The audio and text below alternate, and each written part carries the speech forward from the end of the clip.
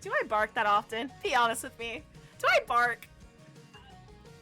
I don't keep track. I feel like my life is simpler for doing that. I only hear it on Ace Attorney. Fuck. That's the worst time to bark. That's the worst. Yeah. God damn it. Listen, if y'all want to make bingo cards, I won't stop you. I will feel deeply offended by the end of them. But as soon as the song ends, actually no, I'm just gonna turn it down a little bit. All right, are you excited? All right, like I said, moderator Ashley is late, so I have to start without her. But just know that her and we worked very hard on this together. Many sleepless nights over Discord VCs where we both were losing our minds.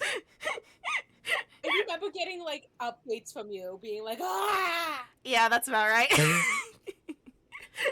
But so I'm excited to see the fruits of your labor. I'm excited to see the fruits of my labor. A lot of these, I'm not even gonna lie, a lot of these, I don't know what Ashley put.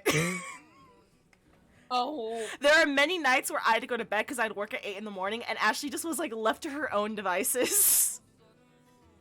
That should be a fun time. So this is going to be a learning experience for all of us. It's going to be an experience for you, me, the audience, God, when he's judging us, you know. Listen, God can take it up with me when I die. Yeah, God, you just fucking chill out for a second, bro. I've got things to do, and the things I gotta do are the what makes the Chai Pat's right here. Don't worry about Chai Pat. Chai Pat's in the corner, as he deserves. I've replaced Chai Pat. I had to move Chai Pat because I'm gonna have 2 people here when Ashley eventually joins, and Chai Pat didn't have any room, so Chai Pat's with me. I'm protecting him. Don't worry about him. God. Chai Pat's the little devil on his shoulder. Exactly. I like to believe the devil on my shoulder is actually moderator Ashley, because you'll see that she's a fucking chaotic menace. Again, don't know what's in a lot of these slides. But, are you ready? Love that. Are you ready? Yes. Alright, Yes. welcome to... I do not... Hold up, pause. I do not see the slides. God damn, fuck me. Hold on.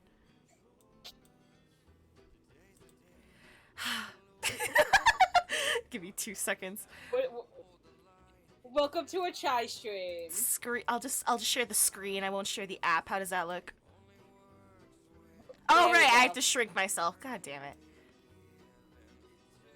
All right, everybody, welcome to What Makes the Sky Blue, a deep dive. And we're not going into science. It's just the name of the series. I don't know science. This is a presentation by me, Chai Chu, and moderator Ashley, who's not here. So, are you ready, Colleen? Let's go. Let's do this. Let's go!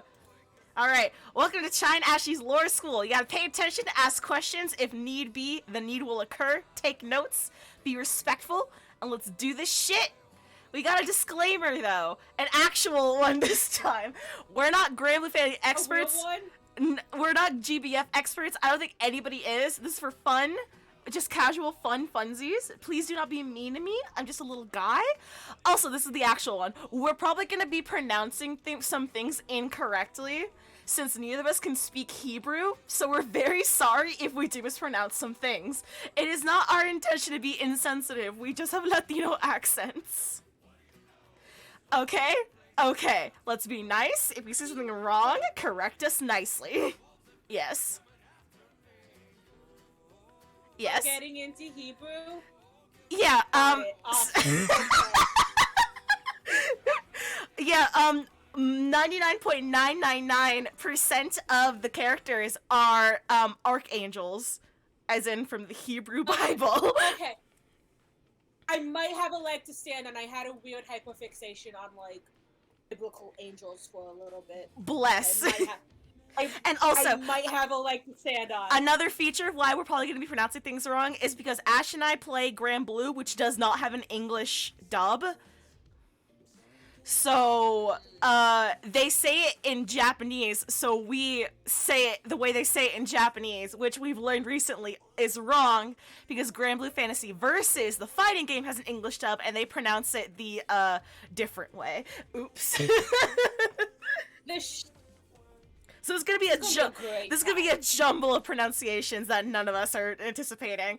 Please note there is no. This is very important. You need to understand the struggle I've gone through. There is no, and Valpenia knows this because I complained to them about this. There is no active wiki for Granblue Fantasy. So we might get some information incorrectly due to ever-changing information and how many events there are connected to this timeline alone. You're an insane person. The way that Ash and I did this was replaying the events over and over and taking notes as we went along through each of the events. Oh, it's me, Big Dick Sam. What the fuck is this? Ashley! She's here! That's right, that's my name, Big Dick Sam. What the fuck did I miss? Okay, Literally, we're on slide 2. Guys, Ashley's here! Hold on, I have to add you as a browser source. Hey guys, Ashley's here. Hi, everybody. I hope I Hi, did the Ashley. reactive thing right. If my PNG tuber looks like it was finished with a mouth, it was! My tablet pen ran out of batteries. Oh, I feel that. I wonder how. Oh, Let's see. There you are! You're huge! Jesus Christ. yeah, make me smaller. I can't see me. I refuse to have Twitch open because my computer will blow up. Perfect. I'm glad we're at the disclaimer slide. Here's disclaimer number 2. I did tell myself I was gonna practice the actual pronunciation of these angel names. I did it. So Great start! Your little dude's so cute. ah, thank you. I guess my little dude is over there. Yeah, he's over here. We're the teachers, and Colleen's the student in the corner. That's how this goes. Yeah, my tablet pen ran out of battery, so It looks good. All right, are you ready? Slide 3. It looks like I'm about to get. It looks like I'm about to get jumped by you, Chai and Chai Cat. The trio. my mic didn't fall over. Shut the fuck up. Okay. The trio no one expected. Ashley, Chai, and Chai Pat. All right, so here's how this is gonna work. First oh fuck, hold on. Oh no, it was just the song changing. I thought my Spotify broke again. The crew. So how's this gonna work? So first we're gonna go over what is Granblue Fantasy. Next is gonna be general lore / the main story background knowledge. 3 is gonna be quick character introductions for everybody, so you have like a visual and kind of a read before we get into the everything. And then 4 is gonna be the angel timeline itself. Okay? Okay. The fear. And we only had to squeeze like 6 story events and then so many other shit into this PowerPoint, okay? Yeah, don't worry about it.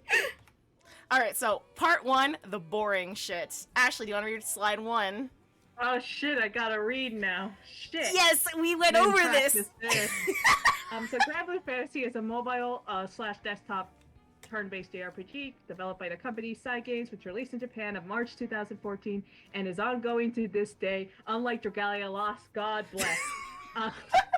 The game uses a gacha system. A gacha system is where players use in-game currency, pull a random in-game item. In the case of GBF, you use crystals to receive new playable characters. I almost said I want to talk about Monkey Gate, but we can't. We can't get into this. We didn't make a slideshow for that. What? Monkey Gate, don't worry about it. Don't worry It's about it. changed, gacha games forever, okay?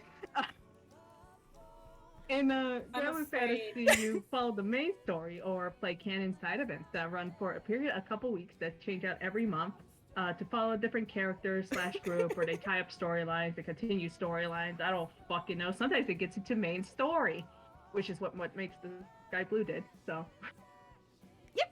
And also, Cloaked is right. This sounds like the Monkey sounds like a topic for office hours. You gotta get us after hours. I'm afraid. You know Monkey Gate. You understand Monkey Gate. Am I still reading? I can cover this one. I gotta adjust Alright. you a little bit. I'll move you closer. Now we're hugging. Everything's cool. We're hugging because we know what's Okay. coming. So, Yeah. so Cygame's past work. The only reason I have to bring this up is because it has to do something with what Ash and I have coined the Azazel conundrum, which we'll have to get into later.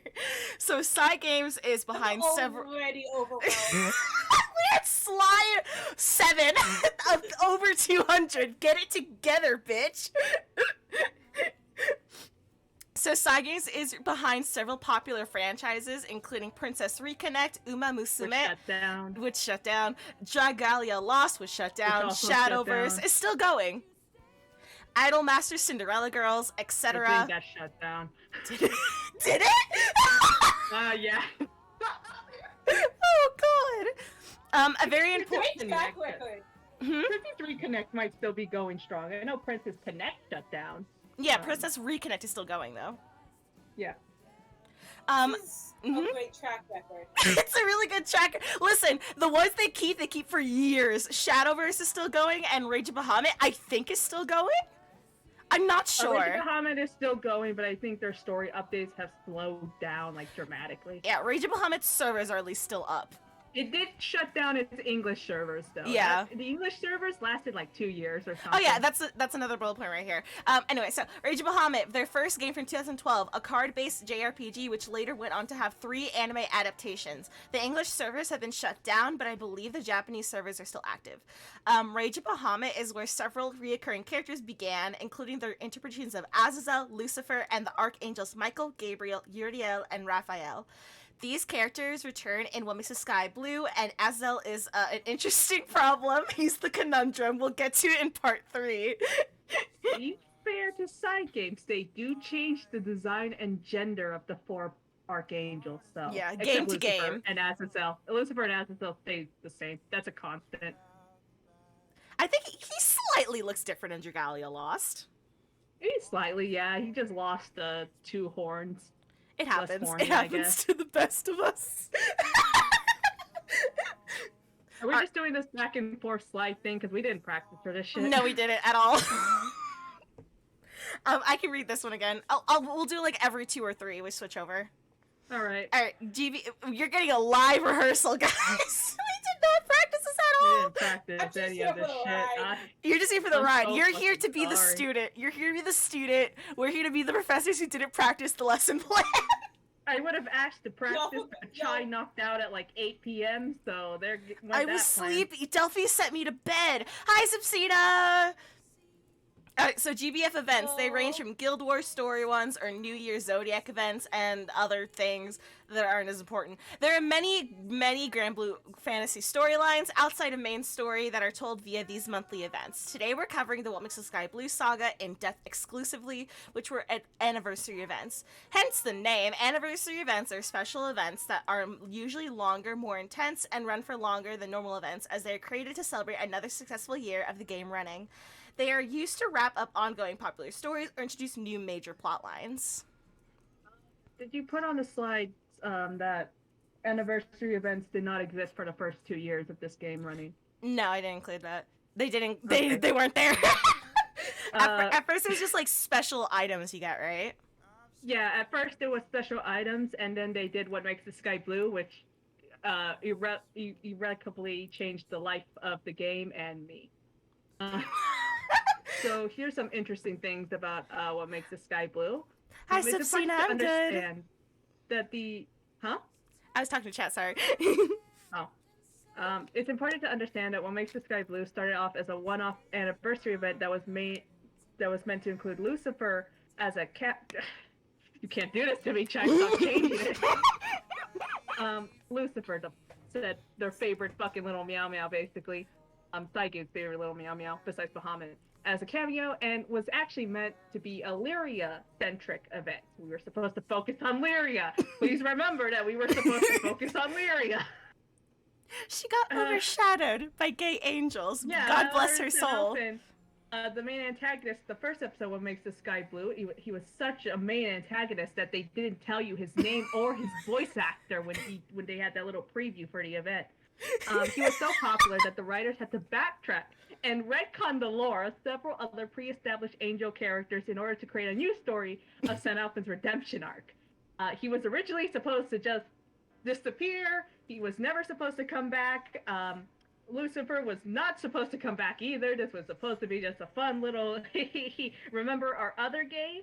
And then they had this great idea that they wanted a fighting game, so then they had to use what makes the sky blue to create an antagonist for their fighting game, because as they say, they can't have their Mary Sue villain come out of nowhere. Wait, Emily apparently knows St. Alpin.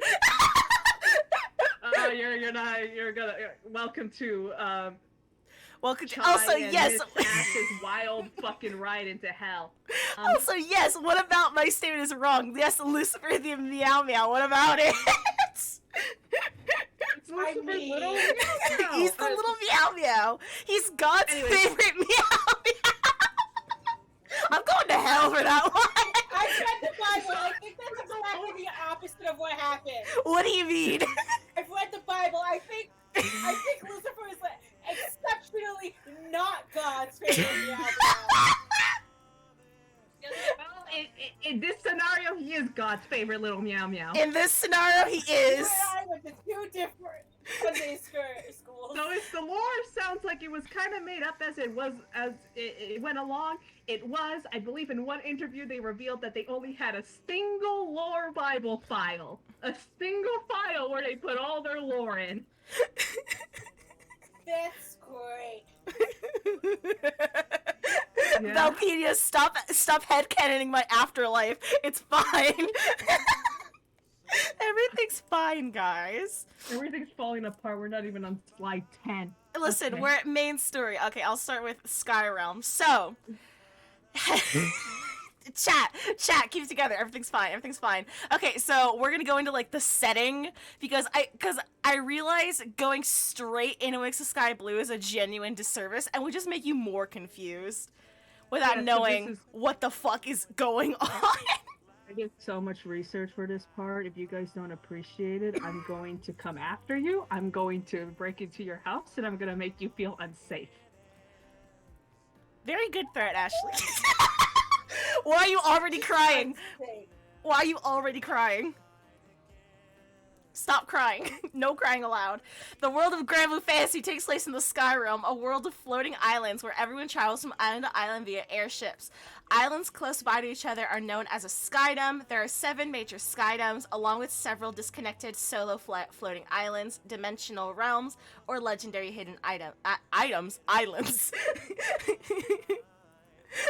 The skydom the story begins in is known as Fanta Grande, or Fanta Grande, I don't know, which contains the islands of Zinkenstill, Port Breeze, Valtz Duchy, Auguste, Lumanchi, Albion, Golonzo, Amalthea, and the former capital Mefarash. There's also Nahel To Grand. recognize like 2 of those names. Only 2 of those names matter, but I wanted to show that I know the lore. There's also Nalhagrand, Orlegrand, etc. There's actually skydoms that we haven't even met yet in the game. Because again, the game is ongoing. Like, what was the latest story update? Chapter 130?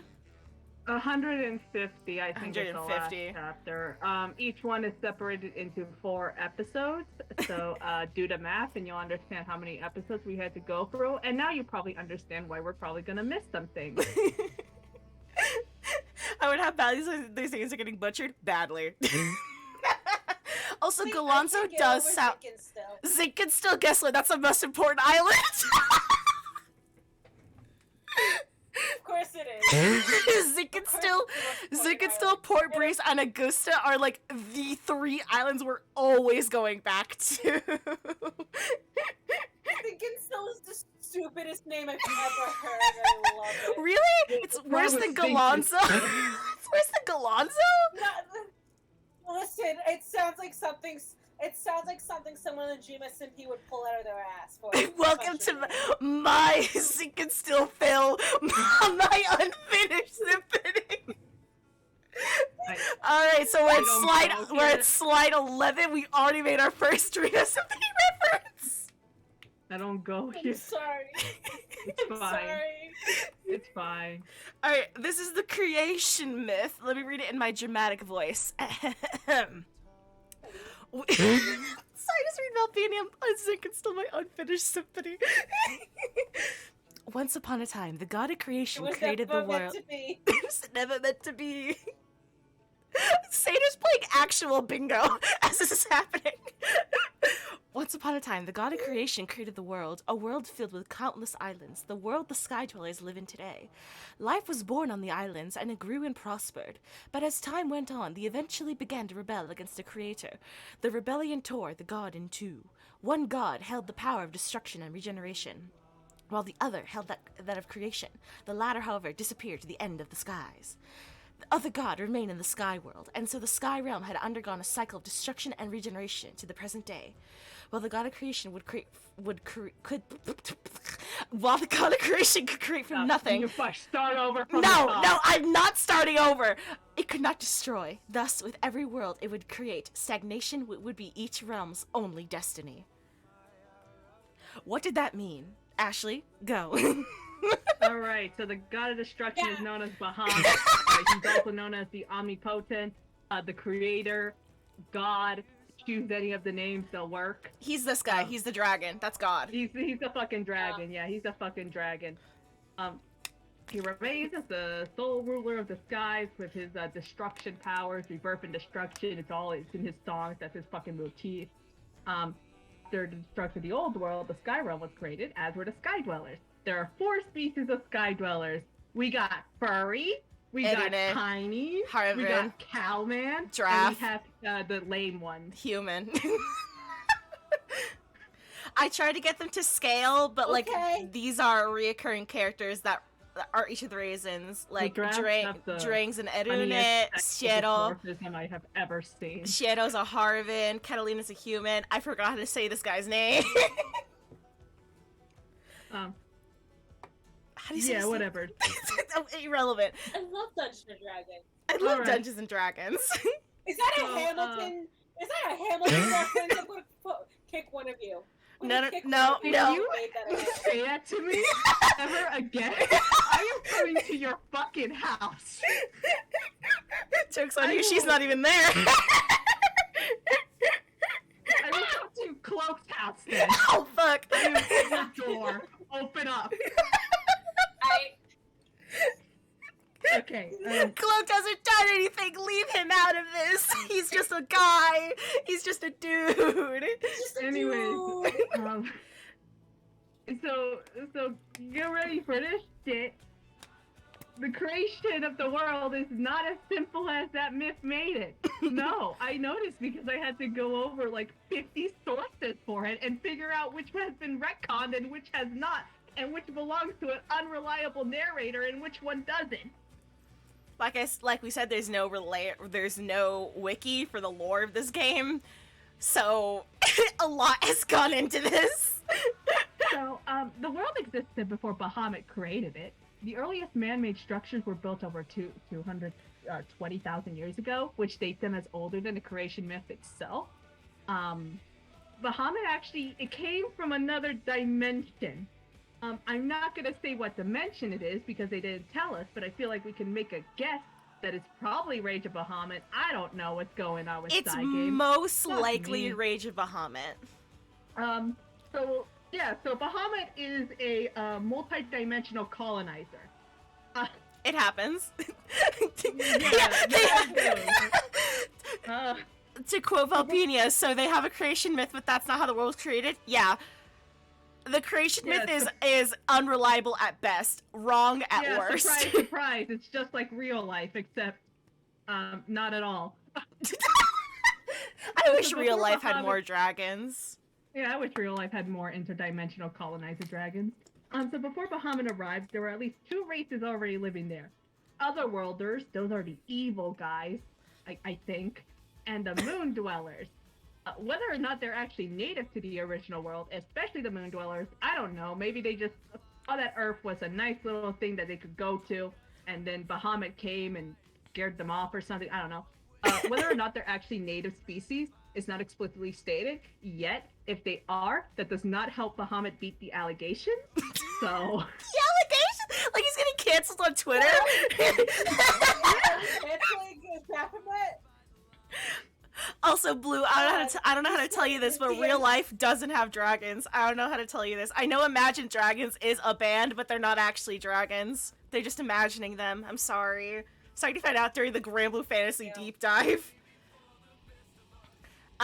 Breaking news, the God of Destruction destroys things. Bahamut's first attempt at creating the world failed. Huh? What a shock. What a shock, I know. The 7 out of 10, not enough water and land. The land was too unstable and the Otherworlders took it over. The Otherworlders have dominion over chaos, which nullifies Bahamut's providence. This land please don't ask me what that means. She got it straight from the game. Basically, there's like an element called chaos, and the Otherworlders have control of it, and chaos can be used to nullify Bahamut's powers. The best way I've seen it described is that if everything God creates is reality, everything that's outside of what he creates is not reality. So, obviously, if the laws of reality don't influence that part, then that part is gonna destroy reality. It's so fucking stupid, but whatever. It happens. Also, yeah, instead of fixing it, he just destroys it. That's his cycle. He makes it, it fucks up, he destroys it, he makes another one, it fucks up, he destroys it. Toddler. He's a toddler. He's an interdimensional colonizing toddler. That's truly the best way to describe him. So instead of fixing the land, he creates over it. He does this by creating islands in the sky. The world is still unstable, though, very much so. This thing is a ticking time bomb. Fuck this guy! I'm having a fucking stroke. Yeah. You want to read this one? Yeah, I want to do this part because there are a couple things that are not on this slide that I have on my notes that are located somewhere in my brain. Okay, perfect. We love to see it. So, in which hell is actually 3 different places. Please get used to it. Since chaos corrupts providence, what's stopping the Crimson Horizon from taking over the world? A nifty little thing known as pandemonium. It is the only stable connection between the Crimson Horizon and the Sky Realm. However, it was built by the Astrals, which only arrived in the world 2,000 years ago. So don't ask me what was keeping it apart. Before then, okay? All right, good. Etamanaki, the Divine Tower, is a structure that exists so high up no mortal can reach it. It serves as a connection between Bahamut and the Sky Realm and is implied to have been there since the dawn of creation because it's built with materials that no longer exist in today's world. Important.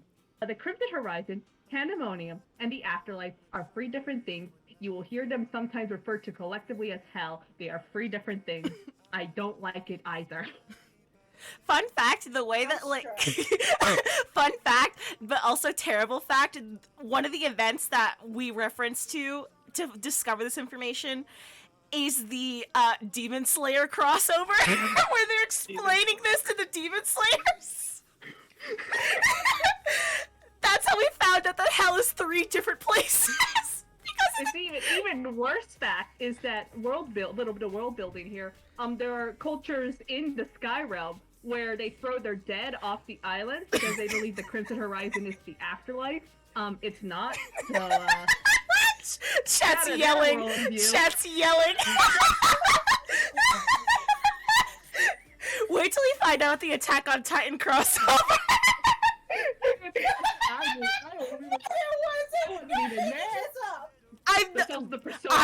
There's also the Persona 5, Code Geass, Detective Conan. Tale series crossover. Don't forget Detective Conan. He's very important to me. Conan. Oh my god, I forgot about Detective Conan. And also Street Fighter. How can we forget Love Live? And Love Live twice. Those bitches were there twice. Why was there a Love Live? Like these idol bitches? Yeah. Literally, there's a Nico unit, and she's really good. Love Live is actually where we learned that the Astrals sometimes used humans as part of experimentation. Why are you being so casual about this? Because there's so much, and this is normal to us. straight up, the Code Geass event is very funny because it creates an in-universe timeline split for the Code Geass anime. Yeah, we'll discuss the timeline split later, I promise you. Are you terrorizing your chat a little bit, Eden? It's what I do. Jesus, 2! There's 2 of them. So, somewhere in between Bahamut arriving to the New World and the split, Bahamut created 2 beings known as speakers. We'll go in more depth into them later, trust me. So, this is where Hebrew comes in that we don't know how to pronounce. Hillel ben Sahar, the Dawn Speaker, which is this white one over here, was created to spread Bahamut's word to the mortals. Hillel ben Shalem, the Dust Speaker, was created to stamp out heresy and rebellion. Sometime before the Sky Dwellers rebelled against Bahamut, the Shalem was imprisoned in an ark, while Shahar was left to his own devices. Fun fact, they are genderless. Non-binary icons. Woo! Woo! Non-binary Jesus! Non-binary Jesus, there's 2 of them. two of them. Oh god, the dragons. You going to the dragon? I don't understand the dragons. It's not enough that God is a dragon, we need more. After the creation of the Skyrealm, 6 elemental dragons were born. We do not know if they were created by Bahamut or a natural consequence of the creation process. In the event that I was searching up, they referenced both. So, I don't know what's true. These dragons regulate the laws of the elements. Basically, they decide what makes fire, fire. There were actually 7 of them. Bahamut got rid of one of them. I forgot to put that in the slide, ignore that typo. Shalem also mentioned a 7th element that does no longer exist in the modern Sky Realm, because there's 6 elements. Fire, wind, water, earth, you know your avatar. And then we have light and dark, and then there's a 7th element that no longer exists. I don't know what that means either, do not ask. That's the extent of the lore needed for this deep dive. You do not need to know the anymore. final element, friendship. Lost art. I think they said like the final dragon was in charge of life and death, but I cannot. Which go isn't into a it fucking because it will element. confuse. Yeah, that's an element. I hate it. I hate the dragon lore. You know your avatar. I know. Yeah, I watched all 4. I watched all 4 seasons, and I watched Korra. I get it. Yeah. That's the extent of the dragons. You don't need to get more into them. The hubris of man, we think. Even though the world is a bunch of paper clips and glue masquerading as a functioning ecosystem, life is good for a while. And then the hubris of man strikes, as it always does. What? You should watch Korra, it's nice. We don't actually know why it happened, but the Sky Dwellers started to rebel against God, as people usually do in the history books. The rebellion caused Bahamut to split into 2 parts. He couldn't handle it. He couldn't handle the Sky Dwellers rebelling, so he split. He split himself.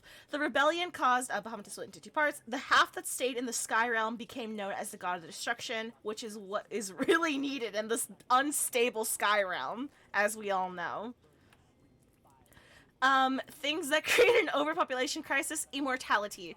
The other half, Bahamut, became known as the god of creation and left to create his own world based on the Sky Realm, which is with its own people known as the Astrals. The Astrals are very, very important.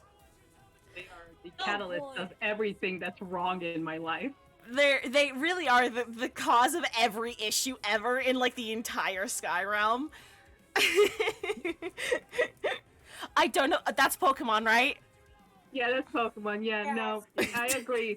I wish I could say that I recolored them. No, those are 2 different assets from the game. Yeah, those are from the game. There aren't even that's not even a fan art. That's just straight up from the game. That's ripped straight from it. Astrals are based on the Sky Dwellers in appearance. The god of creation also created his own version of the speakers. Imagine finding out you're bootleg Jesus. That's gotta fucking suck. They also managed to become more technologically advanced and than the Sky Dwellers. I guess if it helps, your world isn't being destroyed every 5 seconds. So, okay, he split into the god of creation and the god of destruction. The god of destruction stayed in the Sky Realm. The god of creation created the Astrals. Yep. That's the rundown. Basically, I think I mentioned it in the next slide, more information about the god of creation. I don't remember. Well, you kind of did. You want to read it? Okay, I kind of did, kind of. Okay, well, I'll fill up a little more into a god of creation. So the god of creation can't, like, destroy things. That's why the astrals are just sky dwellers, but they live forever.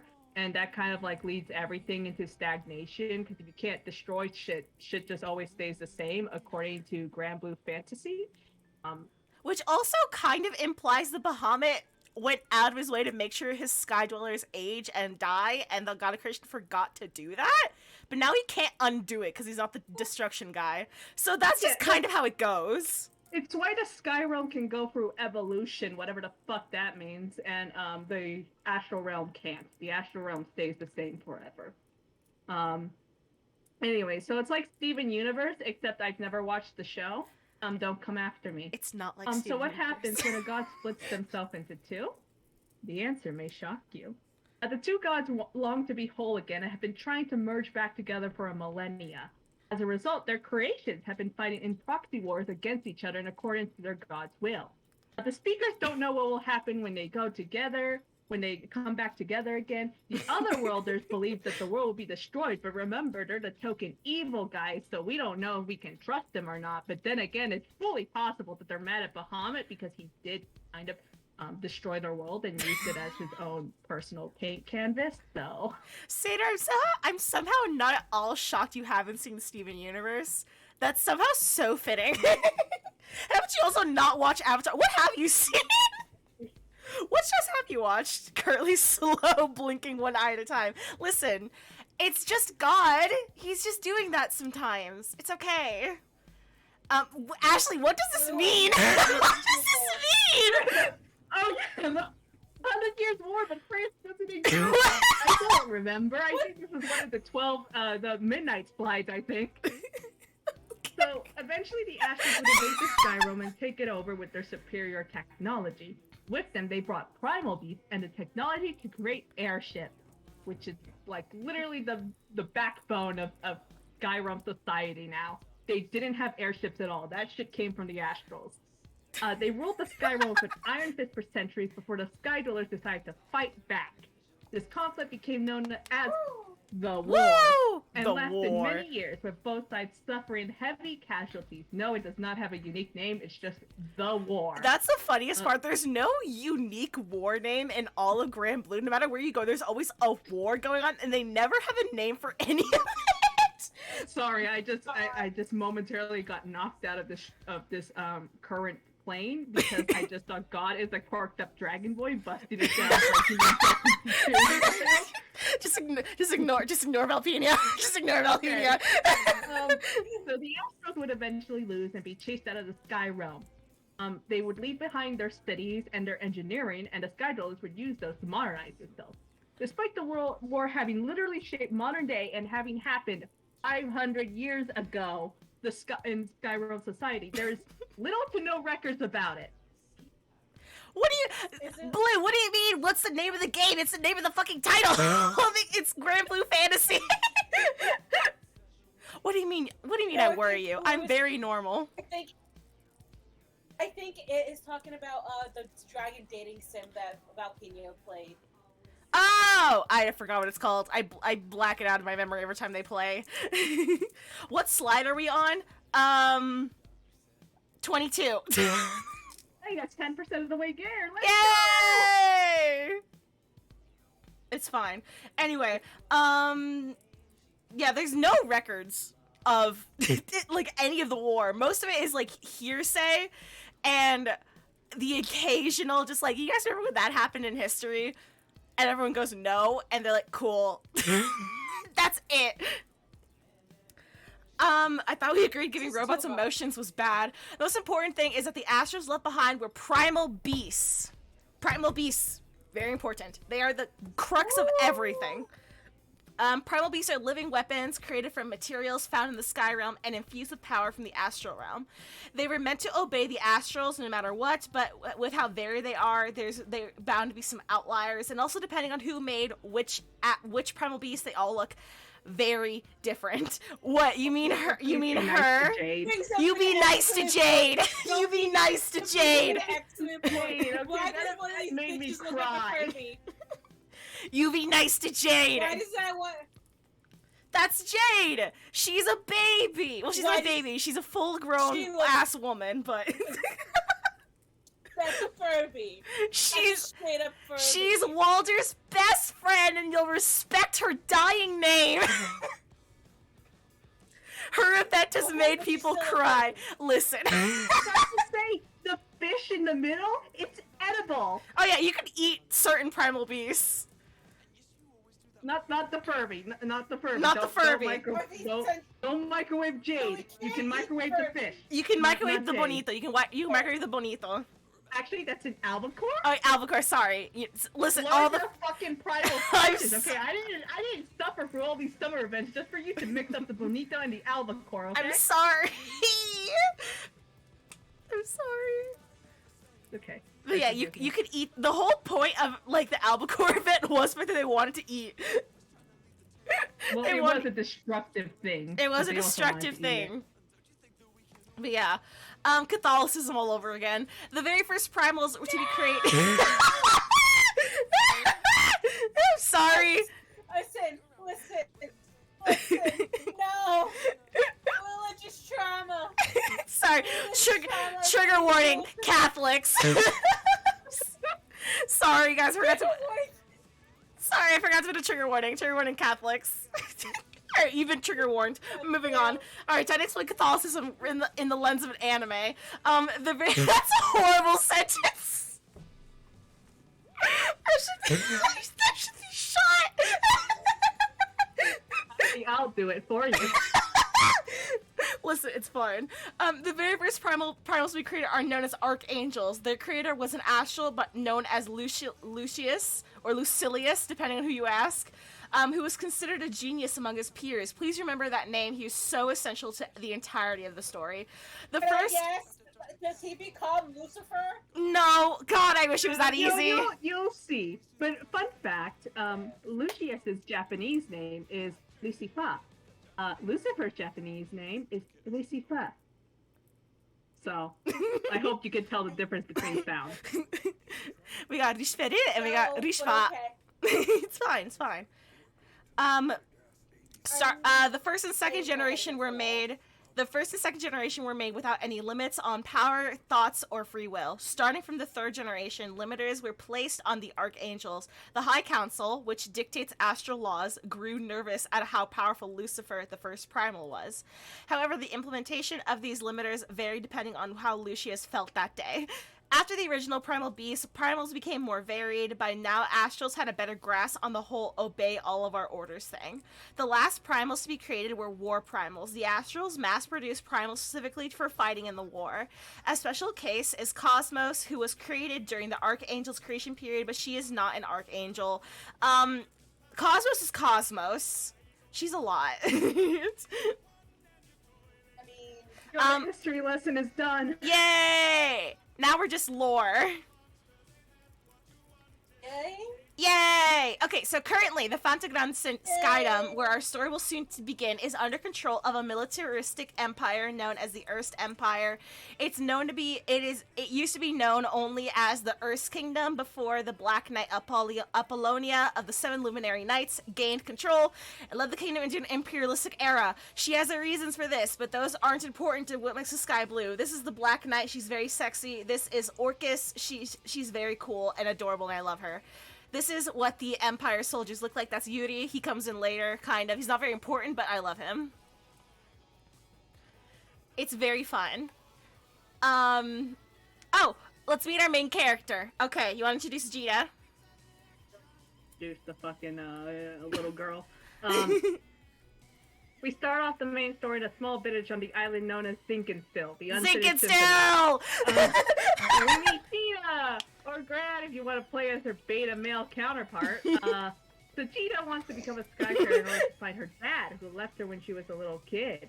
After he left, Jita was practically raised by her dragon older brother Vern, the mascot character, with the help of her village. This is Vern, by the way. The size of a football. I don't know how that thing managed to raise a child. When they turned 15, her dad sent her a letter. The letter told her to find him in the mystical island Estalucia, the legendary island of the Asheville that no one is sure exists. It does. Main story goes It does. way too deep It into does. that. But like people, like normal people, don't think it exists. They think it's a children's story. Yeah. And so, with a shitty sword in hand, Jita goes off. But before she leaves, an airship explodes in the sky. Like chapter 1, episode 0, chapter 1, the opening is like Gina being like, I can't wait to leave. I'm so excited to go on my grand adventure. And then 3 seconds later, she sees an airship explode. Yeah, I would have just gone back inside the house at that point, but Gina just feels different. Oh, why Gina over Grand? Because she's fucking better, baby! Grant, like, the thing about, there's a very interesting, weird lore aspect to Gina and Gran, because Gina, she's always used in... Why is my thing there? Okay, no, go back. Okay, so Gran is the character you follow in the anime, so he goes main story chapter by chapter. Gina has special episodes, and she's the one seen who does all of the side stories, event stories, gets the eternal weapons, things like that. So they really made their male version of the protagonist just like the fucking beta ass version male, and then Gina's just a fucking Chad. It's really funny. In the fighting game too. Even in the fighting game, she's superior in every way. Did you find this graphic, or did you guys spend time in it? No, I found it when I looked up Gina on Google. It's one of the first results. Making sure. So good. But yeah, like literally Gina's like final attack in Granblue Fantasy versus the fighting game is she uses all the Eternals weapons, which if you play GBF, you know. The Eternals weapons are the like hardest weapons, that and the Seraphic are like the hardest weapons to like max out in the game. Too hard. It is when you're bad. It is when you're bad and you're me. But it's like a thing like you have to put dedication into. And she uses them very casually. Yeah, she just has them all.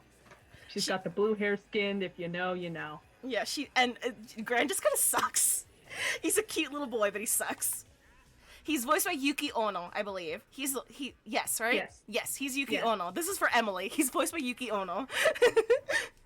Meeting Lyria. You want to go over this one? Sure. Vert and Gita run to the forest to see what's up, and they run into a girl with blue hair and pronouns who's on the run from the Empire. Her name is Lyria! She's being followed by several soldiers and their Captain Palmer. This guy was in charge of hiding and keeping Lyria under strict watch so she could be used by the Empire. Used for what? I don't even know, and I finished main story. It's never they know she's powerful, but not even the Empire really knows it. Only Apollo knows about it, but they never explain what they were planning to really do with her.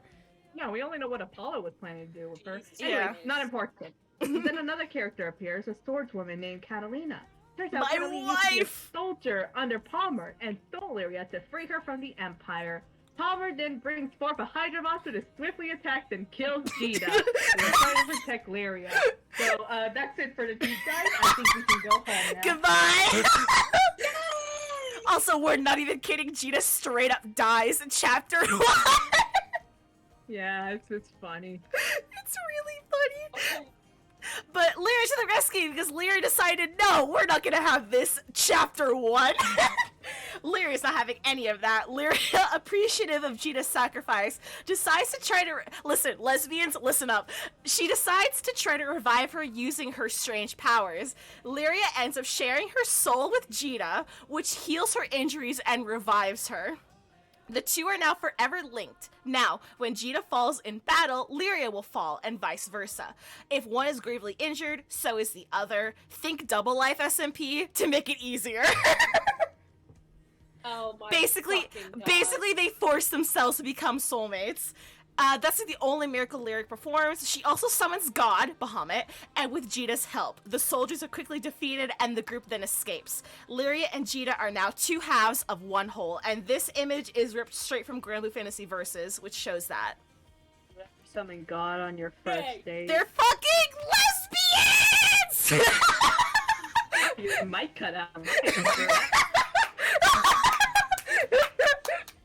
I love them so much. I love these fucking lesbians. Lesbian rights. Lesbian rights. Lesbian rights.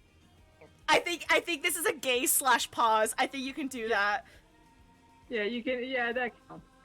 They have an idol group together. They sing together. They're very gay. It's very gay. Lyria. You can't talk about it. You can't talk about Granblue without bringing up the idols. The idol group. No, we continue. We keep going. Also, a very fun fact about Lyria is that anytime a usually female but sometimes male, whenever a female character gets too close to Jita, she gets very jealous. Very openly jealous. Oh my god. It's very gay. And it doesn't change. It doesn't change if you're male or female. Lyria's just in love with you. Yeah. So lesbian rights for me. Amazing. She's one of the few characters where on Valentine's Day, if you turned off the ignore gender, she's one of the few people that automatically ignores gender for Valentine's and White Day.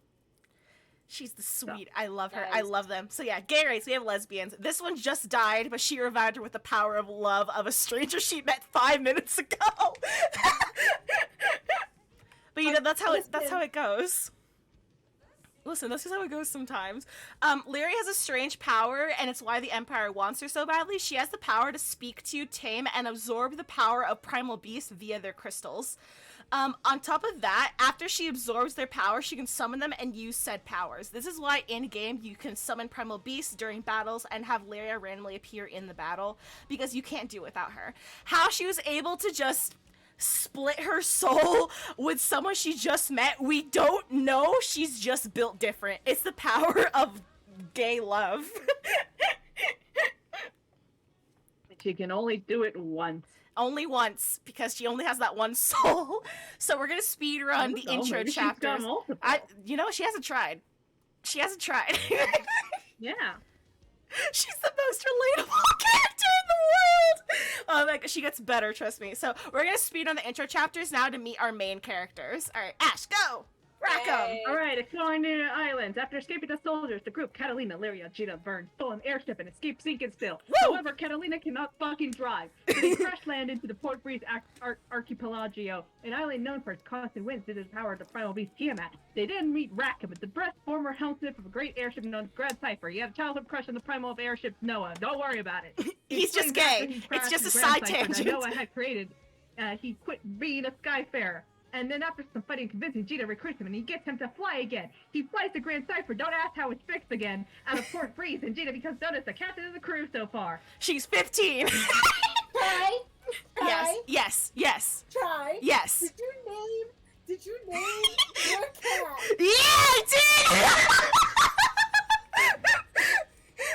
Now you guys know where Cypher's name comes from. It comes from this game! Can I drop the Cypher lore? You can drop the Cypher lore, it's very funny.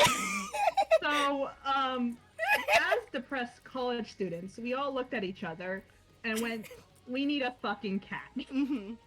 And so we went to the animal show. This was just a fucking, like, impulsive thing, because this was before, like, spring break, and we were like, let's look at the cat, so we can, see if there's one that we like, but then they don't, obviously, adoption centers don't do holds. And so we had to, like, buy shit and all that, but, and there was one cat named Cypher, spelled with an I instead of Y. And we were like, we want him, because he's, like, the youngest adult cat, and he'd probably be the easiest to train. That was a lie.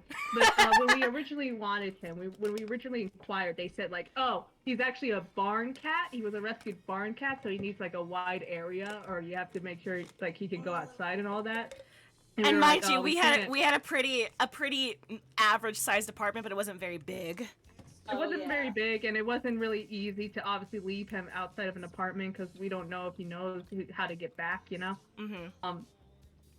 So, we were like, okay, we can't do that. We would like an indoor cat that's just best for us. And, spring break happens, we come back, the cat we were looking at got adopted, which we didn't expect, because we thought, because it was a black cat, he's been in there for a while, but he just got adopted over spring break, so lucky us. And so we were so I went over to Cypher's place, I guess, fucking went over with Cypher, I think it was trying was it our other roommate? Yeah, I she was forgot there. She was there. So our other roommate was with Cypher, and we were just looking at cats, and then they were like, "Cypher's actually nice." And then we talked to the adoption lady, and when we told her, like, they told us that Cypher was a barn cat, that he was an outdoor cat, she looked at us and went, "What the fuck are you talking about?" We got lied to, apparently. Yeah, we got lied to, apparently. Oh, no. Yeah, apparently. But he's like the demon of the adoption center still. Maybe that's why they fucking lied to us. Apparently, like, I don't know if I told you this, so I went back the day I had to drop off the case, like, that they gave us. Yeah? Because of that, we're not going to get into that, that's just a longer story. But when I went back, apparently it was just an assumption.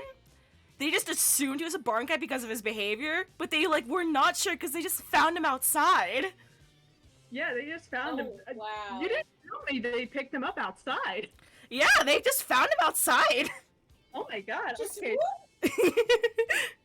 He was a stray. Anyway, so we got him into the room. He was all nice with us. He did the flop thing that cats do when they trust you, and that's when we were like, we have to have him, even though he is the danger. And while Chai's filling out the papers, the lady was just like, "It's okay if you have to return him. He has a forever home with us."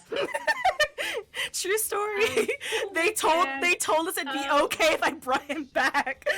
And when as he was in our little cat cage, he escaped. He escaped the cat cage, and that was a whole adventure to get him back.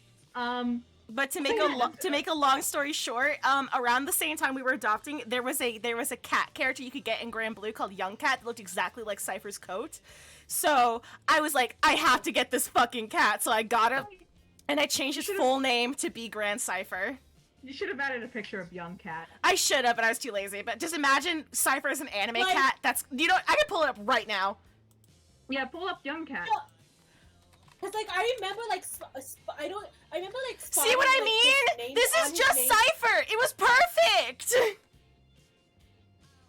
It does look like Cypher. Holy shit! Yeah, and then Ash and I saw this boy. We were like, "Oh my god, that's Young Cat!" So we had to get him, and I'm paying the price. I'm kidding. I love him. He's downstairs asleep. No. Because I like remember seeing because I know we always just call him Cypher, but I remember like spotting his name tag and it said Grand Cypher. I was like, oh, it's just his full name. And now I'm putting the dots together. I'm connecting the dots. I'm like, God damn it, Chai. Yeah. To be fair, it was Ashley and I, and our roommate had no say in it. Hey, I joked about the Grand Cypher part. You're the one who put it as his legal fucking name, okay? You know I don't understand sarcasm. You know how awkward it was to like sit at the vets and then hear, Grand Cypher? And I was like, that's me! Oh, but yeah. Also, this is what Tiamat looks like. She is so sexy, and I love her. She's very big. Shit. She's very big. She can go small. A lot of primals can go big and go small. Don't use that for kings, please. I'm begging you. Mommy? Sorry. Mommy? Sorry. Mommy? Sorry. Yes, she's fucking massive. Try for scale. Yes, the lesbians are rising up in the chat. Let's go. We love women enjoyers. The lesbians have arrived. But yeah, this is Tiamat. She's the primal beast that we help defeat / quell to get Rackham. Okay, I'll do Shadow explanation real quick. In GBF, this is basically your god. This is basically your god. In GBF, there is one consistent and powerful character known only as Shadow Carte, the knick-knack shop owner. She's a small, gay little harvan who has a store or business in nearly every island in the Skydom. She is where in canon you get odd jobs around the skies, buy weapons, materials, food, and how you can meet new people. She's got a lot of power, and in canon, Rackham refers to her as the crew's task manager. She also runs an inn and a bar, and she's a Skyfarer's best friend. You first meet her in Port Breeze after Rackham. She's kind of our main source of intel through the plot of the game. This is Shadow. She is she is very, very reoccurring, very, very powerful. All right, I'll do Valt if you want to finish with Eugen and Rosetta. Yeah, I can speedrun Eugen. Okay, next we're going to Valt's Duchy. So we have Rackham, we have Catalina, and we have Lyria, Gita, Vern. After escaping Port Breeze, the crew runs into Shadow in Valt's Duchy, where the crew stop to follow a letter. There they learn that Archduke Sokka the Great has gone missing, and the Empire may be behind it. While in Velt's Duchy, they save a young mage girl. Her name is Io, and she's like 12. This is Io. She's a little pigtail girl. She's adorable. She reveals that the Archduke is basically her adopted father, and she is worried about him and wants the crew to help find him. The crew agrees, and they go on a rescue mission for the Archduke, who is losing his mind. They discover many giraffe skeletons while searching. And the Astrals kind of sucked. They find Sokka, who is using a giraffe-made primal beast known as Colossus, who was made by giraffes who wanted to rise up against the Astrals, who enslaved them. So yes, these Astrals were also slave owners, on top of everything else about them. After defeating him and you know, Clote, you do have Shadow energy, actually. That's not even a joke. You do have Shadow energy. And that's a compliment. She's great. They escape. Sokka was riled up and manipulated by the Empire, and after Io and the crew save him, they get him home. After seeing how cruel the Empire is, Io decides to join the group as well and travel the skies. Sokka tells them that he overheard the Black Knight talk about having something big to do in Augusta, so they head there next. New Grandpa just dropped. Ashley, go! To Augusta, where they make up with Yugen, a former Skyfarer and an old Dementor of Rackham. He sure looks like it. He explained that the Empire is polluting all the oceans and upsetting the water primal beast Leviathan. We also find out that he has a connection to the Black Knight. It's his daughter, but you find that out chapters later. He joins the crew because meeting them made him realize he needs to stop running from his past. Gina needs a veteran soldier like him to keep them alive, so she lets him join. Together they defeat Leviathan and absorb his power to calm him down and move on to the next island. The Black Knight tells them to meet her in Lumasi. Yeah, this is Grandpa. This is him at the bottom. This is Rackham. Let me move Ashley's ears real quick. Motherfucking Grandpa. He's 60 years old and he knows how to use that fucking rifle. That is true. He's like in his 60s. He's very old but very powerful. So yes, that is Eugen, and I love him dearly. Stop calling him a gilf! I think Next. about Soya. Soya. We're not getting to Soya. I don't think Twitch Soya. will allow that. No, it will not. It will not. Sexy hot lady, go! When the crew gets to Lumasi, they come across a strange woman called Rosetta. Rosetta actually knows quite a bit about the crew, and the monsters don't seem to attack her. Ooh. She helps the crew locate the Black Knight, and Orchis challenge she keeps around that she calls the doll instead of her name. And watch in horror as the Black Knight uses Orchis to awaken Yggdrasil, the great tree primal beast of Earth. She is angered to be woken up, and Rosetta and the crew team up to defeat and calm her down. After calming and absorbing Yggdrasil, Rosetta joins us. It's later revealed that to have been a primal beast. And she used to know Gita's dad when he was a Skyfarer. And she also knew Bird somehow. And she is the last of the main crew. Let's go. Let's go! There's a lot of hot ladies. There's a lot of hot ladies in this game. There's a lot of hot ladies, and there's a lot of men. Central. Sometimes I have to check though if they're like fucking 18 or not because Anime. But a lot of them are like actually like in their like 20s or 30s, surprisingly. It's like the one gotcha game. Are in their 20s and 30s. Oh my god, Ilsa, when you meet Ilsa later, whoa, she's like in her late 20s and she's the best and I love her. Late 20s. Yeah. Love her. I love her. Alright, Yggdrasil, like in Norse mythology? Kinda, yeah, she's the great tree, but they made her into an anime girl. Yeah, she also can go big and small. Yeah. And that's the main crew. This is a screenshot from one of the concerts they had on where the main crew shows up in lights and it's very sweet. And there's Gita, Gran, and Lyria singing. Yeah, you know the Hatsune Miku virtual hologram concerts? Yeah, it's that but for Granblue. Yeah. Yeah. Granblue has a lot of those concerts for Granblue Okay. Fest. Granblue has so much money to burn. Granblue has so much fucking money. That's what I said. Like, it's amazing how there's no Western, like, presence.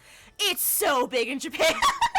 Yeah, later on, I'm going to, like, show you guys something that tells you they had so much fucking money to burn. There's a lot of money to burn. It's a lot. First, a character introduction before we get into the timeline. So, character introductions. Here's a few of the characters. Alright. So here's the main crew, going over them again so you just know who they are. So there's Catalina, she's the mom friend, a former Empire soldier. She's dense and doesn't realize her friend Vera is, like, deeply in love with her. Like, canonically deeply in love with her. She can't cook. It's one of her main features. Rackham, the dad friend, he's the helmsman. He's really gay for Noah, the airship primal. He has a gun, he's the #1 Gita supporter, and #1 EO bully victim. EO bullies this man so often. Eugen, grandpa friend. He's the veteran Skyfarer, lost his wife due to illness, and his daughter is the Black Knight. He carries a lot of regret from being a bad father. Rosetta, I hope she kills If I me. see any of you motherfuckers watching you motherfuckers. No, they're busy being very gay for Rosetta. Understandable. God. She's the wine aunt friend. She's a wind primal beast, and she was friends with Jita's dad and was used as a weapon during the war. She's very protective over She's very protective over Yggdrasil and Io. Ash. Io is a literal child, bullies to show affection, powerful mage at her young age. She wants to be seen as a big, true big lady, but she doesn't know her real parents. Lyria, girl with mysterious powers and no memories, connected to a grand destiny, has a big appetite, has a weak body, and cannot fight, even though I say just give her a fucking gun. Bird is a lizard, actually a dragon, but he's a lizard. Very small but cute, practically raised Jita by himself, connected to a grand destiny, loves apples, annoying, but you gotta love him, could be God? We're not sure, actually. Yeah. Jita, daddy/mommy Possible. intro central. Actually, I think it's more mommy issues because mom literally left the moment it came out of her fucking womb. Yeah, so in lore, Jita's backstory is that she was born, her mom left her, dad raised her for a couple years, and then dad left her, and then she was raised by a football-sized lizard man. So dad she left has herself she has issues. Amazing. so Oh dad yeah, left him to suffer. Io is just straight up a lesbian. They do not even try to hide it. Io is just straight up a lesbian. She's in love with so many women. This game is very gay, and they're very open about it, and I do appreciate that. Yeah. Oh yeah, dad left it to stop a grand destiny from happening, but it actually caused her to become entwined with said grand destiny. Who knew? Has a savior complex canonically. It's very fun. Alright, so here's the angels we're gonna meet very soon. I'm an Io Kenny. This is just because she's gay, Delphi. Sendalphon. My favorite gay bastard. He's a sad gay angel primal. He started off as a one-off antagonist. He loves coffee too much. He has anger issues from being in gay baby jail for 2,000 years. You'll see what that means later. Pronounced Sandalphon. Sandalphon? I'm gonna kill myself. Sandalphon. Sandalphon. Okay, the four Primarchs, Uriel, Raphael, Gabriel, and Michael, harness the powers of the main four elements. Some of the first primals ever made. The brain cell is shared, and Michael has it most times. And that's actually a lie, tracks. because replaying the event made me realize it's actually Gabriel. Michael's too reckless. Hallowell and Malowell, the twin Primarch sisters, messengers for the Primarchs, offer guidance to mortals. If they get sunburns on their backs, they can't fly. Yeah, that's just a thing. If they get sunburns, they can't fly. It's a fucking issue. Those aren't belts, Cloak. That's actually his body. In his body does that. His body unravels like fucking ribbon. Yeah, it's because he's the wind Primarch, so he's like 90% wind, and he can unravel himself, I guess. White people problem! Yeah, those aren't belts. That's him, literally. That's him becoming spaghetti. Yeah, he can spaghetti himself. Okay, so my knowledge of JoJo's Bizarre Adventure only comes down. Emily, that is the eighth angel from Evangelion. Yeah, Evangelion. same name. Oh my god! Wait, cross off the talent. Are we gonna Evangelion reference? It's been a while. But yeah, what were you saying, Colleen? Yeah, so when you were talking, Emily's gonna correct me on this because they're my main knowledge of JoJo's Bizarre Adventure. Oh god. Isn't that literally something someone can do in JoJo's Bizarre Adventure? I could totally be wrong and mixing it up with someone else. But Emily will correct me because they are I the think JoJo fan. I haven't finished JoJo. I'm only at I only just barely got to part 4. But yeah, like Misfortune from Skullgirls. But yeah. Yeah, like gay, lesbians, complicated. This one's definitely a lesbian. Hallowell. And they're kind of gay. It's fun. Beelzebub. You know what, Ash, you do this. I hate looking at him. He's the world's first incel. He's an actual got a primal core shoved into him to save his life. He hates Lucius, Lucifer, and the world. Actually, it's more like a hate boner. It's complicated. He's a fucking loser. He's a huge loser. Serial is Emo King, a fallen angel, which was a certain kind of primal. You will see more about why they were called fallen angels later. Was given the role of executioner. He's a sweetheart and he loves ants. He also gets manipulated very easily. He's very autistic coded. Chai pointed that out to me. Yeah, very autistic coded. Which unfortunately, very- unfortunately, the characters use against him very often. It's very sad. Serial's a very interesting character, but he's very sweet. They don't use it against him as in like ableist. They just use it against him by literally manipulating him. Yeah, That's it. he's very easily manipulated. Yeah. Oh. Yeah. Belial. I put in bullet points. We just fucking copy and pasted this entire thing. Calling him a fallen angel, this original primal beast used to work directly beneath Lucius. Lucius. He presided over cunning, one facet of the evolution of knowledge, and did as an agent provocateur to instigate the Origin Beast Rebellion. He's oh my god, I don't know English. He's lascivious, vulgar, and transgressive, and basically just the worst. This is this is a screenshot from the game. I didn't make this. This is a screenshot from the game. The game hates him. Yeah. Oh my god. I'm so excited to get into his mess. God. Sorry, I got angry. Lucifer, the Supreme Primarch. Why are there so many? They're running all the same. Shut up! Why is Shut it up! all white Shut up! together? Shut up! Shut up! Shut up! There's 3 of them. Shut up! Shut up! Shut up! Shut up! Shut up! I'm getting to it. I'm getting to it. I'm getting to it. The Supreme Primarch, the first primal, commands over the other archangels and oversees evolution. Workaholic and dense as shit, tries to do the right thing, but doesn't understand emotions that well. He's also very autistic coded, in my opinion. Lucius. Notice that they all have the same name, too. Lucius, the astral researcher who created the first primals. He then created the Angel Society with his primals and established the fallen angels. He hates God and has a God complex.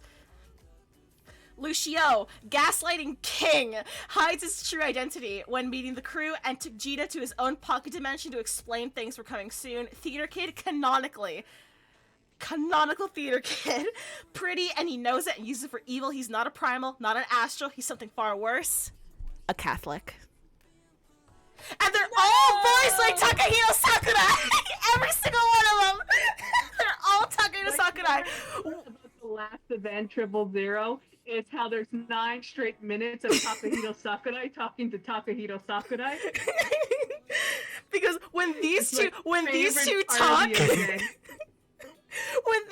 talk, it's Takahito Sakurai talking 2 different registers, talking to himself. It's so funny. It's supposed to be so serious the entire time. It's just Takahito Sakurai talking to Takahito Sakurai. So, what you guys know so far? He created him. Family Guy, I'm coming over right now. Valpedia! How dare you! Oh my god, you're so right. Anyways, expect me in like 2 minutes and 33 seconds. How the fuck are you gonna get to Canada in 2 minutes? Don't ask. Okay, that's fair. So yeah, this is the Takahito Sakurai trio, the bundle, if you will. It's complicated. You'll see. Just so far, all you know, he created him. He's unrelated so far. He's just weird. He's just You know what? quirky. Just explain it later. I got the chart. We got all the charts. explanations later. All right, some more women.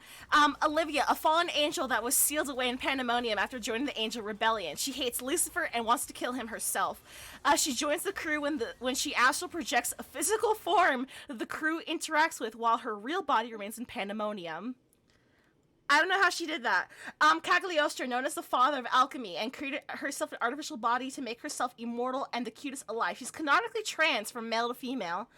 Yeah! She was sealed away for her alchemy crimes, but was freed by Lyria and the gang. She's incredibly smart and a girl boss, and I love her. There's another canonically trans woman called Ladiva, and they have a conversation in Granblue Versus, I believe, where, she offers to make her that one is the Crossfade episode. Crossfade. It was Crossfade. It was a Crossfade episode. So Cagliostro offers to Ladiva to make her a female body, and Ladiva says that she wants to keep the body that her family gave to her. And so she just stays like that. So it's a very, very sweet, but she goes with she, her, and she is a woman, even though she quote-unquote looks like a man, because she has a beard. But this game is very openly also trans, and it's very sweet.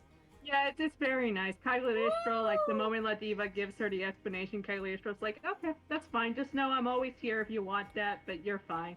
Yeah. Oh. Yeah, because Yeah. she starts off as a very sickly little boy, and then she creates herself a female body, and then changes her. She doesn't change her name, but she does change like her pronouns and everything, and it's a very big deal, and it's very sweet. Yeah.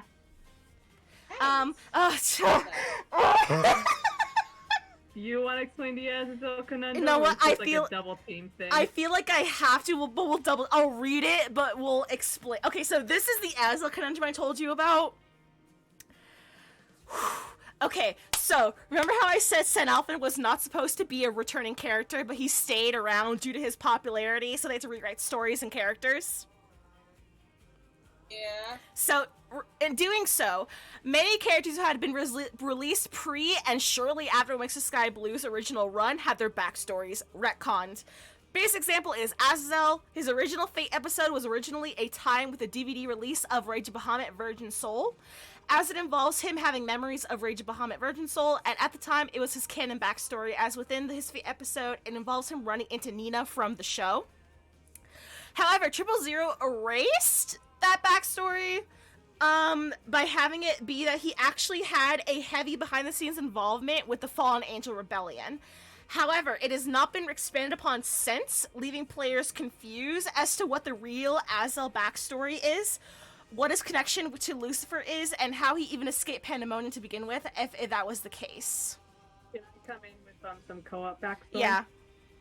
Alright, so co-op is a mode in Granblue Fantasy that where you basically get into Pandemonium and you keep going down and down to the end because you want to see if Pandemonium hits the bottom of the Crimson Horizon. Anyways, later on you learn that it was created by the Astros as a cage for primal beasts. But if you want to read this part or you want me to read it...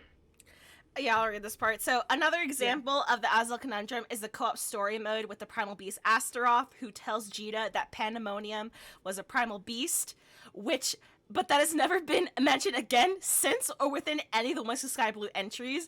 So it's just dropped in co-op, but it's never expanded upon. But in 000, they say Pandemonium was a building built by the Astrals, not a primal beast. They called it a building, they called it a place.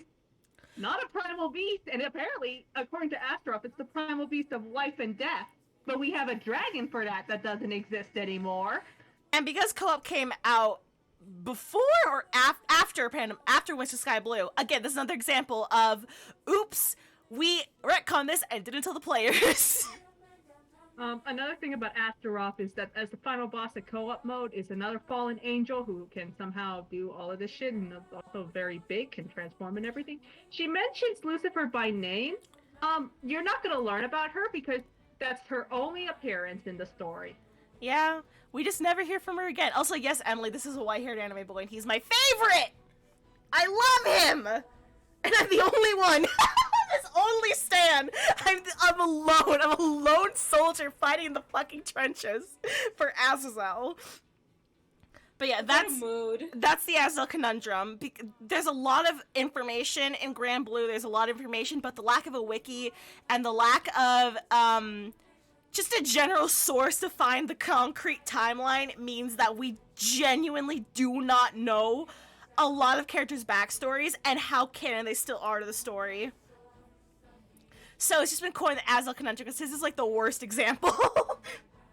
But yeah, that's that. So we're getting to the timeline. Oh, we're finally getting to the timeline. Yeah, that was all introduction.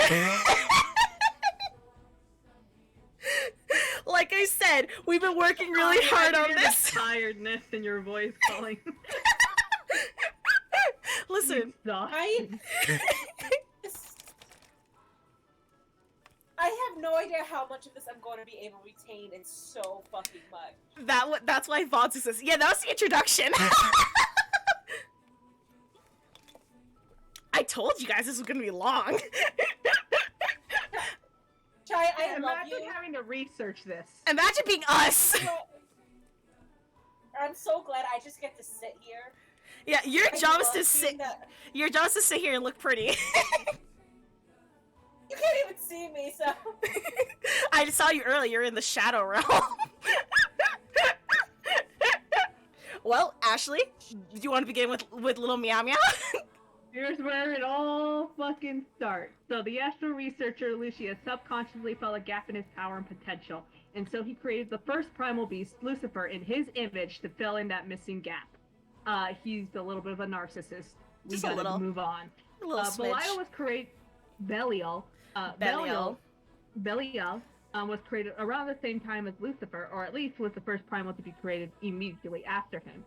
Lucifer, being the most powerful being in the sky realm, as well as the obvious favorite, would become the leader of the archangels. His title is the Supreme Primarch, and he oversees and guides evolution. Belial. Belial would become his adjutant, and Lucifer says, "Should beef be boiled?" I don't know. He doesn't get jokes. He's not good at jokes. He doesn't understand. He's my sweetheart. I love him. Right. Adjutant is like second in command, essentially. Right-hand man. Yeah. Oh, Jesus, it already? So, I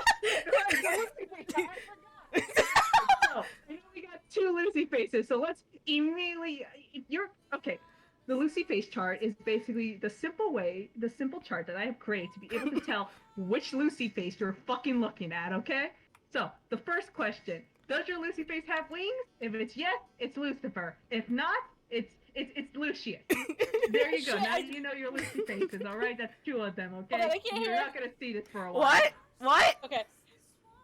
What? I couldn't hear. My headphones got unplugged. Oh my god. Well, I gotta repeat that all no, over? no, it's fine. It's very obvious what's going on here. We're helping you.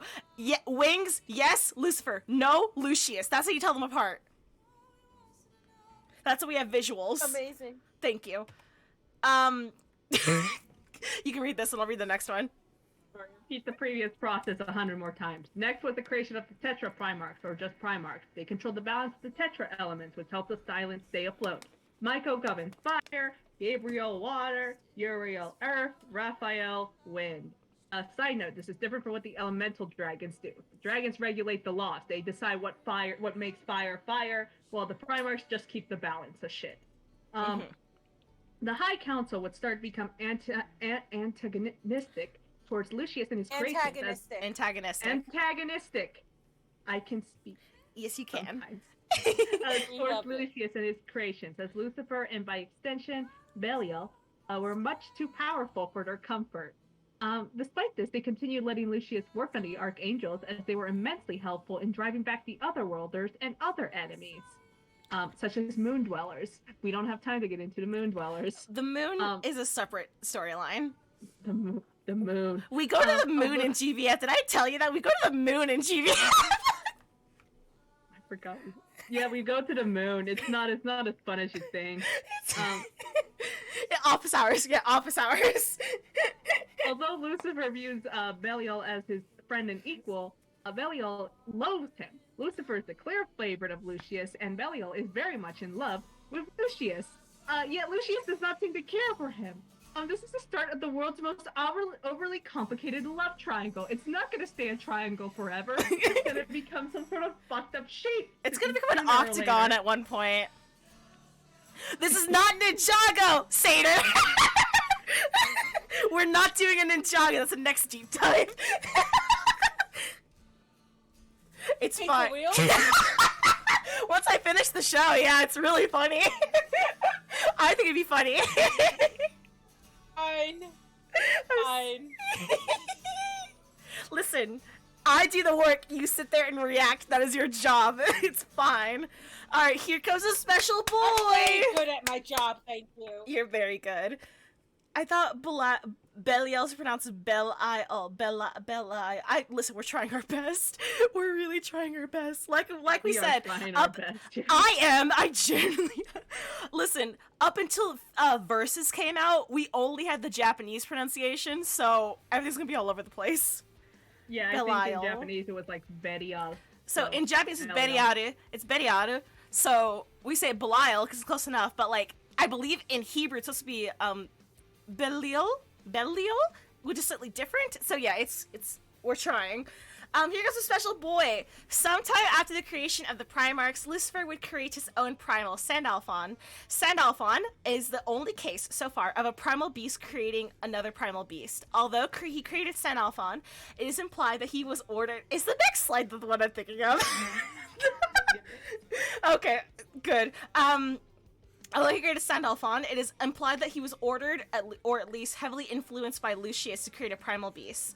Sandalphon would spend most of his days in a laboratory garden where the only people allowed to enter were Lucifer and Lucius. He was not allowed to leave without clearance. This is why the Primarchs would fail to recognize him later on in the timeline. As a result, he spends most of his days waiting for Lucifer to come visit him.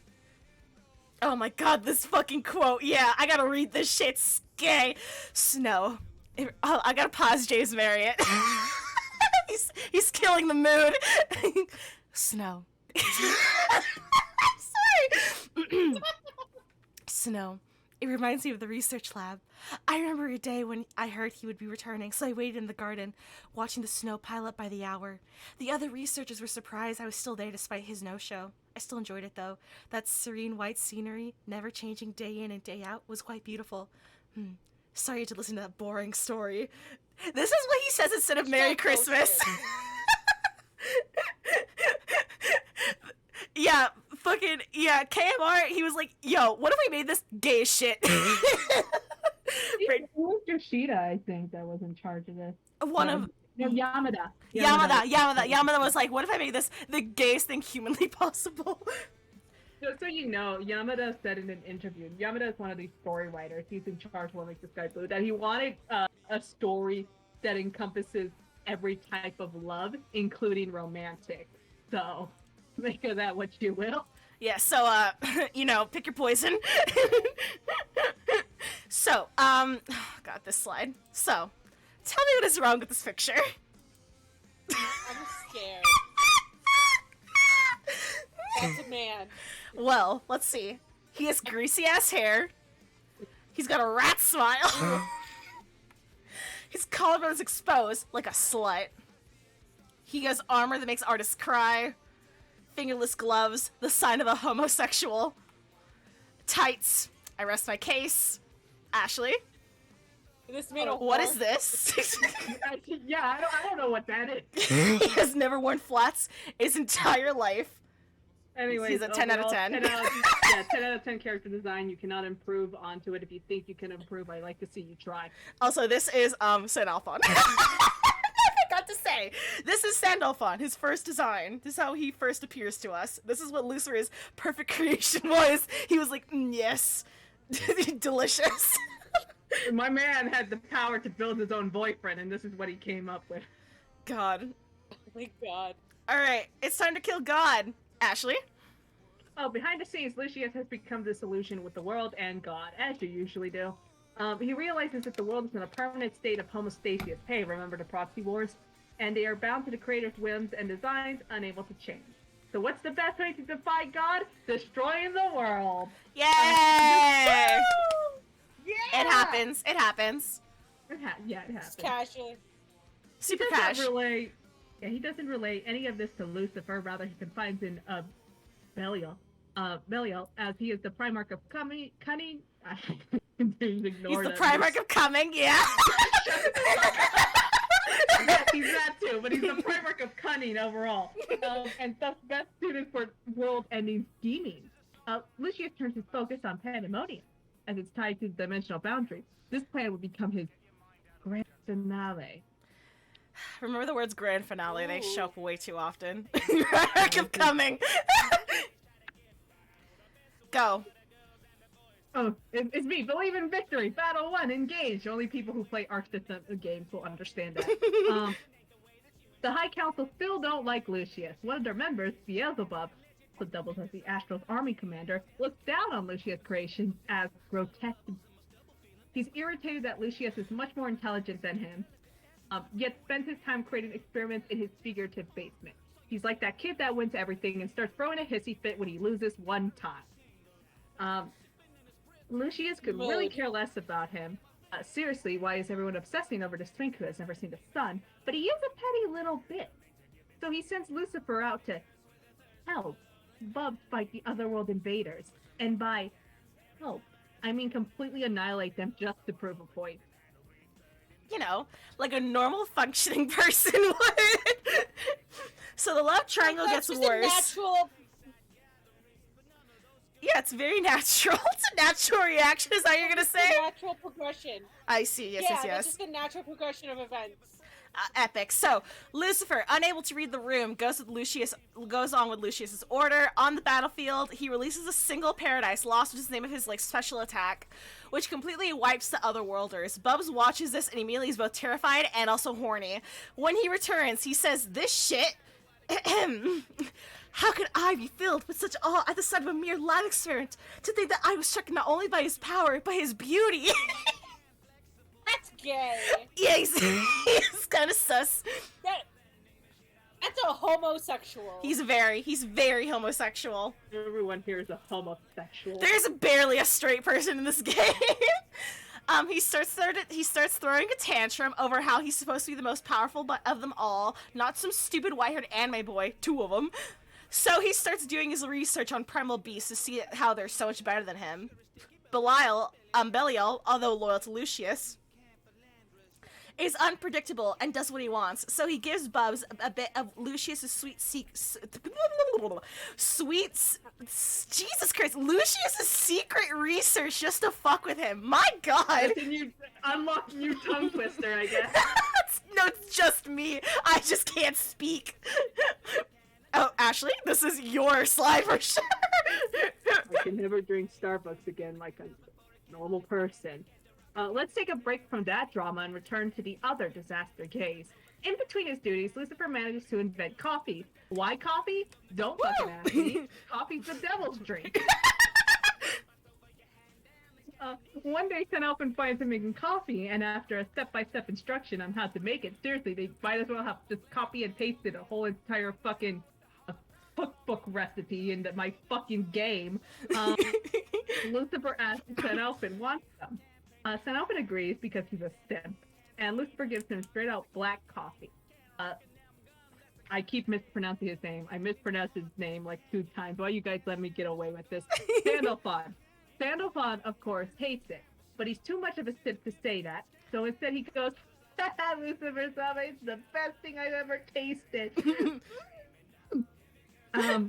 Lucifer is so happy that they have coffee every time he visits from then on.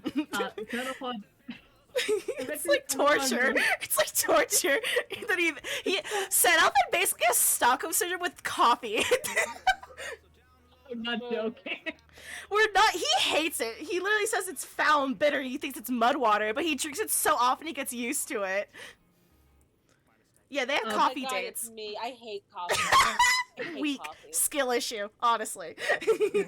So eventually, Sandalphon grows accustomed to the drink, and it becomes a way for them to connect and communicate with each other, because otherwise, they're fucking disasters at this shit, okay? This entire thing happened because of miscommunication, alright? Yeah.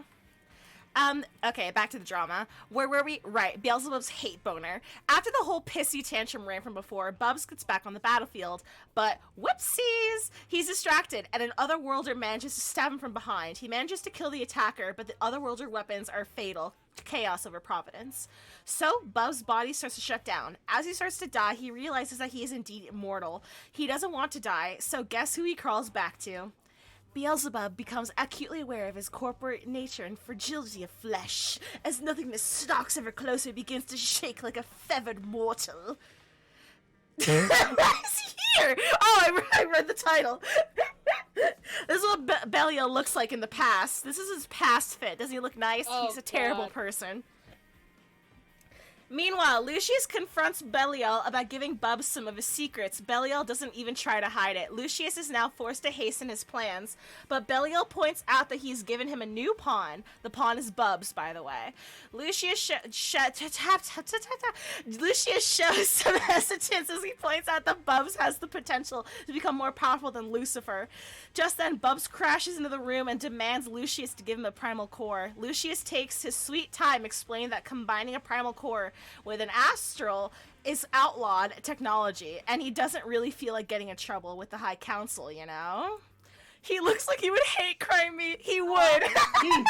absolutely would. He would. He hates everyone. Lesbians, gay people, himself. He doesn't care. Ashley? Then beg. Lucius further elaborates that because the technology is forbidden, he doesn't know what will happen.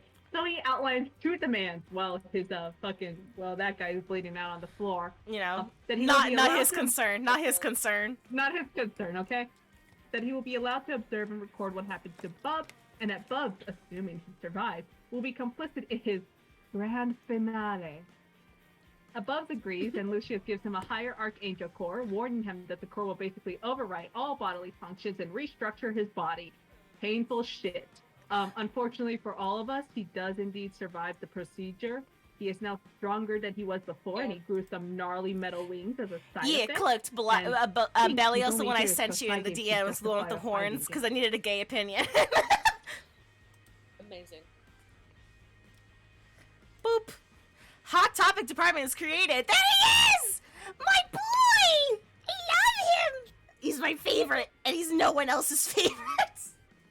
He's so good. Anyway, I always have a soft spot for Chunibios, that they're always my favorite. As the Archangel numbers continue to expand and their division is created, Archangels assigned to this project would be known as Fallen Angels. Belial would become the deputy head researcher for the new research concerning the fallen angels, leaving the adjutant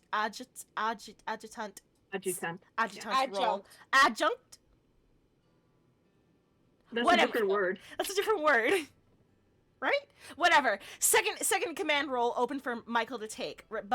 Belial recommended Michael for the role. No one besides the terrible trio, Lucius, Belial, and Bubs, knows what the project's research focus is actually about. The Primarch, I'm going to eat him alive. No, he's my baby! He's my little you know how man. many diseases he has. He has every disease, too. Don't eat him. You'll get an infection. The Primarchs and Lucifer do not question it as it is classified information. Uriel is the only one to go, hey, what are they going to be doing anyways, before Raphael tells him to shut the fuck up.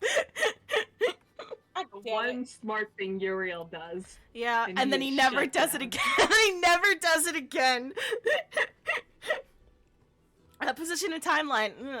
Michael's the commanding officer of the Archangels of Instruction. These Archangels are designed in pairs and are meant to act as messengers for the Primarchs. They have an ability to limiter that somewhat hampers their thoughts, however. In this way possible, Azza looks like a Kawadu clone. I'm gonna kill myself! Why would you say that to me? It's just because he's a white-haired anime boy, isn't it, Emily?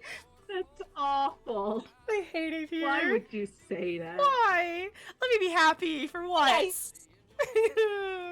No. One pair of Why are you booing her? I'm not right. booing her, I'm crying. I'm crying because she's kind of right, and I hate it. One pair of Archangels of Instruction, Hallowell and Malowell, end up coming close to another pair, Azrael and Israfel. Not Azazel, Azrael. Different. Two different things. Another Archangel, Sadiel, is an Archangel execution.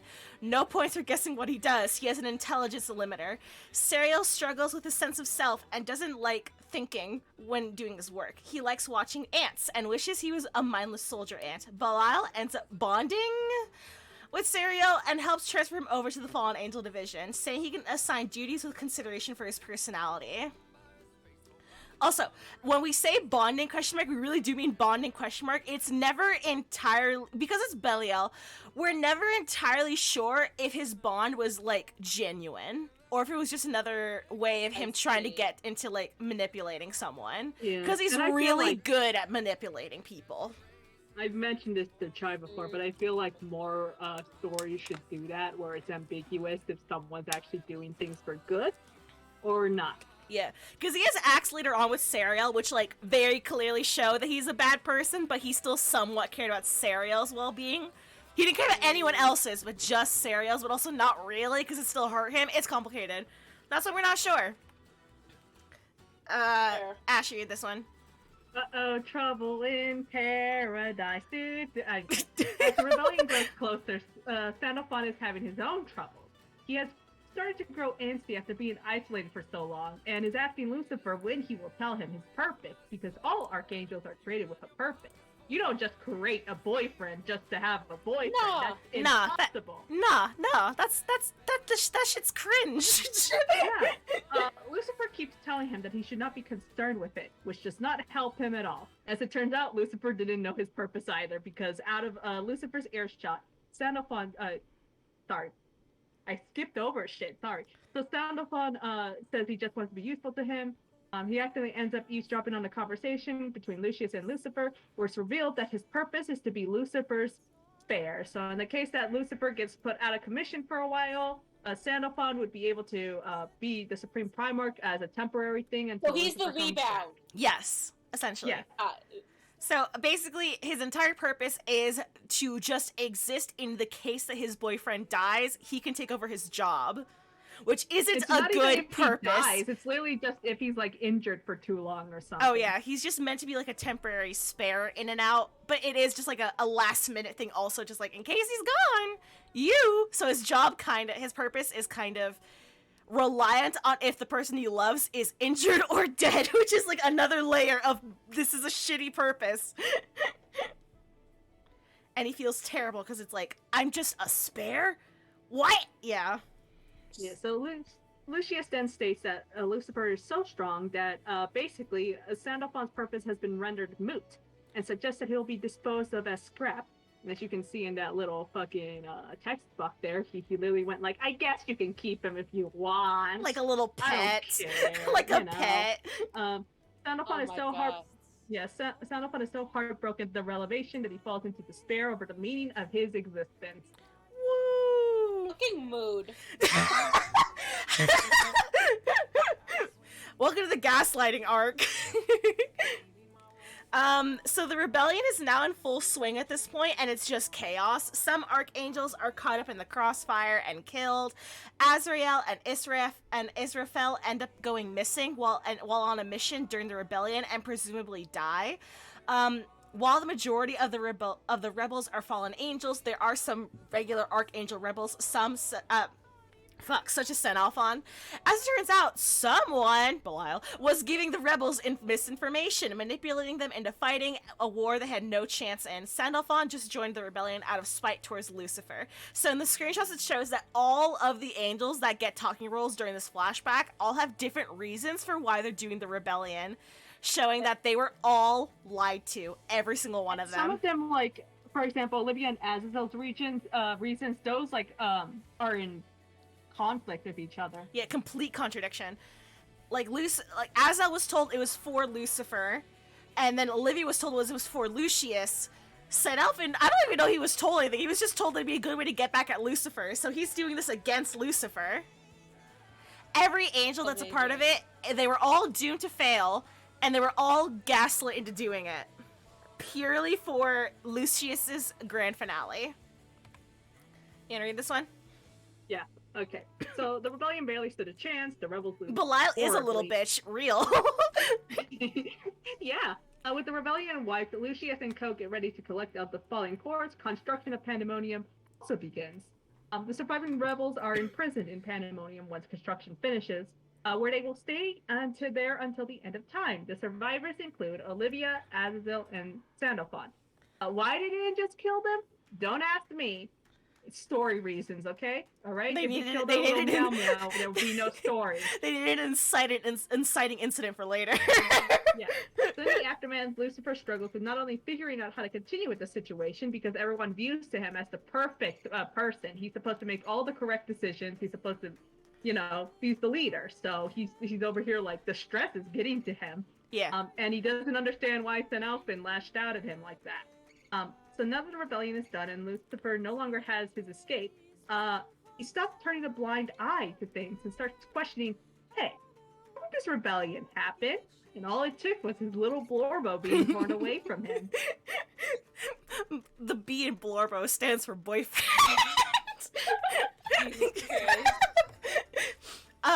Ding dong, the wicked bitch is dead. Through his investigating, Lucifer manages to uncover the truth. The rebellion was planned and was always meant to fail. Lucius and Belial, gasp, were behind the rebellion all along. He confronts Lucius about it, and Lucius admits that the rebellion was a setup in order to amass primal cores. These cores would then be combined to create a chaotic monstrosity that would destroy the world. Basically, if you watch Steven Universe, he was making the cluster. He just wanted to make the cluster. That's all he wanted to do. That's a reference I don't get. Yeah, this is the part where you should have said it's like Steven Universe, because it is. He just wanted to make the cluster to destroy the world. Listen, I just knew they had fusions, okay? I never finished Steven Universe. Oh my god. Gay people committing war crimes in this one. Yeah, it's kind of their whole shtick. Come on, like, Ding Dong the Wicked Bitch is Dead is also like a good fly title. Come on. It's good, whatever. I'm just saying this one could have been the perfect Steven Universe one, because it is. Anyway, these cores combined would create a chaotic monstrosity, the cluster, that would destroy the world. Lucifer questions if Lucius will continue with his plan, and Lucius says that he knew that they would never see eye to eye. In a single moment, Lucifer strikes Lucius with a sword, delivering a fatal blow. With his dying breath, Lucius says that those who know his research will continue his legacy. He then dies with a smile on his face. But we'll never see him again. Rip. Also, it's important to also mention he didn't just kill him; he also decapitated him. I think I was rereading stuff. I don't know if he decapitated him or not because he's still speaking. I mean, I can't say things with spoilers. You know this. I know the setup, but I was just thinking, like, you'll see here. Yeah, but in which murder is a valid coping mechanism. It happens. With his creator now dead, Lucifer sets out to purge Lucius's fellow conspirators. He kind of loses it a little bit, but you still support him. But he's also just kind of losing it at the moment. Lucifer sets out to purge Lucius's fellow conspirators. Knowing the rebels have been manipulated, he sets out to only execute Belial and Bubs. Belial managed to escape, but Bubs is not so lucky. Lucifer tells Bubs his rights. What does it mean, Ashley? His Miranda rights? Is this a cop? It's really Miranda rights for Astral. I see. After that, do you wish to request a stay of execution? Bubs is like, don't you dare mock me with astral rights. Building. Oh my god. I didn't read that part. Oh my god. That's so funny. Do you know your rights? Bubs tells him to go choke, and how one day he will be more powerful than him. Lucifer does not give him the luxury of a reaction. He strikes Bub off the edge of the island, sending him to the Crimson Horizon. Even if the fall doesn't kill him, he assumes it is as good of a death sentence. He's a cop? No, don't do this to me. Don't make Lucifer that's cop-coded. Michael. Kinda. Yeah. Kinda. She kinda is. Aw, I love her though. God. But, meanwhile, Belial finds Lucius's corpse. When he sees Lucius's smile, he vows to make Lucius watch the end of the world with him. He then takes Lucius's head and disappears. You wanna read this one? Sure. Speedrunning the 5 stages, agree. And failing. So now happens. the rebels have been imprisoned. The Archangel's creator is dead. Belial is still out there somewhere, and everything is still on fire. Gabriel gives Lucifer an update of the situation, telling him that Uriel is finding any remaining rebels. Raphael is further investigating the rebellion, and Michael is leading the search for Belial. Michael has a personal vendetta against Belial because, if you remember, he was the one that buttered her all up for the new adjutant role. So she feels very personally betrayed. It's kind of like if your teacher, who lumped you up as their favorite student, betrayed you or something. I don't know. Killed your friends. You have a professor kill your friends. Why not? University professors do that. Man, I remember when my Algebra 2 professor fucking just shot my dad. That sucked. And I'm sorry, I saw that for a hot second. Basically, Michael feels very personally betrayed because Belial was her mentor. Okay, yeah. What about your dad getting shot? He didn't actually get shot. He's fine. It was a joke. He was a silly little haha. Don't worry, my papa is fine. He's in California. He's doing better than me. So Gabriel Gabriel. Wait, Wilpedia. Man, I remember when my political science teacher shot my childhood best friend and said L. That's basically what Belial does. I'm sorry, but that was a skill issue on behalf of your friend. I zoned out at like I zoned out and zoned back in at the worst time. I was just like, who the hell shot your dad? I think I'd be a lot more serious about it if my father got shot. I would have dropped it during the Granblue deep dive. I think you would have. You know what? Maybe. I'll let y'all know. He's fine. He's fine. Where were you? He's be like, oh, he's fine now. That one, Gabriel. Gabriel asked if Lucifer's okay. Lucifer tells her not to worry, because he'll be in the garden, but then he remembers, his little meow meow is no longer in there. So instead of like finding a new way to cope, he just immediately goes back to work and is like, you know what? I'll just take care of Lucius's legacy right fucking now. He's built different that way. He is. Oh my god. Ashley, what is this? Hi, Ashley here with your intermission. The next few slides will be information from this year's anniversary event. So this is like as brand new as you can get it. These are fresh out of the oven. I remember what this is now. I have this intermission here because I want to answer a very important question that I don't know where to put in. Where the f was this all happening? Where the fuck were we? Where were we? We were in the sky realm. We don't exactly know. The answer is the Lumansi Archipelago. Remember that place? However, that's too easy of a fucking answer, okay? Lumansi is the main location of the garden Lucifer's head Alton was in. We know that Stereo was, at one point, stationed in Lumansi because he accidentally entered the standing proximity danger zone while chasing ants. I forgot to tell you that part. It's not important until 100 slides from now, okay? But the rest of the plot? The rebellion? Whatever the fuck Buzz, Belial, and Lucius had their redacted party? Oh no, I'm not exactly sure to say I do not know where these slides are going. Ashley! What does that mean? What doesn't help is that Psyche loves to reuse art assets. I get it. Art is expensive, time consuming. But as a side effect, it means you have to play the guessing game to figure out if a piece of art is exclusive to a location or not. Here's an example. Canaan. Next slide. Yeah, there's Canaan. Next one. Now you might be saying, hey, doesn't that look familiar? Or maybe not, because my memory is bad too. Here, let me fucking help you. You see that? It's the exact. That's Canaan. They're in Canaan. Next slide. Next one. Okay. This isn't working. Okay, that's fine. Maybe Canaan just has a generic laboratory artwork, and therefore this means nothing. After all, that would mean that Sandalphon's garden was located in Canaan, and that's an inherent contradiction. It can't be in Lumansi and Canaan. Those are two different islands on the other side of the map, right?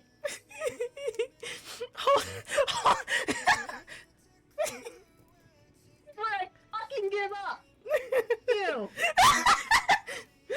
Fuck you, go to church. July 30th this year, there was a Granblue Museum exhibition. Also, hold. Pause. My grandma's calling me, so you just have your little rant. I'll be back. But I need you to get to the next slide. Okay, it's fine. My little rant. Okay, yeah, next slide, sure. That fucking room that just fucking disappeared because it had spoilers on it. That's the exact shrine you see in Canaan. So it's like, okay, it is unique art. Why the fuck did you write? But anyway, since Chai is talking to their grandma, I guess I get to info dump you about the July 30th Granblue Museum exhibition. This is where I especially specify that they have money to burn. The Granblue Museum art exhibition was basically a month-long kind of, it's an exhibition where they had like all this shit for Granblue. It was basically a celebration of Granblue. You get to go there, you get to see like separate rooms that had like stuff about different events and all that. And they had like holograms, they had lights, they had sound. It was supposed to be like an immersive experience, right? Like you were actually there. And so there's like a couple pictures of the exhibition itself. I think there were about 12 rooms, I want to say. Oh, by the way, as like a gift for going into the museum, like when you show them their ticket, they'll give you like a random like bookmark like looking thing of one of the either Sandalphon, Lucifer, Belial, Lucius. Did I already say Lucius? Is any? Am I screaming into the void? Are you still there? No, I'm still here. I'm back. I'm just trying so hard to follow. I'm sorry, back. What? Did I miss should anything? I repeat stuff or should I just keep going? Keep going. This is Okay. At this point, this is to be expected.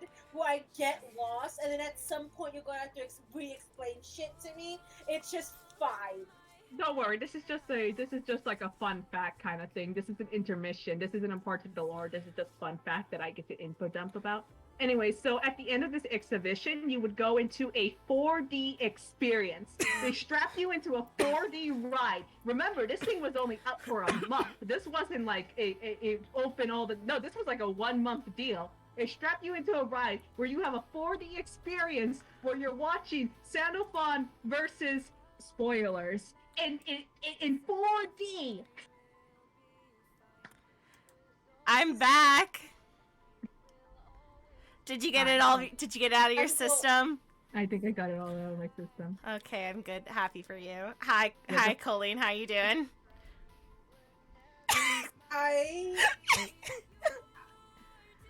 Yeah? Words were said.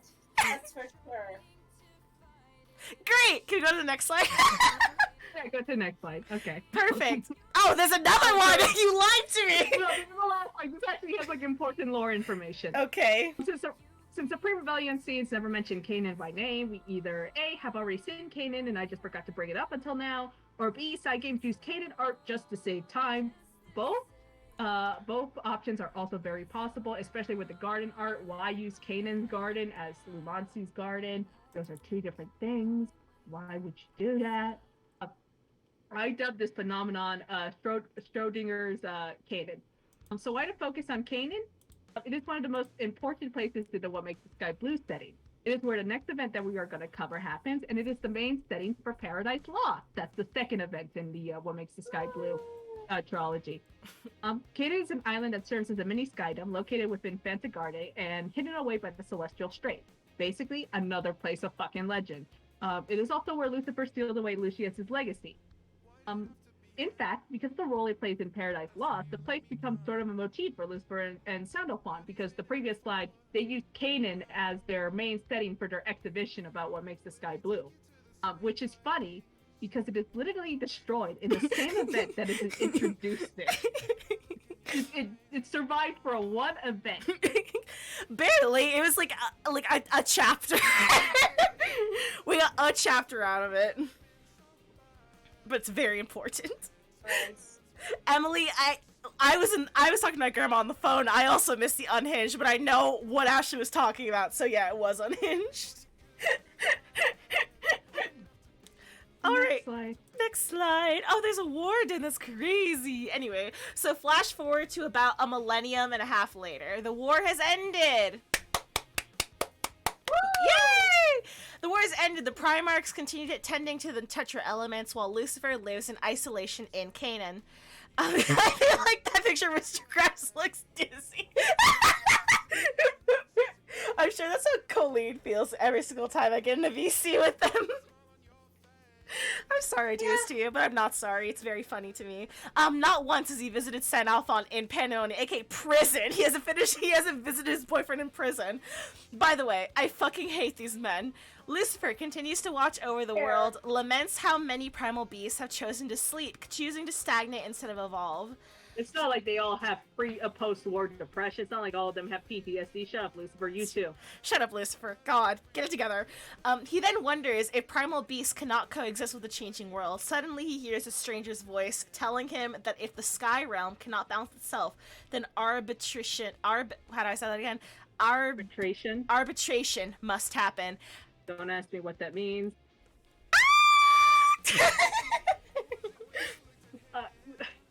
Should I speak or? 1 second, I'm looking at my wife. Listen, she's hot! Cosmos is hot! This is Cosmos! Woman! Lesbians, wake up! We got another lady! Wake up! No more men for like 5 minutes. So this is Cosmos. The owner of the voice then materializes in front of Lucifer. She calls herself Cosmos, and she's the manifestation of, Cosmos' will. This is her pre-milfed, Ashley! To change that, okay, that grand order should be Cosmos, sorry. Okay. The Cosmos is a primal beast located within the astral realm. She was created around the same time as when Lucius had created the archangels in the sky realm. Her existence probably was kept a secret from him, probably because he would have thrown a hissy fit. As the one who arbitrates the world when needed, she is meant to be completely impartial and view the world with complete objectivity. That should also be Cosmos. Cosmos. I'm so sorry. Not Grand Order like fate. Keep it together, Emily. I'm so fucking sorry. That should be Cosmos. Yeah, this is what happens when you do slides at 1 a.m. Also, the pre-milked me, she gets kids later. You'll yeah, see. She has kids later. They're not important amongst the Sky Blue, but they do exist. Yeah, only one of them is like. One of them isn't even slightly important. You'll see later on. It's towards the end. Yeah. The Grand Order, Cosmos has sent her down to investigate if the Sky Realm really needs arbitration. She asks Lucifer to counsel her and teach her about the Sky Realm so that she can do her job correctly. She then moves herself into Lucifer's house, Canaan. Yeah, she didn't even ask for consent or anything. Literally, Cosmos says, like, you're going to teach me, and I'm gonna live here. And Lucifer doesn't even say, doesn't even fight back. He just goes, okay. No. Roommate / forced. Yeah, pretty much. That's gonna be me when I show up at Colleen's place. Excuse me? I'll sleep in the bathtub if need be. I have a pull-out bed. You can sleep on the bed. No. Thank you for your consideration. Sorry, a healthy child needs to be in a bathtub in order to have easy access to moisture. Exactly. You can't just leave me in a dusty ass yeah, pull-out bed. I'm a flog. I gotta be in the water. Oh my god, they were roommates. Over the course of their time together, Cosmos and Lucifer learned the many ways primal beasts can find their place in post-war Sky Realm. Cosmos also speeds the process along with her arbitration. Examples include helping people of Port Breeze and Tiamat come to understanding with each other, figuring out a way for primals to stabilize their power by creating pacts of islands, giving primals the ability to evolve with the Sky Dwellers. Cosmos continues to spend many years in the Sky Realm, interacting with both mortals and primals, and over time she starts to feel a weight pressed down on her, and she starts to become uncertain as to how to proceed with arbitration. Ashley. You remember feelings, right? Like some sort of 14-year-old boy? As Cosmos questions what she is trying to accomplish for the Sky Realm, Lucifer comes to a realization. Cosmos didn't have to give the primals the chance at living in the Sky Realm. She could easily just wipe them all out, get rid of the problem. So what's stopping her? Cut it at the source! Yeah. Lucifer explains that primal beasts are no longer forsaken creatures left behind by their creators, but beings strong enough to create their own path in the Sky Realm. And Cosmos helped make that possible. Cosmos also comes to a realization. If she continues to arbitrate the world towards a perfect peace, there will be no balance to preserve because everything will be peaceful. There's no way to get it out of the way or get it unbalanced or something like that. I don't fucking know. GBF just throws words at me and I have to translate them for you, okay? Thus, she loses all reasons to exist. She asks Lucifer if she is flawed, and Lucifer responds, no, she is not flawed. She just has a heart. Aww. Right there between the tits. Aww. Right there. What's with the empty white space? Oh, because the next slide, it's for the last. Oh, okay. Yeah, get rid of the hearts. We can't let them know we feel. Cosmos does tell Lucifer that she can no longer stay in the Sky Realm. Cosmos must stay detached from the Sky Realm in order to properly execute her duties. Thus, this version of her must disappear to give the Cosmos in the Astral Realm, the original one, the information she learned, but not the emotions attached to them. She says that Lucifer telling her that she has become part of the Sky Realm made her happy. Lucifer says he understands and reiterates that just like him, she is a primal beast caught between duty and aspiration, who desperately searches for a future. That's an actual quote because ouch. And Cosmos says this shit, which was not fucking okay. Next. Yeah. Once I can dramatically read it. Yeah. Once I am gone, you two will be alone. You will have an eternity of solitude to reflect on your purpose, Supreme Primarch. Even I do not know how to rescue you from such a fate. I'm sorry. Because fuck Lucifer, I guess. His life sucks. Holy shit, remember the main character? I don't. We haven't talked about Gina in so long. Before she leaves, Cosmos gives Lucifer her final request. She says that one day the singularity will appear in the world. Lucifer remembers that Lucius once told him the same thing as well. Cosmos further states that the singularity is inevitable, and that the singularity will have the power to destroy the balance Cosmos upholds. This means that Cosmos will perceive them as a threat and do everything in their power to eliminate them. As she feels that because she has come to know the lies of Skyrealm, she will be unable to agree with Cosmos' arbitration. Thus, her request is this: for Lucifer to decide if the singularity or Cosmos' arbitration is better for the Skyrealm. If he decides the singularity must stay, then she wishes for him to bring judgment on Cosmos. That's right. She's asking him to kill her.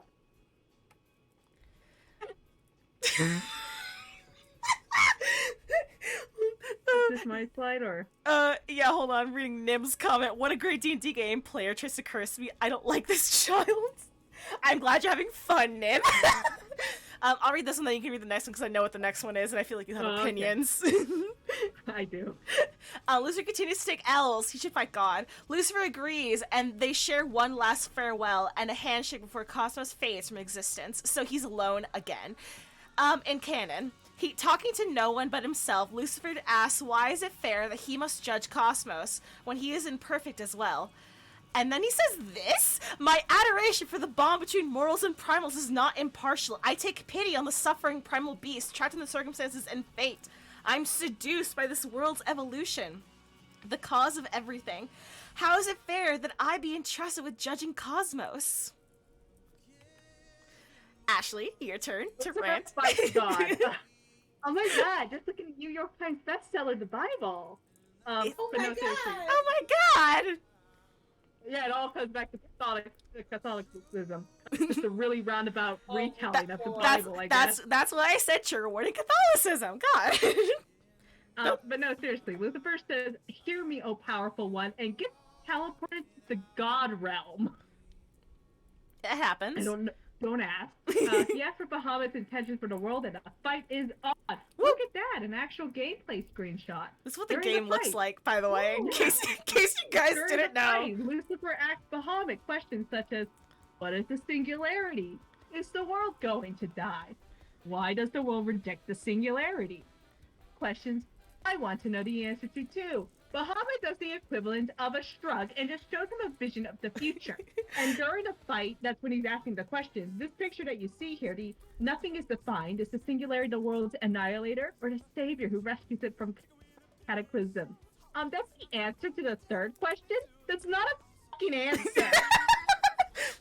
Literally, this game, we're not this game straight up goes like, the main character's attributes, we're never gonna expand upon them, ever. Is that a fate thing, Emily? If it's a fate thing, I'm going to jump off a fucking cliff. By Emily's reaction, oh my God. Oh my God, please tell me it's the main character. Is it the main character? Emily, this is so important to me. Is it the main character? Is it the main character? I don't know how fate works. I don't know if it has a main character. No, thank God. Thank God. Thank God. Thank The God. one difference. Everything I learned about fate, I've learned against my will, and I mean that in the most loving and affectionate way, Emily. Like, I want you to know I enjoy listening to you talk about it, but at the same time, it's so much. So like, God damn. I will have my days at a threat, Emily. Yes, I don't know yes, if it Chime. is. I don't know if Chime mentioned this at the beginning. Did you mention that you osmosis so much information from Granblue from me that you started playing the game? Yep, literally the whole reason why I started playing Granblue and why I'm still obsessed to this day is because Ashley wouldn't shut up about it. Specifically just Lucifer. And I said, fuck it, I'll play too. I gotta know what's That's going on right, with these guys. gay angels. It's all my fault. That's right, BB. You did this. Oh, your fault. Also, when he shows my vision of the future, it's like the world like dying and like in fire and ash, and the entire time I was just thinking like, damn, fuck you, go to space. The Sonic Phantom. Fuck you, go to space. We're back to stage 1 with net zero friends too. With the vision Bahamut shows Lucifer is one of the future where the singularity dies and the world follows suit. Lucifer questions if Bahamut, or even the Skyrim itself, wishes for the end to happen. Yet his will is too in opposition to that outcome. I feel like this is a common opinion, but Bahamut Most has... people don't want the end of the world. Yeah, most people don't want that, actually. Bahamut has fucked off somewhere by now. I don't know where.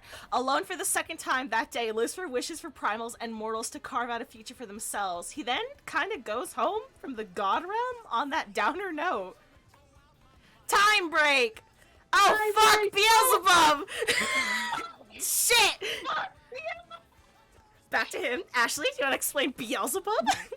Beelzebub! Oh shit! Ow! Fuck! Okay, Beelzebub's Candyland Adventure. Yeah, you forgot about this bitch too. Yeah, remember how he plummeted like thousands of miles into the Crimson Horizon? A surprise to no one, he survived that. You think he had that primal core, right, guys? Oh god, Ash your mic! Ash your mic! Oh Is god! it doing the thing? It's doing it again. Give me a minute, I'll come back. I'm so sorry. She's dead! Oh god! I So am no. scared. Welcome Okay. back. Okay, sorry. Where was I in my rant? Surprise to no one, he survived. Yeah, surprised to no one he survived. Good thing he had that primal core, right, everybody? Woohoo! So, I was sad about Warbo and Speedy running another friendship collapse. Buzz has been down in the Crimson Horizon this whole time, fighting off otherworlders and shit. And as he wasn't overpowered enough, he's figured out how to use chaos matter. You know, the shit that's lethal to literally everything and everybody. Really limited because he kind of has this storm chaos like a camel does with water. But like, it's not foreshadowing or anything. No one really understands what chaos really is. It's just an element that's in the Crimson Horizon that can, like, kill astrals, primals, like, everybody. It's just a nasty... It's a fucking nuclear bomb. Basically, it's a Yeah. nuclear bomb in, like, a squishy goo form. Yeah. The real time break. Guys like Gatekeep Girl Boss Belial at some point. I don't know where we are in the timeline. This very well could be before or after Wings of Sky Blue or Paradise Lost. We just don't know. I think it's more menacing it's before Wings of Sky Blue. I do want to present my favorite PowerPoint to you, but I have to finish it. When you finish it, I would love to see it. While Lucifer was hanging with Cosmos, Belial was laying in wait for centuries, regenerating and waiting for Bubs to crawl his way out of the Crimson Horizon. When Bubs finally arrives, they meet at a bar, and Belial lets him know that Lucifer's, like an actual bar, like there's a waitress and everything. Like they're just at a bar. The hotel room. It was, they were getting drinks! Really? Because he killed the woman and no one was shocked. I don't know. Listen, nobody explains any setting ever in Granblue. It's a problem. Anyway, when Bubs finally arrives, they meet at the bar or / hotel or in, I don't know, they get drinks. Belial lets him know that Lucifer has been guarding Lucius' legacy closely. After killing the waitress / just random lady serving them, the two make a plan to eventually kill Lucifer while Belial goes for the singularity. Thus, a plan is set out into motion. Time break. Is this Back in the main Try. story. This is Yes. making me cry. This Yes. is making me miss the FNAF timeline. How dare you say that? Too bad. Too bad. Let go of FNAF. It's gone. It's dead. It's not coming back. Cry. Cry about it. Cry about it. Cry about it. Cry about it. I don't care. I don't care. Oh no, Cloak, you're absolutely right. I'm pretty sure they smashed a couple times. Oh, they've definitely hooked up. That's not even a question. They definitely hooked up. They hate each other, but that's not gonna stop them. Alright, we're back into main story. Remember main story? No? Too bad. So St. Alphonse has been in Pandemonium for about 2,000 years now. He's not doing too hot. He's been losing his mind over the years, and all he wants is for Lucifer to visit him at least once. Lucifer couldn't, and he'd been too busy with Cosmos anyway. There's no way out that he can find. That is until Lyria summons Bahamut. That's right. This was from the beginning of the fucking game. This was chapter 1. So when so remember when chapter yeah. Real quick, can I say this is making me miss the FNAF timeline? I at least understand the FNAF timeline. This is a different breed of bullfuckery. It's better than Evil is. Don't get me started. You my childhood motherfucker. I presented you with the truth. That is not my fault that you weren't aware. You ruined my childhood. You ruined it. With the truth, with lesbians? You got a problem with lesbians? I'm running my twit longer.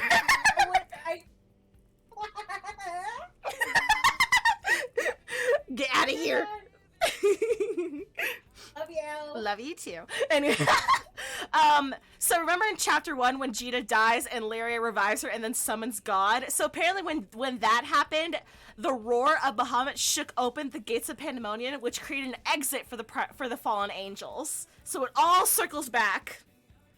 It all circles back. Bahamut's spirit shakes up the Pandemonium enough to create an exit for Saint Alphonse to fly through and escape. He's now free, angry, and ready to wreak havoc. He wants power and wants... angry.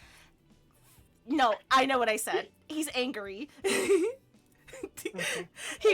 He's angry. He wants to cause a ruckus to get Lucifer's attention, and he knows exactly what to do. He wants to destroy the balance of the Tetra elements by stealing the wings of the his very, very in-depth plan for a very last minute one, I think. Destroy the balance of the Tetra elements by stealing the wings of the Tetra Primarch. By doing so, he'll destroy the equilibrium of the sky's natural order, which will take away the buoyancy of the islands and make them all crash out into the Crimson Horizon. Got it? It's just Final Fantasy crystals, except the crystals are like sentient beings. Yeah. Basically, to make it very simple, he wants to steal the wings of the Primarch's backs and put them on himself so that he'll become God, basically. But by stealing the wings of Primarchs, it'll cause the islands to fall from the sky, because remember, the Tetra Primarchs are there to create equilibrium. Mess with that, you mess with the buoyancy, the islands will fall to the hell. Got it? Colleen's just staring at the screen, head in hands. Listen, I thought my Much Final like Fantasy Sky crystals High. thing was pretty close. Kind of like the floating thingy in Sky High. Thank you. Cloak explained it to me, and now it makes sense. Wonderful. Sorry, I didn't know I had to explain it in Sky High terms. I will remember that for the next time. God. All right. First boy down. Sandalphon decides to find Uriel first in Lumanchi because he's there somehow. Again, the settings wild. He's just there. Uriel is the youngest and stupidest of the Primarchs, so Sandy figured, yeah, he seems easy to kill. Sky High. Yes, no, yeah. I forgot Sky High existed, and you're using it to understand my angel gay game. When Sanalphan arrives, Uriel doesn't know who he is. Remember, he never left the garden, like, ever. So they do not know who he is. The two talk, and Sandalphon distracts him by talking about the Supreme Primarch and purposes and how he doesn't have one. While he's distracted, Sandalphon gets behind him and rips his wings out of his back and sticks them onto himself. After doing so, he leaves Uriel. I don't think that's how that works. That's how it works in Granblue. No. Did he just fucking go willow glue them on his back? No, he just magically absorbed them into his body. Listen, I can't even say it's a Sandalphon only skill because other angels do that later on. Yeah. It's just a thing they can do, and I don't know why. It's just a thing they can do. After doing so, he leaves Uriel to bleed out in agony and watches as the nearby islands begin to fall out of the sky. What the fuck? Is that a bot? Cringe bot. Mods. We got a cringe ass bot. Mods. They're asleep. They're asleep. There it goes. Cloaked. He's sitting next to one. Cloaked. Sitting next to one. Cloaked, you're going to gay. Cloaked, you're going to gay To be baby fair, jail. My brain also lagged when I saw it. Oh my god. We can't all have brain lag. It's not mathematically possible. You know my brain isn't very fast. And fuck the bot, true Eden Core, my beloved. He also says this gay shit. The world will end if I can snatch all the Primarch's wings. And how will you say hello to me, Lucifer? Maybe you'll keep hiding, content to watch in silence. But if you come out and say you've abandoned the evolution of Skydwellers, then we can talk. I'm just gonna say this. Yandere behavior. Yandere behavior. Alright, Oh, you wanna read? Oh, things are going wrong. Word goes around the island falling, about islands falling from the sky. So with true, aircraft Satyr. being blown up. So some wealthy business boys gather in Augusta to discuss what to do. This includes our favorite Sierra Carte. While they argue, Sandalphon casually kills the bodyguards outside their meeting hall and breaks in to drink some coffee. I'm not even kidding. He just comes in, he just picks up the coffee cup, he goes, "You guys get making coffee." Coffee becomes such a big fucking plot point in all this. Oh, it is. Oh, it is. Oh, Oh, it is. no. Oh, it is. Oh, it is. Oh, it Colleen, I'm is. so sorry. Colleen, I'm so sorry. It's the most important part of his character. It's how he so bonds with his sorry. boyfriends. So. I can well, sense the head and hands. So he casually kills them. He drinks the coffee. He goes like, "Thanks for the coffee." Not really, lol. And then he tells them about their plans to destroy the world. He then summons these things called virtue cores to attack the people in the meeting. Virtual cores are basically like lower, like low tier primals. Like they're so easy. Oh, Ash, it's happening again. They're good. Yeah. Ash, your mic. Goombas. Ash, your mic. Hey, Mike. Oh, God. God. Sorry, this kid. Sorry. Yeah, Why is this happening? I don't. Why is so much I happening? miss her already. Please. There you are. Hello. Hello? Hello. There you are. All right, is this thing working? Okay. Yeah. So virtue cores are basically We're at slide 91. We're like making really good progress. making good progress. Yeah, this might be finished under 6 hours. Yay! So these virtue cores, think of them as angel Goombas is what they are. We Say thought about Angel them too. Goombas? Yes. Angel Goombas, yes, they're the You know, they're like the Super lowest of Mario. low. They're really low tiered angels. He also kills Zero as well, and then he disappears into the sky, I guess. Also, one thing about the virtue cores and the fact that Sid Alpha can control them, it's never explained how. And he never uses them again after this. Never uses them again. They never come up again. We don't know why, how he found them, where they came from, or how he was able to control them or infect them, because we'll talk about that How part is later. this like the third Ace Attorney game? I just saw that. Satyr, explain yourself. How is this like Trials and Tribulations? Is it just the coffee? I think it's I'm just not the doing this again. Chatted with BDI and said that Lucy-san was basically Miles and Phoenix, and I've never been the same since. Everything These are goes back. words. Everything goes back to right word. No, it doesn't. So what's Gina up to? Okay, so no, yes. Gina's also heard about the islands falling out of the sky. Remember the main character? We finally got her back. She's here! We have a main character. Shit. I forgot about her. God. The angels. There's so much going on. Gina also heard about the islands falling out of the sky, and as the #1 captain in all of the skies, self-proclaimed. She and the crew gotta get to the bottom of it. Gina, Lyria, Catalina, Vern study in the Hall of Knowledge while the other crew members explore other islands. While there, Gina learns of the existence of Tetraprimarchs and their importance to keep the balance of the world. Lyria also talks about ever since the cataclysms began, she's been able to sense the Tetraprimarchs, despite never been able to do so before. The group decides to head to Port Breeze next with Rackham to discuss their findings when a Virtue Core attacks and destroys a center pillar in the hall. Catalina is injured in the blast and has to stay behind while Gina escapes with Lyria and Vern in a sky skimmer with Cheryl, who survives St. Alvin's attack. She's okay! And she found them, too. Good for them.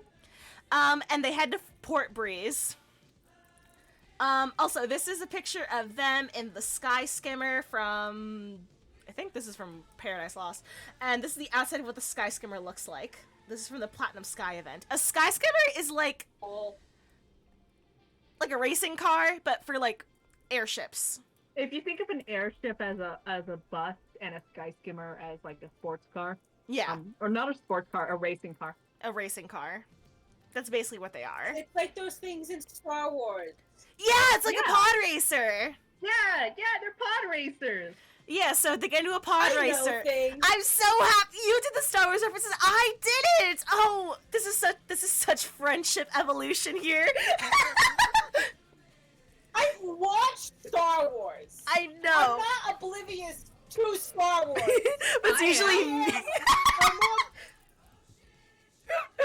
I've watched the main movies and Rogue One. And Rogue One. I love the addendum. But this is the first time where you made the Star Wars reference and I didn't. Look at this. Look at us. Look at us. Refer back to American media. It all goes back to American media. Sky Skimmer sounds like a strand name. Do you mean band name? It kind of does, actually. So yeah, Catalina. By the way, this isn't in the slide because I was trying to kind of go through it quickly, but essentially, again, remember, this is what makes the sky blue. This event was supposed to be about Lyria. So there are lots of pieces I of... remember you mentioned this. So a lot of pieces of dialogue are about how Lyria is reacting to things, what Lyria is up to, how Lyria wants to fight. Oh! Sorry, I'm not a sinner. Right. Sorry, I'm not a sinner. I thought you were bands. I am, and they're right. I am a sinner, and they are so right. But so for example, like this part where Catalina gets injured, she tells Lyria to like escape with Gita to Port Breeze with Cheryl, and Lyria's like, no, stop trying to protect me. She's like, no, I want you to start fighting for yourself. You can do it, right? And it's very touching. It's very sweet of like Lyria learning how to protect herself instead of relying on others. Unfortunately, Hindsight makes it funny. hindsight makes it very funny because this event quickly spiraled into just the St. Alphen show. Which sucks because there's a lot of really cute Lyria development, but man, it's not. Looking back on it, like shit, we could have had a lot more Lyria content itself. It wasn't so popular. So yeah, out of there, Ashley, go. Zero lets the trio know that the merchant survives Sandalphon's attack and crashed. They just crashed the sky skimmer. It's dead. The end. Lyria can sense a wind primarch nearby in the forest. So while she gets the group to sing some show tunes, wow, I don't remember how it went. They head to regroup with Rackham, who is getting cornered and bullied by thugs who want to turn him into the Unforced for a bounty. He is saved by fellow crew members Richard, huge gambling-obsessed loser, and Therese, a popular duelist at the Casino Zarita. You will never see them again. They're cute. They reveal to Rackham that everyone in the main crew has a bounty on them, since Lyria is being blamed for the cataclysm. Rackham runs off to find Lyria and Gina to protect them from the thugs while Richard and Therese follow. Okay. The thugs get to Lyria first, but before they can grab her, virtue cores appear and almost kill the thugs. Gina, Lyria, and Lyria are too nice and save them. Me, personally, I would have let them die, but okay. Me, personally, I would not let that slide. Rackham arrives as well to save his kids. I mean, totally not his kids. And is surprised to see Lyria actually fighting as well. She'll never fight again. She'll never fight again. You get her this is how much this was a Lyria event. You get her unit. There's no Lyria unit before this point. Yeah, her unit. Sometimes events will reward you with an event unit, and this event unit was Lyria, and it's the only version of Lyria that exists in the game. So. She's a pretty okay unit if you know how to use her. Oh no, she's really good. Yeah. Yeah. Lyria finds a dead body. Not really. Shadow points out an injured Raphael on the floor near the edge of the forest, and Lyria senses that he is the Wind Primal. Raphael gives the group a once-over and notes how Lyria and Vern are the girl in blue and red dragon, and that only Primarchs can repair the void between Primarchs. What does this mean? We'll get into it. The group realizes that he's got a nasty open wound on his back where his wings used to be. He tells them to stay out of this whole mess since islands are falling out of the sky totally doesn't concern the mortals living on said fucking islands. Nah, not at all. He really looked at the group and went like, this doesn't concern you. And Lyria's like, people are dying. I think this concern is because we fucking live here. He disappears shortly after, however, and Virtue Cores attack the city nearby. Rackham stays behind to protect Richard and Therese and save the village. He tells Lyria, Gita, and Vern to take care of themselves, because no matter what danger that they're to find themselves in, that he will always fly in on the Grand Cipher to save them. He is such a dad, and I love him. Gina's group then hitches a ride on the casino liner, don't ask, it's a different thing, to Fremel to rendezvous with Io. Go! No. The invasion of Virtue Cores spreads to Fermo, where Io was stationed by herself for some reason. Like 13? Where she's being assisted by Princess. Yeah, she's a baby. Where she's being assisted by Princess martial artist Aliza to protect Walt's duchy. During the attack, Zaka was analyzing the Virtue Cores and found them to be ancient primal beasts and could be qualified as lesser Primarchs that have somehow been corrupted by Sandalphon. Again, we don't know how he did it. Again, we don't know how he did that. He just is built different, literally. He just did. He just did it. His bad vibes were so horrendous. He corrupted ancient Primals. When the vibes are bad, then I lose all sense of agency. Also, I feel like it's also an important point when they say they're ancient primals, we don't know how ancient. Like, these things could be like Lucifer prototypes that like Lucius had 1,000,000 of. We just don't know. Yeah. They clear out more Virtue Cores and realize that Stan, Elise's boyfriend, had gone on his own. They go to find him so he doesn't die. Because if you look at him right there, he's a little bit of a wimp. He's not very good at anything ever, but he's a baby. Him. He's a baby. We love him. When they do find him, I relate. I relate because I also can't do it. When they do find him, they come across him defending the Fire Primarch Michael from Sandalphon, who the crew has never met until now. Yeah. Mommy? Sorry. Mommy? Sorry. Hold on. Hello? I gotta stand out of my chair. I love this woman so fucking much. I love her. I'm in love with this woman. I love this fucking Fire Primarch so fucking much. Just look at her! Sorry. Women. Sorry. I fucking love women. I fucking love women. God. Jesus. Okay, anyway, I'll try to compose myself, but Lord, it's gonna be hard. So, Tell me about this woman. So, Michael, so Stan's dragon blood has helped him put up a good fight against San Alphon, which is really embarrassing on San Alphon's case. Yeah, Stan's not really that good. Stan's not good by any standards, but he still Michael- managed to put up a fight. This is Michael. This is I Michael. didn't realize this was Michael. Yeah, Okay. this gorgeous woman is Michael. This is Michael. She's the fire Awesome. Primarch. I love her. love So that. Stan kind of beats Sandy's ass a little bit, which is again embarrassing. Imagine getting your ass beat by a cat boy. Could it be me? Could not be me. But not before Sandalphon still manages to rip out Michael's wings. Michael also notes how she too didn't know who Sandalphon was or why she or the other Primarchs are being personally targeted as if he knows them. Again, Lucifer never lets Sandalphon leave his garden, and it shows. The group tries to figure out with Michael who Sandalphon is, and Michael mentions that while he was beating her ass, that he was doing all this to become the 5th Primarch, whatever that means. They realize that if Sandalphon gets Gabriel, the Water Primarch's wings, then he would be able to surpass even Bahamut. Which was a fucking lie, by the way. Which is a lie. In hindsight. Gina snags a ride thanks to Eliza's mom to Augusta to stop Sandalphon from getting to Gabriel, and Io and Eliza stay behind to defend Fremel. We lose the little kid again. But first, gay people. These lines fucking made me go insane. I've lost interest in the blue expanse of the skies. Tell me, Lucifer, you govern evolution. Do you find meaning in it? You must have grasped the truth by now. It's just an illusion. So, what now? Will you continue to watch in silence? That's fine by me. Witness the demise of the skies and its rebirth as the heavenly realm. He's kind of gay. Okay, Ash. Hello, nice. Judas lands in Augusta to find Eugen. When they arrive, they hear that Eugen has been gravely injured and is being looked over by the local doctors. Not my grandpa. Not grandpapa. Not grandpa. How could we let this happen? No.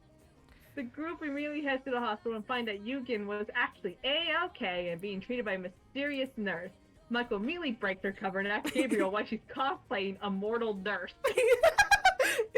He just does that. Hey, in Ash's defense, I wrote the Hello Nurse joke. Yeah. In her defense, I wrote the joke. I just have to go with whatever Chai gives me, okay? I'm being held here Chai, against you my don't will, understand actually. Please send help. They haven't fed me in days. Shut up. I treat my mods so nicely. Y'all just spreading slander. This is so fucked up. Cloaked, fight me. What of it? Huh? What of it? You got an opinion? You don't understand the beast you unleashed. I understand. Listen, I love the Animaniacs, so of course it's gonna make a Hello Nurse joke. There's a fucking nurse, and she's sexy! What was it supposed to do? You know what? The blood contract was consensual! I lost focus on a consensual workplace blood contract.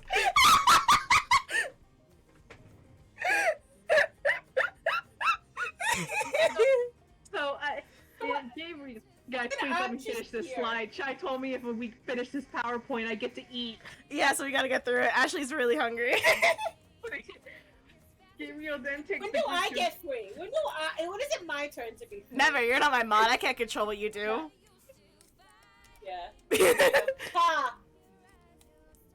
So, Gabriel then takes the group to explain that she was hiding from Sandalphon and that Raphael had dropped by to explain everything. Gabriel brings up again how this must be really happening because of the girl in blue and Red Dragon, Marianne Verne, having met. She then finally explains what that even means. Also, Yuri and Farah were there. Yuri and Farah were there. Yeah, they were there. Girl in blue? Red Dragon? Huh? Unsurprisingly, the walking, talking, big, flying lizard big brother and the weird blue girl who has the power to merge souls with strangers and control primal beasts turned out to be cosmically important. Who could have seen this coming? Gabriel starts by explaining who Lucifer is to Lyria and the gang, and that Lyria summoned Bahamut to save Jita, and Vern was what shook open the gates of Pandemonium and freed Sandy. But before she can explain what a girl in blue or a red dragon is, Lyria runs off and runs directly into the battlefield where the city is being actively destroyed. She's not very smart. Oh. She is distraught and believes this all to be her fault. And to make matters worse, Sanalthon appears. Michael finally recognizes him, and then passes out after doing an all-out attack. So, what's a girl in blue? A red dragon? Like, actually? I don't fucking know! I don't fucking know! I don't know! I don't know! What do you mean? I don't Why is this such an important part of the story, then? I It's don't an know! answer! Listen, we're gonna try. We're gonna try to explain. Again, Yeah, there's trying our fucking best, okay? enjoy your dinner, Emily. We can't leave. Listen, we're gonna try our best to explain as best. We're gonna try. Okay, listen. So what's a girl in blue? In A my red dragon. time of need, my Listen, girlfriend- we're back. We're gonna do this. Okay, listen. This is the best we could come up with. This is the best we could come up with. So a girl in blue. What this means is still mostly unknown, as the main story has been ongoing for well over 100 chapters by now. As I said earlier, it's like a chapter 150. It ties in with her ability to control primal beasts via absorbing their power. Her purpose means to absorb the power of all primal beasts and reabsorb the essence of Bahamut, whatever that means. When her job is done, her purpose will be her purpose is to be consumed, aka eaten, by Bahamut to bring about the end. A red dragon.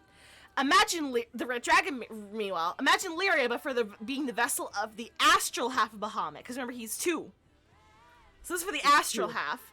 He has the power to nullify any type of magic, which Vern does.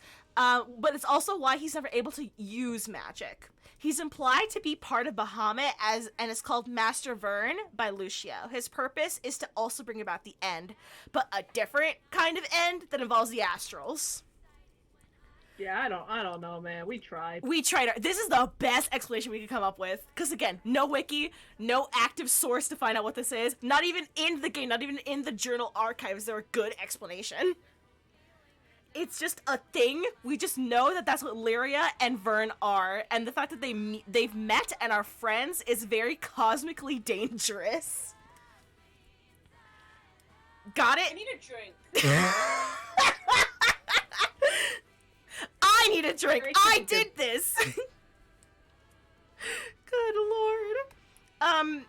Ashley, God lord. Oh yeah, meanwhile with the other gays, Rosetta meanwhile has been in Lumasty with Yggdrasil, investigating some hidden temples and finding ancient astral relics that explains the origin beasts, the angels, and the Primarchs to her, also angels.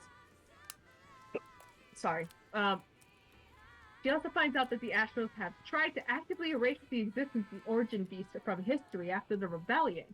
So while she's explaining her findings, Uriel crawls his way towards him asking for help. Imagine this big buff, like 6'9" man crawling towards you, bleeding and bloody through the dirt and mud. And yeah. And it turns out he's like a god. Yeah. While she's explaining her findings, Uriel crawls away. Rosetta figures that he must be one of the Tetra Primarchs. I wonder how she figured that one out. Cloaked, and she just read about and helped them out. Cloak, that's exactly what it is. It's being blue-balled like Chekhov's gun, because it's so important. It's every event. It's everywhere. It's every main story update. We still don't know what it is! It hurts. It hurts. I'll keep going. Oh yeah, back to the action. Meanwhile, Sandalphon reveals to Gabriel that he had a shit purpose. Yeah, remember he was a fucking spare. And it drove him a little insane. Gabriel and Michael realize there's no way they'll be able to stand up to Sandalphon. So Gabriel gets Michael to blow up her wings in front of him. Girl boss. Yeah, Gabriel blows up her wings. We love her. While that's happening, Jury, Farah, Yugen, and several soldiers continue trying to push back against the Virtue and Dominion Corps. Sandalphon goes for the next best thing, Vern's wings. If he actually got them, I want to see what that would look like. Before he can grab them, Lyria jumps in front of Vern and is promptly kidnapped by Sandalphon, who gives the group an ultimatum. either watch your world burn with the dragon or live on in mine with the girl. While the group prepares to save her, Raphael appears before Catalina, Rackham, Io, and Eugen, who were heading to Augusta on the Grand Cipher to hatch their own plan to get to Ilaria in time. So yeah, rundown, Gabriel blew up her wings, St. Alphen decided he wanted to get Vern's wings, and he grabbed Lyria instead, and is kidnapping her using her as a hostage. So shit isn't going very well. And I then... didn't see that. Yeah. This part is Side Game's catastrophic mistake. You want to explain it then? Yeah. So Lyria somehow learns how to infiltrate people's minds. Or the girl in blue, I fucking guess. Well, she's unconscious and sees Sandalphon's memories of him discovered his true purpose as a spare. This is what caused the masses to want more. When she wakes up, Sandalphon offers her some coffee and notes how he wasn't expecting her form to be one of a little mortal girl. I don't know what that means. No one knows what that Ask me means. What that means. The girl in blue wasn't supposed to be a fucking girl in blue. We don't know what Lyra's original form is. We don't know what he means, but he wasn't expecting this form. We don't know. I thought all girls in blue, if there were multiple, all looked like a girl who's blue. Apparently not. And we never learned what that means. Yeah, so he had taken her to an old astro research lab in Lumancy. Coincidentally, it's the same one Rosetta was in. And I believe it's also implied that is around the location of his garden. Yeah. Even more coincidentally, Rosetta is there concocting a plan to save Lyria and stop Sandy. Gina arrives and Lyria immediately exposes Sandy for being a bitch. Sandalphon doesn't take that well. The dragon will watch. Oh, do you want to do this or? Hold on, I gotta stretch. Kai says we have to stretch, guys. You gotta stretch. Before I explain the Sandalphen's mental I have breakdowns. a cat bed above me. Tell the cat I said, cat is bed above it my Jack's head, cat? Is it Jack's bed? Yeah, Cloaked has like Jack's a little perch thing on Aww. their windowsill for Jack, and I'm literally under it, so I just cracked my knuckles. Close enough. As Sandalphen says, the dragon will watch as it gets carved up piece by piece, and I will shove the morsels down each and every one of your throats. Now that's a fun Last Supper. Hi, Ew. Kai. I'm explaining the lore of my favorite game. It's complicated and stupid. He's very edgy. I'm suffering. But you love me, so it's fine. Fight time! This Yeah, one's so yeah. fucking funny. Hey, This one's so fucking funny, I love it. So Yggdrasil and Uriel combine forces to fight. The barrier manages to reflect Sandy's attack onto him. Sandalphon decides it's time to use his wings. He is now about the size of a full airship, so the crew wonders how the hell they're gonna land a single hit on him now. What would you do in this scenario without reading ahead? Suffer. Close. And then the funniest move in the fucking world, Rackham and the group just arrives, and using Raphael's winds, he crashes the Grand Cipher directly into Sandalphen, basically running him over with a car. Or rather, a bus. I mean, it is a solution. It is a solution, and it works. Sandalphen does not find this hilarious as I do. With this, the group begins their final push to murder the shit out of Sandalphen. And also, all the Primarchs are here too, and they're very supportive of the mortals attacking the shit out of Sandalphen. I just think it's funny he got ran over. It's very funny they got ran over. Thanks to the power of friendship and swords, Jita and the crew finally defeat Sandalphon, and in doing so, oh, it's almost time! It's almost time! Oh, yes! The crew finally defeats Sandalphon, and in doing so, his wings fall off and return to their respective Primarchs, 'cause magic, I guess. Sandalphon acts Valid. incredibly emo about it, see below, and Lyria feels bad for him and points out that yes, he's killed possibly hundreds of thousands, but it all started because he was a victim of the astral researchers. Hello, Glixu? I'm glad you're also excited as I am. I don't know what's happening and I'm scared. He accepts his future punishment and asks Gina to at least shake his hand now that everything is said and done, and he's ready to face his punishment. And psych! He doesn't accept his punishment at all. He tells Gina her fingers are delicate and throws her off a cliff the minute she comes to shake his hands. At this point, you may be wondering why Xenophon is now our little favorite meow meow. I swear it is explained later. He gets better, I swear. Alright, Ash, do this one. So, Gina's falling to the bottom of the sky. Alright, Ash, go. Oh, yeah, that was not very girl boss play of you, Sandy. Gina begins to fall to the bottom of the sky with the Archangel still recovering from only just getting back their wings. They don't reach her in time. Verna and Lyria activate their powers to summon forth Bahamut once more, while the Primarchs scream at them to stop before they release more fallen angels like Xenophon. The main crew tells them to summon God anyway, so long as it means Gina gets saved. Missing thing from this slide, Xenophon also wants them to summon Bahamut. He was just like he. That was part of my plan, which I'm pretty sure was impulsive, and it just happened to work out in his favor. Yeah, he tries to be all girl boss about it. He's just like, yes, this is exactly what I wanted, but really, he's just a fucking dick. I think he just thought that the Primarchs were like going, don't do it, and then he said like, actually do it. Actually do it, because it'd be funny. So Bahamut is summoned and begins to talk with Gina directly. Lots of God to individual talking here. Mm-hmm. No, I can't do it. You do this one. So what is a singularity? Bahamut wished Gina away into a temporary dimension to speak directly to her and test her resolve as the chosen singularity. The singularity exists as a balance/axis of the world, while Vern and Larry exist as two contradicting faces of its head. The world literally revolves around Gina. Yeah, being a singularity means being the main character. It is also unclear if the singularity... Yeah. Yeah. It is also unclear if being the singularity is a bloodlight thing or a reincarnation thing. Because there's evidence that shows both possibilities.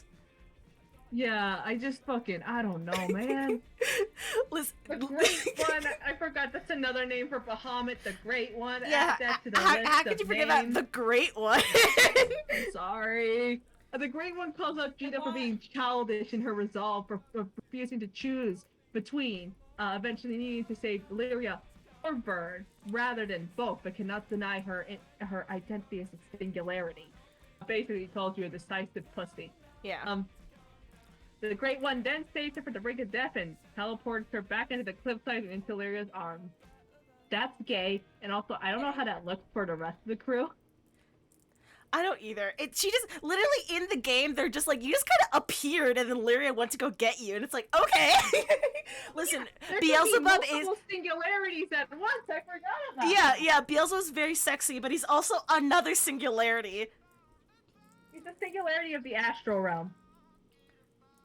So, there's quite literally, to be the singularity is to be the main character of your realm. So there's a Skyrrealm singularity, Gita, and then there's the astral singularity, good old Bubs over here. And also, here's why I said, but like, nobody knows what it means, because like, Lucius later on says hereditary isn't enough to explain that. I see Belial's discerning eye never failed, which doesn't make any sense because of the context. Thank you for liking my slide titles. And then Xenophon says, you haven't realized it yet, but the world revolves around you because you're the singularity for the acceleration of evolution. It's just like that. At least it's not as bad as the Chekhov's gun blue balling us with Girl in Blue and Red Dragon. There's at least more of an explanation, but not how it happens. I wish you put the picture of like you searching up singularity on the DVF wiki and it just sending you back to the main character. Oh yeah, this is what I mean, but oh, you know what? Girl, I can pull that up right now. Hold on. Please.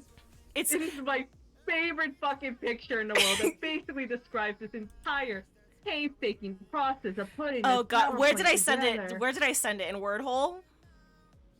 Please don't show them Wordhole. I'm not gonna show them Wordhole. I'm just looking for the picture. I think you sent it in Wordhole. You sound fucking insane. We just do. Wordhole out of nowhere. Where is it? Okay, you know what? I have a great idea. I'm literally on the wiki. Let's see if it'll work. It just goes back to main character and just shows you all of the skins. That's it. This is how it feels.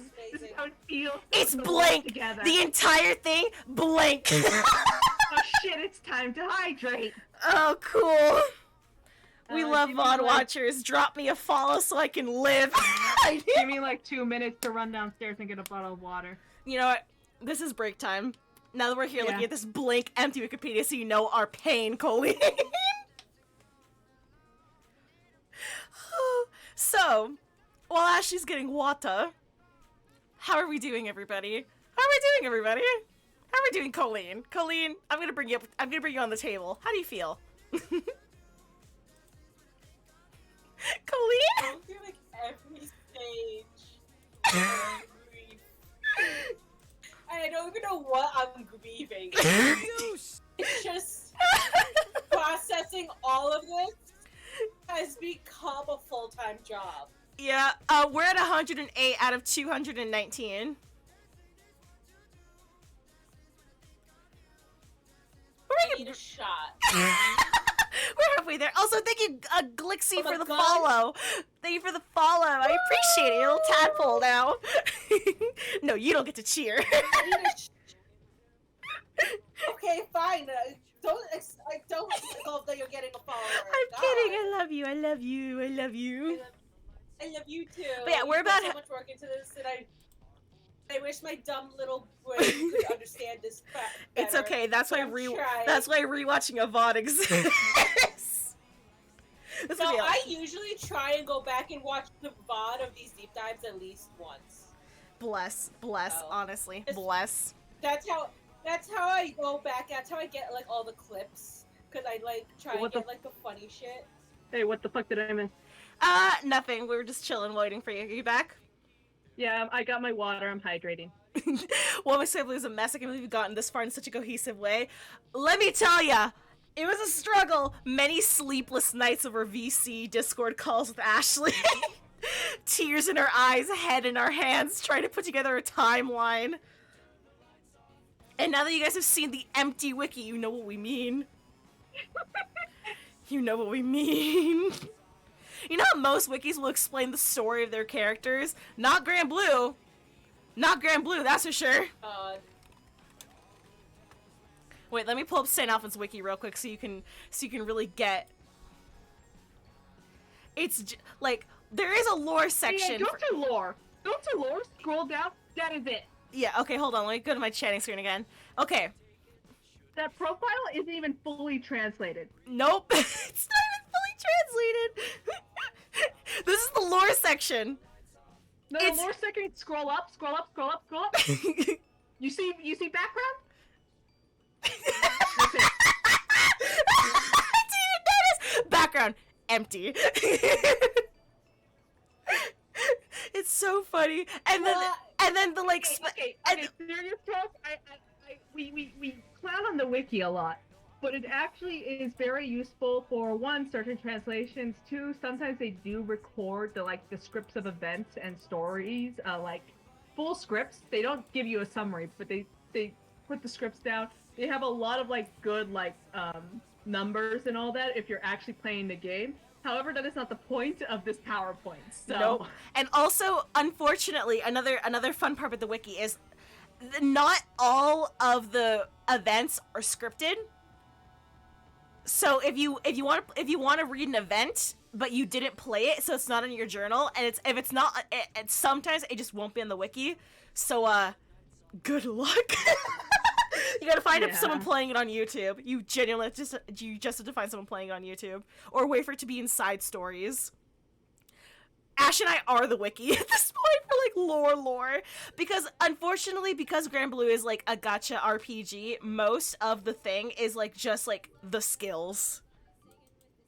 Yeah, just the skills, the rating, Yeah, and and numbers. there's It's about numbers. it's about numbers. Unfortunately, not lore. So there's no real lore wiki. But we're getting back into it. How many times did you have to go through Women's Sky Blue to make this PowerPoint? Be honest, I don't want to talk about it. have to say, there are some parts I think I know by heart by now. There are some lines I see in the back of my brain. Oh my god, gay people. Mm-hmm. For the new person, I don't know any of this. They're the ones explaining it to me. Yeah. It's just me and Ash.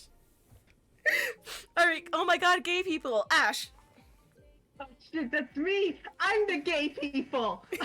You And after are. all this, Lucifer finally appears. Turns out he was holding the doors of Pandemonium closed this whole time, which I always imagined as him, like, his back to the doors of Pandemonium, outsplayed hands, like, I'm doing this. I'm doing a good job. Yeah, fucking, especially when Bahamut's roar shook up the earth. Sandalphon, I can pronounce it correctly, I swear. Sandalphon asked if Lucifer really finds him so worthless that even his rampage wasn't enough to get his attention. He cries and has a breakdown, and Lucifer realizes although he found Sandalphon as a respite and calming presence away from his purpose, Sandalphon felt useless in comparison. He has so many issues. He's got every mental disease. Yeah, this is my son. He has every disease known to man. He has every mental illness. He has every mental illness. Lucifer absorbs Sandalphon into his core to give him a chance to mentally recover, feeling like he failed him and let this happen to him, which he kind of did. He kind of did. Him and the Tetraparmer disappear shortly after. So enjoy the piece. It'll last 3 seconds. Buoyancy of the skies returns and stabilizes, and now the main crew can continue their adventures. Little do they know that trouble is afoot. Until the trouble hits, Lyria smiles with the pretty feather Lucifer left behind with Jita. Didn't mention this, but the reason why she got that feather was because Lucifer appeared in their dreams, in her and Jita and Vern's dreams, and summoned Also God for them to copy fight. of God on you. Yeah, he You have sticks to a fight copy of God on you. in your dreams. And then when you win, Lyria gets a nice little feather, and that feather becomes very lore important, but for now it's just a pretty feather that Lyria just kind of keeps. She's like, I'll treasure this forever, Gina. Wow, it's like this event was made for me. Wow! I love her so much. Look at my little meow meow. Alright. New angels just dropped too. I have to explain the Azel one, so you do this one for Olivia and Lucio. New Angels just dropped, so quite literally the day after Sandalphon is defeated, or at least a couple days, I don't know, it's pretty close. Gina wakes up from a long nap and sees a new face staring down at her. Her name is Olivia, a totally not angel, who says that she is homeless now thanks to Sandalphon. Remember the island falling? Yeah, so she basically says she was a primal for one of those islands, and now she doesn't have a home, so can she pretty please join Gina, because she's got primals, right? Gina basically says, okay, that's fair. You know, no sense of self-preservation. None. It's one of her defining character traits, the fact that she just lets actual criminals onto the ship and goes like, it's fine. It's fine. Don't worry, bitch. I'm going to. I have the Lucy face chart. We do have the chart. Sometimes later, Gina takes her to a play about the Crimson Horizon. An actor appears on stage who looks exactly like Lucifer. She runs off and hides away in the Grand Cipher because, oh my god, that's my old boss that I wanted to kill and still want to kill. However, it's not Lucifer. It's actually a man named Lucio. So Lucio spots Gita and follows the crew to the Grand Cipher. He then somehow astral projects himself and Gita, without her consent, into his own personal pocket dimension to explain to her that danger is approaching. What kind of danger? He doesn't specify. It's just there's always danger. While he's in his pocket dimension, he had his body remain and talk to Rackham to get his permission to stay on ship. I'm not fucking kidding. For the pocket dimension, Rackham is like, I'm gonna shoot you, you creepy ass man, and then after you come back, he's like, ha, Gina, this guy is great. This guy's so cool. He's a theater kid. We should keep him like a pet. And then we just keep him. Azel, my boy! And then everyone claps. Threat. Clap for him. He's my boy. Thank you. Thank you. My mic isn't picking it up. I'm sorry. It's okay. It's a thought that counts. Okay, so we do know. Remember, the Azel conundrum. This is where it comes in. Also, we do not know when exactly this happens, but we assume it happened after Wings of Sky Blue, timeline-wise, and that he had escaped alongside Sandalphon and Olivia from Pandemonium. Yes, I also love Azazel. He's my boy. Yes, I love him so much. And that he had escaped alongside Sandalphon and Olivia from Pandemonium. The crew is in a city and hear a ruckus outside being caused by by an angel claiming to be a demon. This because in Rage of Bahamut he was a demon. So he wasn't like lying, but again, this is Granblue now, so he was supposed to be a DVD tie-in, whatever. This man's name is Azazel, and he's a fallen angel, but he doesn't remember that yet. He doesn't have any memories, but after convincing him to join, to stop being a menace to the local village, he joins the crew, hoping to find the red dragon he vaguely remembers. You can't eat him! He has every disease! He's an infection walking. Well, get babies, Blue! Just eat literally anyone else. God. He later regains his memories, and the rest is redacted because, like all this, maybe retconned by Cygames.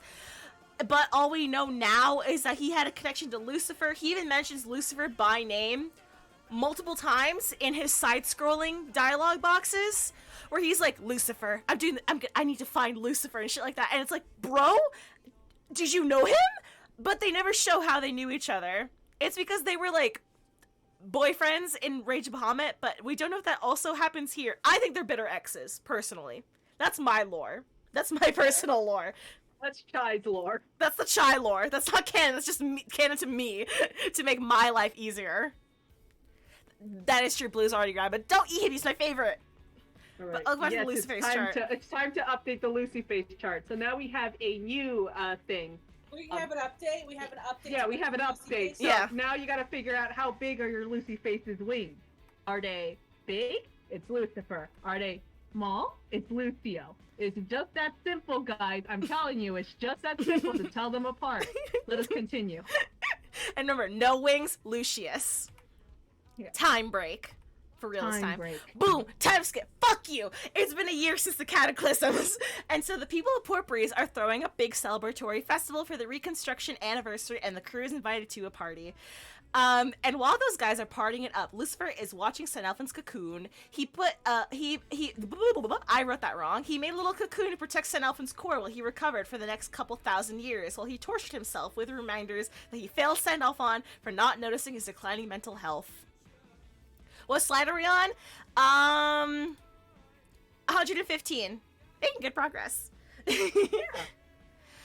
Lucifer tells Sandalphon's cocoon that he wishes to let the skies control themselves and let the rains free.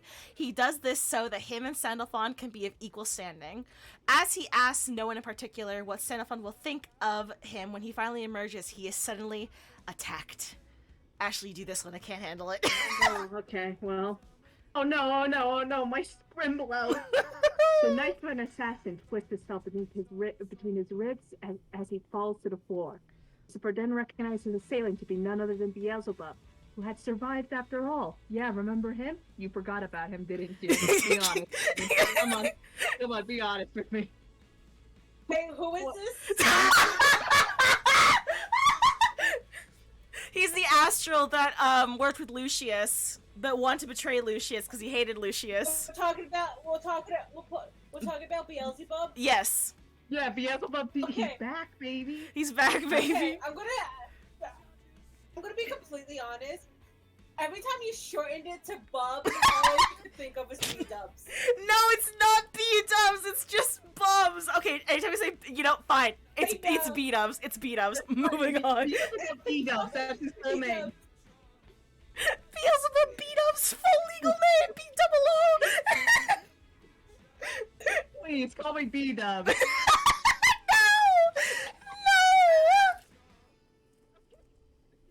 No! He questions. Oh, sorry, I had to put serious Ashley voice again. While he's bleeding out, he questions Bob's motives and finds it not to be revenge for Lucius, but instead for Lucius's legacy. And the only way to get it is through Lucifer. Then uses his sword to slice off Lucifer's wings. Even though he is the Supreme Primarch, Lucifer can't find himself to regenerate. One of his final visions is one of Senalphin.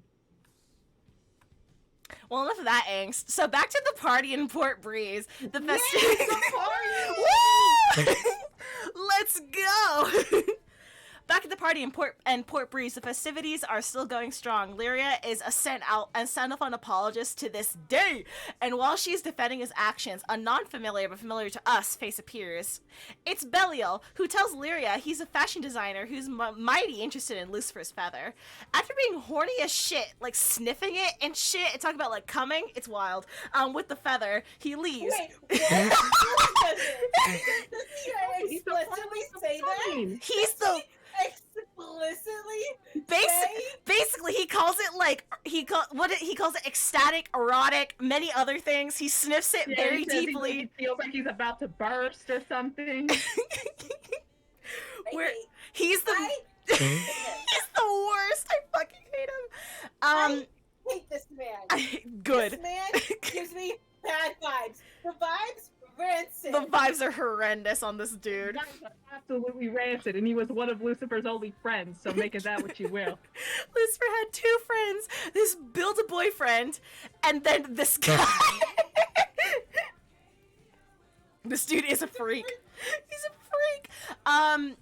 He leaves, and then all hell breaks loose. Light and dark magic primals start appearing all over the sky and begin fighting each other, causing mass destruction all over the island. They're frenzied out of their damn minds, so much so that Michael materializes out of literally nowhere to help take them down, along with 2 new archangels, new to Jita at least. Ash. Who are these guys? These 2 new archangels, Howl and Mal. I did not practice this pronunciation. By the way, that's actually different from what their actual names are in the Bible. I think they're called House and Mal, something like that. Sorry for butchering the pronunciation, by the way. Yeah. Help guide the town citizens into a safe building. They tell the main crew that the cause of the primal beasts of light and dark going to rage-induced frenzy must mean that something happened to Lucifer over in Canaan. I don't know why that it happens. It just does, okay? Lucifer controls over the element of either, whose nature is split into light and dark, and he controls the cycle and the primal beast under it.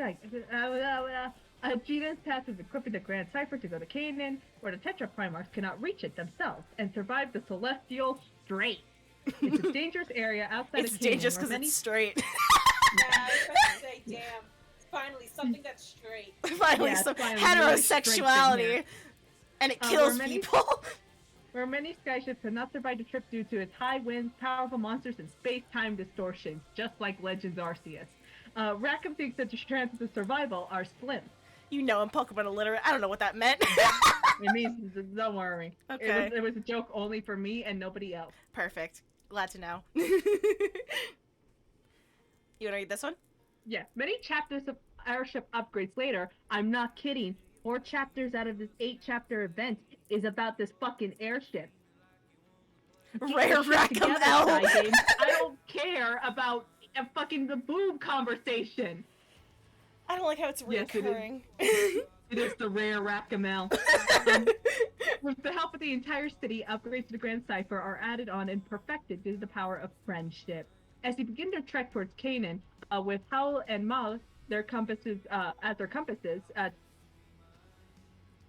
what the fuck am I reading? Give me a minute. As their compasses to point them towards it and through the Celestial Strait. You got it. I knew what that meant. I didn't get tripped up by no fucking typo. Belial watches their progress from afar and mentions how Bubs believes the singularity to be a potential threat. But he really only sees Jita as a plaything to mess around with. I mean, what is that? Like, what is that kid? How old is she? Like 10? Like, fucking, you could probably kick her. While traveling, the crew sees flashes of path in the clouds as ships fall into the crimson horizon. We also see a flashback up to Lucifer discovering Lucius was behind the Angel Rebellion before he killed him, or decapitated him, or however you want to believe astrobiology works. I don't know how it works. They're like vampires. You gotta get the head. No head. Die. Dear, you ever just be laughing soon. So Tiamat, Yggdrasil, Colossus, and Leviathan. And Leviathan all jump out of Lyria to help get the crew further through the strait. I hate him. I hate this man. All right. Just read the dialogue. Look at that. I hate this man. Alright, so then, surprise! Belial appears on the ship to fuck around with the crew, and he just finished beating the shit out of Hallowell and Mallowell, and he throws their unconscious bodies onto the ship for the crew to see. After he fights Jita, he easily slips away and sets the deck of the ship on fire. After talking about how much Lucifer sucks and Lucius is his one true love, he disappears. Catalina decides it's time for emergency maneuvers and sends Jita, Lyria, and Vern to Kanan on their own on a sky skimmer. Another sky skimmer moment. The crew there has to be one per what makes the sky blue. Yeah, they're very important. Actually, that's so true. Realize the sky skimmer is the most useful bitch here. The crew then separates, and Belial says with his whole ass chest, really now, there are people watching. Not that I mind being on the receiving end sometimes, like the freak he is. And then he also says, Lucifer, so perfect, so just, free of desire, innocent of sin, what a bore. Stop talking. Alright, Ash. Why is he like this? He needs to be on a registry. He needs to be thrown away into the depths. Needs to be. I hate Alright, him. so reaching Sandy's dumbass, the trio arrives in Canaan safely and wander around for a bit before coming across Sanophon's cocoon. A cocoon. Lyria, in a moment of brilliance, decides to touch it. Lucifer's feather activates in response to being near to the cocoon. You ever see a magical glowing egg thing and decide, I'm gonna touch that real quick? Yeah, she touches it. She's just like, it's warm! And I'm like, that's when you take your hand off it! I could make a GMSMP reference, but I'm not going to. You keep your mouth shut! We already did Zinc and stole my unfinished symphony. We can't do this again! In a flash of light, Lyria, Jita, and Vern's souls are taken inside of Sanophon's cocoon. Unsurprisingly, Sanophon appears before them with a new fit. Sanophon is shocked to see them, to say the least. He takes them to their makeshift home within his pocket dimension to ask what the hell is going on. He tells them he's long since accepted his punishment and has to try leaving the cocoon, so he can't help the trio escape it either. That's right, guys. We made him fall into a depression so deep that he stopped fighting. He's just depressed. Oh, God. He's just depressed now. He's just sad. Yeah, he's so fucking depressed now. The cocoon made him worse. The cocoon made him genuinely worse. So time works differently in Cocoon, so in his perspective, decades have passed, you know? He also explains that this whole time he's just been caring for his little fake coffee trees.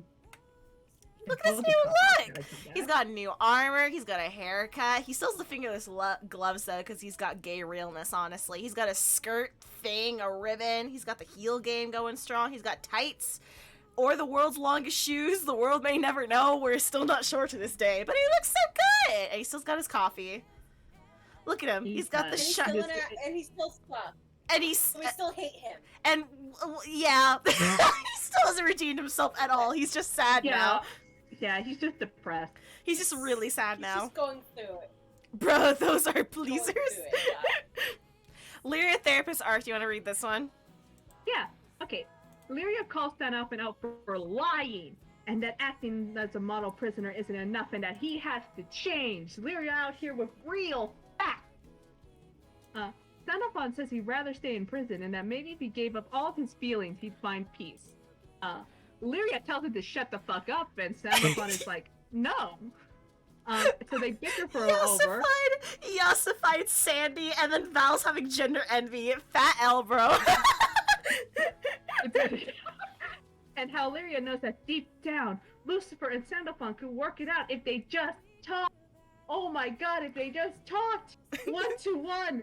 Jesus Christ! Okay, Sanophon gets so mad at this notion that he blows up the cocoon from within, and the reality inside it crumbles. It happens to the best of us. Lyria, Jita, and Vern all rematerialize in the research lab and are unconscious. Sanophon is as well, and upon forming his new physical form, he senses Lucifer's weakened power nearby. He goes to investigate and... Wait, hold on, this is for stream specifically. Wait, hold on. Okay. Go for it. So, Death. I don't know what's going on. Set off in defiance and holds Lucifer's decapitated head close to his chest. Lucifer is still able to talk with his little Why bit of does he magic just he's have got. that? He found it on the Because floor. he's dead! He's dead! Okay, but it doesn't. What? Would you rather him cry over the body? The headless body? Anyway, so he found. I'm trying to I read! can make a completely. Because I'm not making the reference I want to make. In reality, his body is not there. It disappeared. It's just his head. So. Yeah, Sandalphon only comes across his head. So. And I'm holding back. I'm holding back. I could make a reference, but I'm not going to. Good, you won't. You won't. Not in this house. Oh, you know that horny grip, except it's holding back a reference, not horny. Exactly. So, Hold on. Lucifer is still able to talk with his little bit of magic he's got in him left, and tells Sandalphon that he's lost all 5 of his senses, but he can still sense that someone is in the room with him. He doesn't know it's Sandalphon, but Sandalphon continues yelling and begging him to answer him. Lucifer tells him to tell Sandalphon that it's time for him to live up to his purpose as a spare. As Lucifer finally dies in Sandalphon's arms, the power of the Supreme Primarch is passed down to Sandalphon, and Lucifer's bright white wings appear from his back. Lucifer tells him, "We must both atone for the cataclysm which struck its skies. My penance is death. Yours is to live on as a protector of this realm." Lucifer also says, "If I could be granted one request, I'd like to share one more cup of coffee with you in that shaded garden." I told you coffee was so fucking important. Yay. Sandalphon says, "These pure white rings, they don't belong on my back, Lucifer." And then it gets worse. You want to read this one? Yeah, nothing but pain, besties. Ajita and the group, meanwhile, have woken up and made their way to Sandalphon, and upon seeing his wings, realize that Lucifer is dead, and they were all too late. Before they have any time to ask what happened, all of Canaan shakes as Lyria senses the fused amalgamation of all the primal cores start to wake up from beneath it. Remember Lucius's legacy? Hal and Mal coincidentally arrive on time to get the group out of rapidly collapsing Canaan. They also gotta scoop up Sandalphon and take him with them, as seeing Lucifer die has left him immobilized and in shock. And by the way, the game goes out of its way to describe Sandalphon, I think, like, trying to grab for Lucifer's head as it falls into, like, the Crimson Horizon, basically. So he loses the head. Yeah, he loses the head. So it really is no head. Unfortunately. Yeah, there really is no head. It really is no head. Hal and Mal fly out of Canaan, narrowly avoiding the rock from Avatar, destroying Canaan as he rises from the ground and attacks, randomly destroy his prison. We forgot to. Yeah, so the amalgamation of Primal Core, Lucius's legacy, that's called the Avatar now. Yeah. I'm so sorry, we forgot to ease you into that explanation. Don't be sad. Don't be sad. The twins land in the Grand Cypher and drop everyone onto the deck. Oh my god, Emily, you got here but just in time. Lucifer's dead. Lucifer's fucking dead. No, Lucifer's fucking dead. He's been decapitated. All that's left is his head, and now he has no head. His head is now like gone. Yeah, Lucifer is dead. Sandalphon held him as he was dying, and then now Lucifer's powers have been transferred down to Sandalphon, and it's very gay. What? I think I finished this. Okay. Like, twins landing on So the Grand Cypher. this is Avatar. Hallel explains to the crew that Avatar is Lucius's legacy and the result of merging together all the cores. Wait, pause. Yes. Pause. Yes. Can you explain who the fuck Avatar is? I just said it. Missed that. I just said it. No, okay, let me reread the sentence I just read. Hallel explains to the crew that Avatar is Lucius's legacy and the result of merging together all of the cores he harvested after the rebellion.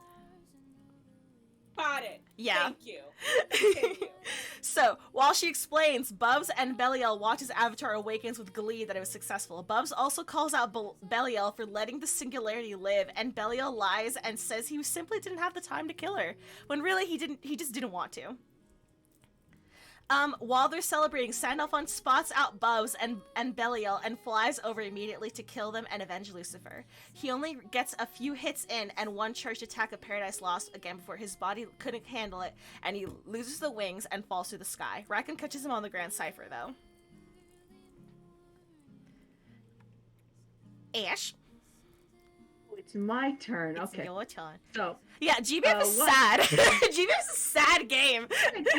fucking sad. You think I was attached to Sandalphon before this? And neither was I, and then that happened. Yep. The attack isn't enough to slow down Avatar, and Rackham and Yugen crack this Grand Cipher into overdrive to avoid Avatar's attack. The power of friendship and all means the Grand Cipher was ready. This doesn't change the fact that the Avatar is still continuing to attack the crew, and the Grand Cipher is falling apart. Sandalphon is confused that the crew is trying so hard to protect him, but he realizes it's because they need him now. That's all he ever wanted, to be needed. That's it. That's the end of his mental issues. I'm lying. I'm lying to you. I'm lying to you. So in a wild one-chapter heel turn, yes, this was all in a single chapter, Sandalphon decides to work together with the crew and help Jita take down Avatar. Yay! Do you know how many times I just shut off my phone out of grief? Many, I'm sure. Teamwork makes the dream work. But just as the crew, plus an Alpha, isn't enough. Luckily, the Primarchs finally arrived at... By the way, they've just been not here this entire time. We've been doing this on our own. The Primarchs finally arrived to help... Basically, we've been raw dogging this shit. The Primarchs finally arrived to help take down Avatar by unleashing their power to break down Avatar bit by bit via a continuous onslaught of power. It is finally taken down by Jita throwing herself off the edge of the Grand Cipher, landing on the beast and driving her sword through the Avatar's chest. She then slices Avatar in half and rips out its chimera core. From its body, Lyra summons Bahamut to deal a final blow. With that, the beast is defeated. Sandalphon, unsure of where to go now, joins Jita, since he can't really use the powers of the Supreme Primarch all that well. And in an unfortunate turn of events, turns out Avatar isn't even really gone. Bubs was unable to get his light half, but he got his bits and pieces of his dark half, and is preparing to use him to destroy the Sky Realm and reign over it. And I think it's gonna get any worse. Belial took Lucifer's body and is hiding it away for later use. What does this mean? We'll find out very soon. I feel like every so often, I think we're getting close to the end. And then some other batshit thing happens. Welcome to Granblue. Yeah, welcome to Granblue. Hey, be lucky we aren't covering, like, the Society, because that has, like, 7 events. Oh, I hate Society lore so much. It's too much. It's too much for me. That's going through it. Yeah, it happens. That death scene is a lot. After some guy, shortly after the events of Kanan, one day while Lyria, G, and Vern were sleeping, they suddenly get whisked away by another magical force. There they meet Metatron, the light half of Avatar, who awoke too slowly and fell into the Crimson Horizon, which is why Bubs was unable to retrieve him. He explains to Jita that she is not... Yeah? So, Metatron, I know a bit, like, about... It's been a while since I read up about him, but even while I can't not see Megatron, so I just think about him. Yeah, Megatron appears from the hit series Transformers in my game. Me and Chai has made that joke multiple times to each other. Yeah, Megatron's here. Just like the fucking Decepticon rolls in. The Decepticons are here now. They're canon to the lore. Yeah, it's the death. Struggling to recover. Come on, hurry up! We gotta get on the fucking memo. We only have so much time in the day. Lucifer straight up. It starts with it starts with Lyra getting sent off in therapy, sent off and finding the body, well, the head. The death scene happens where he talks to nobody. Because he can't see that it's Sandalphon, and he tells Sandalphon to tell Sandalphon that he's gonna miss him, and it's so fucked up because Senalpha the entire time is just crying and screaming at Lucifer to listen to him, and he just doesn't hear him, and then we just go back to Avatar and the shit. Yeah, It's another like, thing huh? another thing I remembered from that scene was Sunelphin saying, like, if you don't come back right fucking now, I'm gonna destroy everything, huh? How about that? But obviously he doesn't go through with it, you know? He's too sad. Megatron shows up. No more death. Back to Megatron. He explains to Jita that she is not only the singularity, but that Bubs is the singularity of the Astrals. He tests Jita's resolve, and she passes. He disappears shortly after, but not before warning the group about the future. He doesn't look good for anyone, especially that trio. We then never see or hear about him again. Before he leaves, he gives us a red stone. The stone has yet to come into play, I realized. The thing about the stone is that, okay, I'm gonna have to go into fucking game mechanics. No, we're not gonna. It's not lore riddles. We're moving on. It's Guide to the Angels. Guide to the fucking angels, yeah. So we got Lucius, who created Lucifer, and Lucifer, who defeated Lucius, and Lucifer, who created San Alphon, who is animated by these, the Primarchs, and that they're the subordinates of Michael, and he created Belial, and also Metatron and Avatar, and he wanted to get him, and these are the fallen angels, and there's Lucio and Zoe. Did we explain who Zoe is? This is Cosmos's kid. This is one of Cosmos's kids. This kid, she doesn't pop up until, like, fucking later. It doesn't matter, keep going! Okay, time break! Time break! I need to get a snack! Okay, so real quick. Yes. I would like to just point out that we have now, other than the main characters, the characters that we have that are not these people are Megatron, G-Dubs, and Haru from Evangelion. Yeah. So just so we know it, this is the ultimate fucking crossover. Yeah, it happens. Yeah, it's just, you know. This is just B-Dubs' evil shadow self. Alright, this is the trailer for the upcoming part. This is the trailer made by Granblue. I'm gonna get myself a snack, because I'm about to pass out. Nice. Diabetes. Don't worry, BRB. I'll be here for funny commentary afterwards.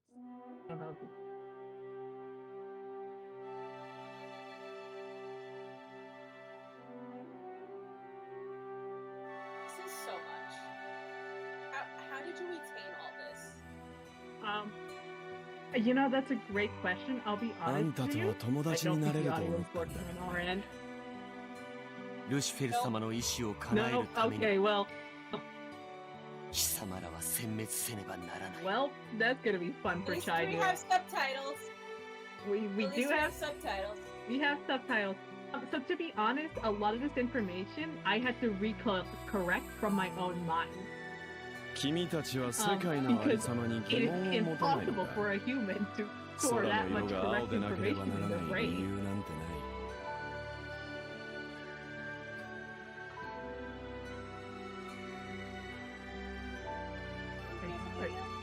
I swear Wait, the you're music also is in. good. And chat hear the video. That's the real question. Yeah, chat, can you actually hear 食 the 材で video? も天使長だからでもない The video is the trailer for what makes the sky blue too. I think it was released in one of 自 the- 分自身の願いだ Okay, you 生き can't て hear い the たの video. がさ Oh God, Emily's 目を覚ませ。 voice actor. 俺たちのボスはファーさんだろう。 Whose voice is this? I don't know. Yeah, okay. We can't, so. 不用品らしい無様な姿だ。 Jason? ホメオスタシスの Jason 道具にされる Voorhees? のはあまりにくだらん話だ。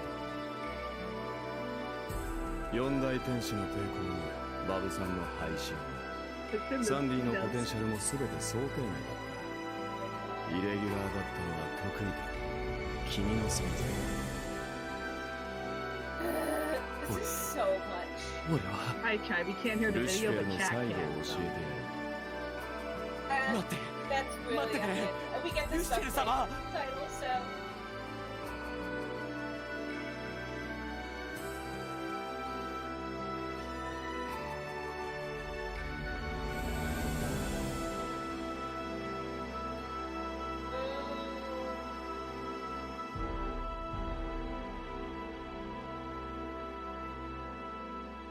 That's a lie, by the way.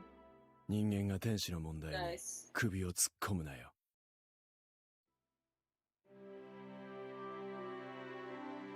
ルシオさん、あなたは。そう。私の本当の名は。 But he has a what? There you understand how we felt. What do you mean there's a real name? What do you mean there's a real name? I'm back just in time. I got my ice cream. That Hell I tried yeah. bad news. Me and Ashley could not hear the video. Oh, that's funny. Yeah, but Why didn't The no one cat's tell me good. that Sinalpa was voiced by Kenichi Suzumura? I thought I brought it up. I genuinely you thought I forgot brought. to bring that up. Yeah, that's his voice actor, and we make fun of Takahito Sakurai because he you know. Emily, was he in the PowerPoint? As my girlfriend is an amazing, wonderful human being, we have PowerPoint full of voice actors she likes. Well, we're not the end. Alright, Ash, you want to read this slide? Sure. Another year passes. Sandalphon has been spending 99% of his time in his room. He only really left to grow some coffee trees with Jita. And by grow, I mean resurrect the very first coffee tree to have ever been grown by Lucifer's hand. And to go on some errand runs, Nice. etc.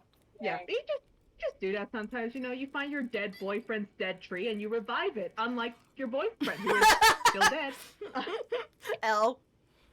As the year went on, however, he's been tortured by visions of Lucifer's past in his dreams. He inherited Lucifer's powers and fragments of his memories. In these visions, he sees Lucifer interact with Lucius, the Tetra Primus, and Belial. He also sees Belial's creation of the Fallen Angel Project of Rebellion from Lucifer's POV. When he wakes up, Paolo and Mala arrive with news from Michael that she rounded up the recently escaped Fallen Angels. Sandalphon tells Jita to lay a course to Michael's location.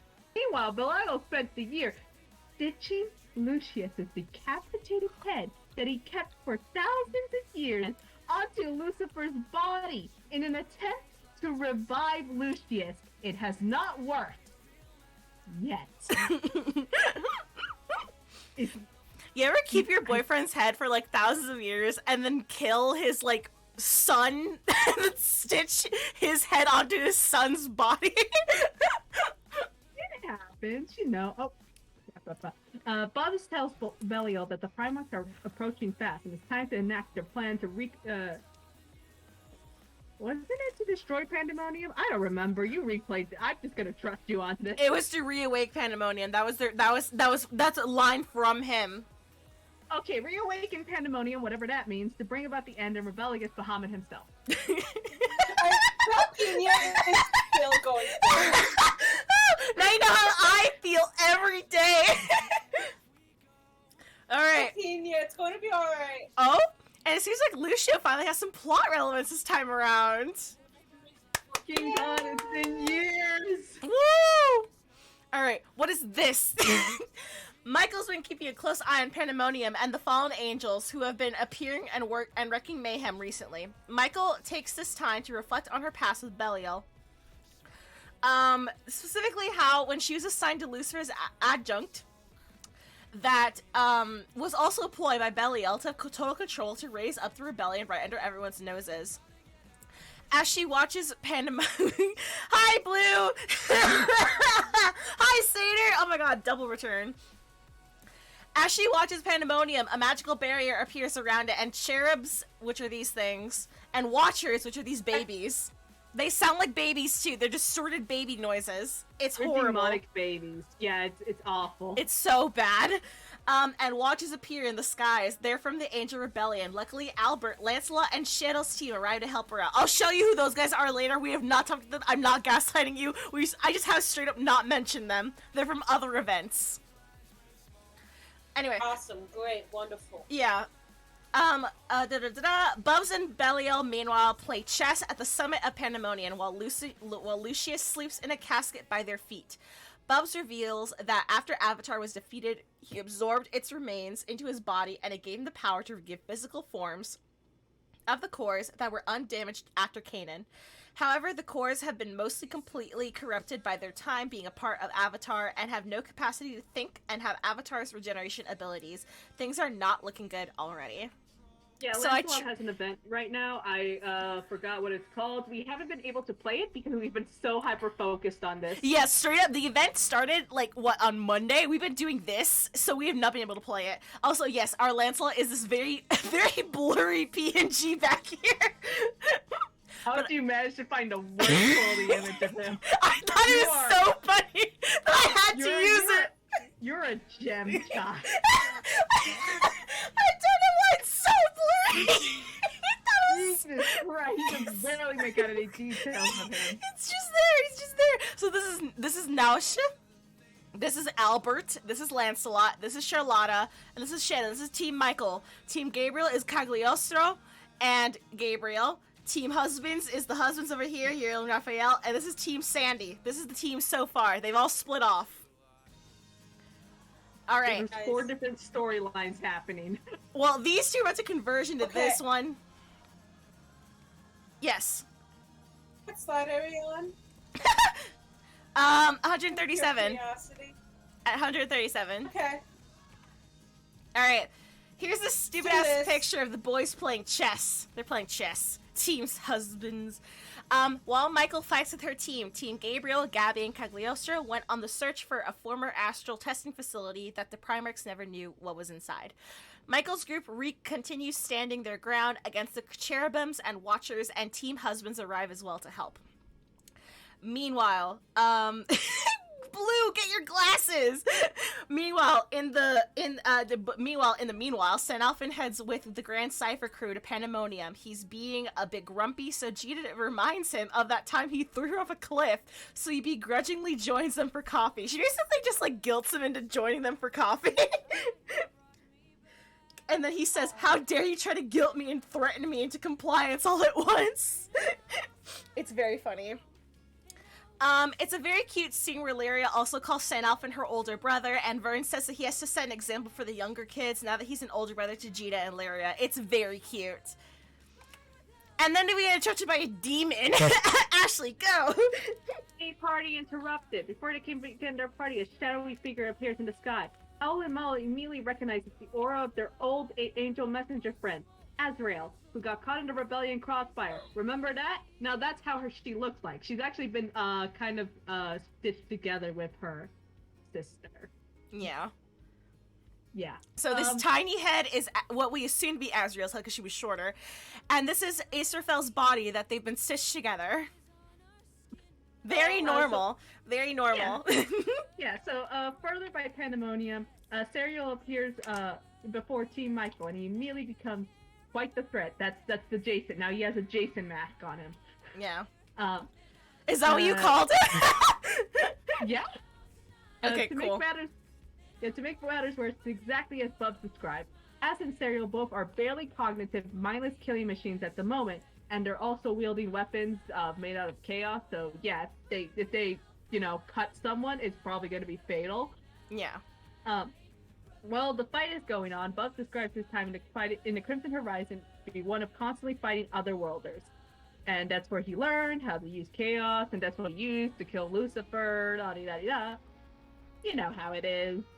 It'd be like that. Back in the fight, Hal and Mal decide to stay behind and try to get through to Az, and the crew is forced to speed on ahead for Pandemonium. Uriel is also locked in combat, but with Serial, who he's also trying to get through via fighting 101. Weird.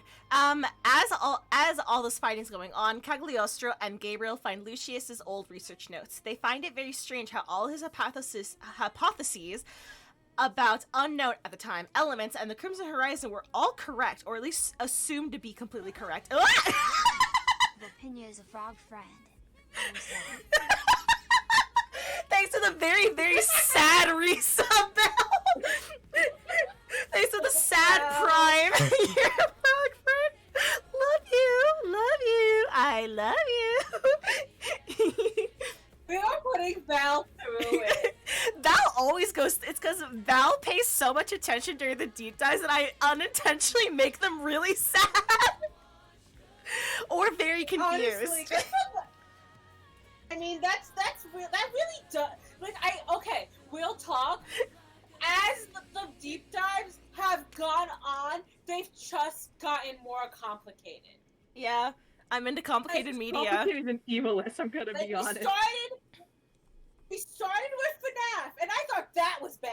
and then we moved on to, what did we do after FNAF? Sonic. Sonic. We did the Sonic, and that was a whole other breed of nonsense. And then we moved on to the Markiplier lore, and goddamn, and after that was the Evilist Chronicles, and Jesus fucking Christ. Listen. Comparatively, I had the most fun with the Markiplier one. The Evilist one was the most. That one, I am not. This is a slash SRS. This is slash serious. I legitimately had to take a mental health break because of the Evilist Chronicles deep dive. This is not a joke. I was so stressed, especially when it was over. I took such a fat nap and I cried for like 3 hours. It stressed me so bad. This one, it was fun in comparison. This one was also difficult. I will say, I do appreciate the lack of incest. This is a nice change of pace. Yeah, it's a nice change of pace. The last deep dive, great lack of incest. I love that here. There's no Mothy here to ruin our day, so there's no incest here, thank God. So far. I don't know, one day GBF might disappoint me, who knows? Yeah, one day GBF might fucking destroy me. I don't know. I'm not gonna manifest that, though. Anyway, anyway, I'm just glad you appreciate my deep dives. I have a lot of fun making them, and I love talking to you. I do. Alright, and I have a lot of fun listening to them, so. Good. Alright, you presented me gay people dying in a very Greek tragedy way. Of course I will be sad. It is very Greek tragedy. It is very Greek tragedy. It really is. Oh yeah. Lucius's research notes. They find it very strange how all of his hypotheses about unknown at the time elements and their Crimson Horizon were all correct, despite the fact that there would be no way for he would be able to accurately just guess these things. They also find a method of how to seal away the origin beasts, which are the Primarchs and the Angels, and his original plan of wanting to rebel against God by destroying his world by filling the sky realm with the Crimson Horizon's chaos. He called it his unfinished symphony. I mean, grand finale. I forgot I wrote that in. It wasn't me this time. I predicted it. I just predicted it.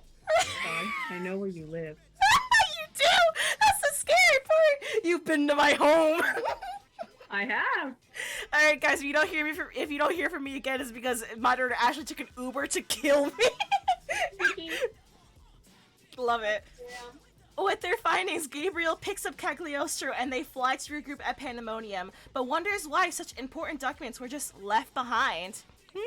Mysterious. Why is my key not working? There we go.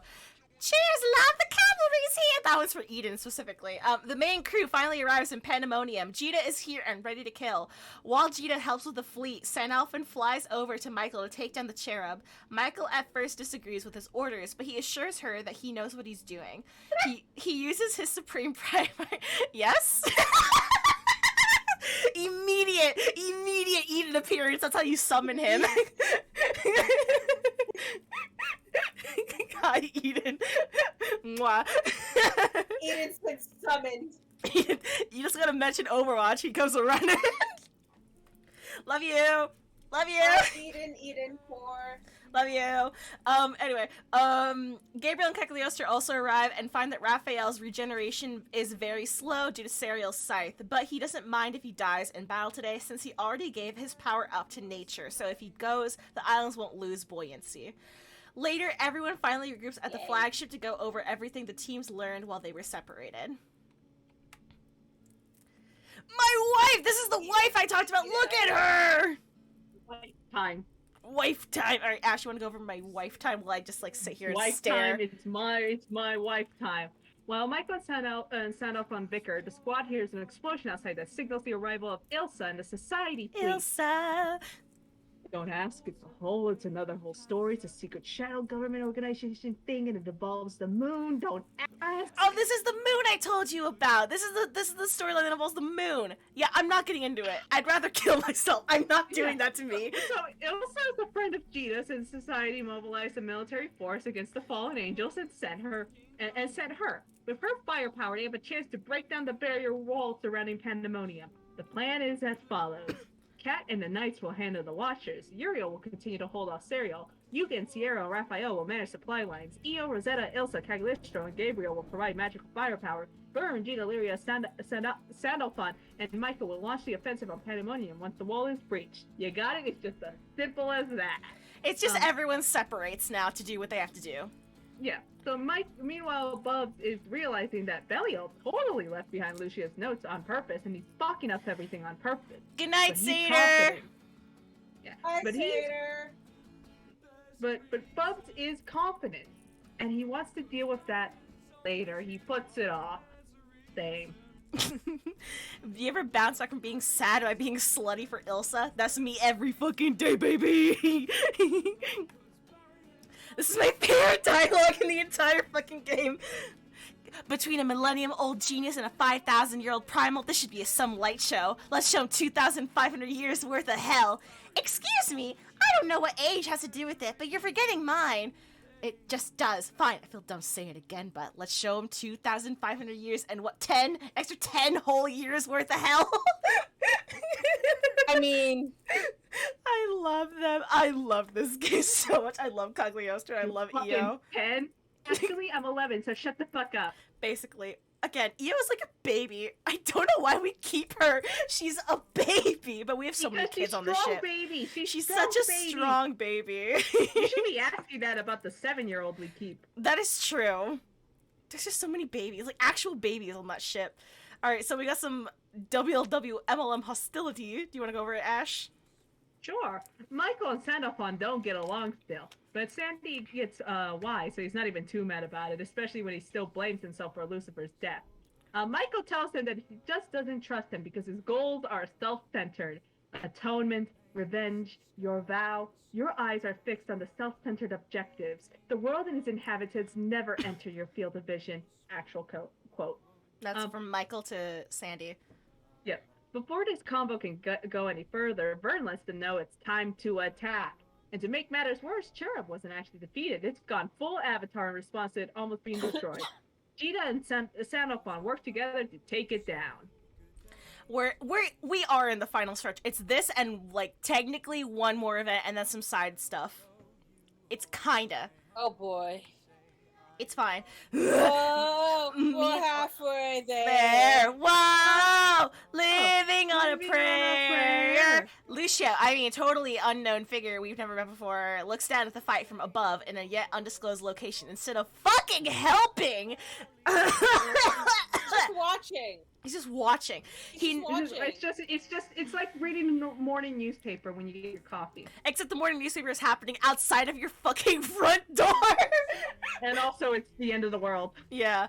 He notes how the key to victory is in the two singularities and his clone. Who is his clone? We'll soon find out. I fucking hate this twink. Look at him. Hey, this bitch has a clone. You'll find out later. Clone. You'll find out who his clone is later. It's stupid. Okay. Isn't it one of the other two motherfuckers that look like him? My mouth is shut. Going to kind of helpless, sad people. Rackham sees that the Grand Cipher is having trouble breaching through the hole in the barrier around Pandemonium, so he decides to go do the only smart move left. Just ram the Grand Cipher into it till they make a bigger hole. Michael thinks this is a great idea and decides to help out while Sandalphon screams how horrible of an idea this is. While that's going on, Hal and Mal are still trying to get to Azrael and Israfel, but to no avail. Eugen and Cagliostro also finally make their way back to them to help out. They decide the best course of action is to bind her in one of Lucius's containment fields he described. Before Cat can even try, Israfel's weak spirit calls to them from within her and Azrael's mutilated conjoined form. While talking to get Az to calm down, she ends up telling everyone that for thousands of years that all of the primals were conjoined together inside an avatar were fully conscious and in pain the entire time for thousands of years. So you can really see why they've kind of gone insane. I want this twink destroyed. So true, Val. You're so sexy for that one.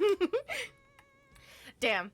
Anyway, quick check on Uriel. He's still fighting Sariel, but now Naushet, Charlotta, Albert, and Lancelot are helping him out. Much like Az, he disappears in a puff of purple smoke when he's close to being defeated. So something is calling the fallen angels back. Weird. Plus, Belial and Bubs are realizing that they both plan to betray each other at the end of the world. Great time for them to realize that about each other, as Jita and the crew have broken their way into Pandemonium and are still rapidly approaching the summit where they're still playing their game. Rackham absolutely destroyed the Grand Cypher when he rammed into the Pandemonium, so he's staying behind to repair. Common Rackham L, honestly. Also, I don't know if we've mentioned this yet, but even though Sandy's an angel, he gets motion sick all the time, so Rackham ramming the ship into the Pandemonium made him puke out his lunch. Fat L. Oh, baby. Even though he's an angel and he can fly, he gets motion sickness all the time. I want to know what like overlooked piece of like whatever primal code Lucifer had for that to happen. Yeah, he's a programmed creature. Did you program motion sickness on purpose, Lucifer? I don't know what this means. He also gets seasickness too. It's motion sickness in general. Air sickness, seasickness, yeah. He's unable to do it. That's why half the time whenever he's on the Grand Cypher, he's like when he's in his room because he can't leave his room because he'll get motion sick. God. Oh my God. Fucking Lord L. Azrael then appears, and Michael stays behind to fight her as she feels like it is her duty as Azrael's former commanding officer to put her out of her misery. Ash. Boy. The girls are fighting! Oh, this part's sad. The Divine Tower is the perfect place to hide from the end of the world so that you can survive it. Belial knows that Bubs wants to climb it and hide it away in it. When Buzz asks how like a man like him, and Lucius even knew about a place that only the Astral High Council knew existed, he says this. Beats me, Sirius said it came to him in a dream. Maybe he witnessed creation in a previous life. Literally, source, I made it up. Source, it came to me in a dream. I hate him. I hate this bitch. I want him on every like registry there is. Please. And I want him to be locked away on an island somewhere. Based, honestly, this man sucks so hard. Lucifer, my perfect man is motion sickness. I love me, Tuck's hair behind ear, I love me a man with motion sickness. Keep reading. Belial even knows more about the tower than Bubs thanks to Lucius's intel.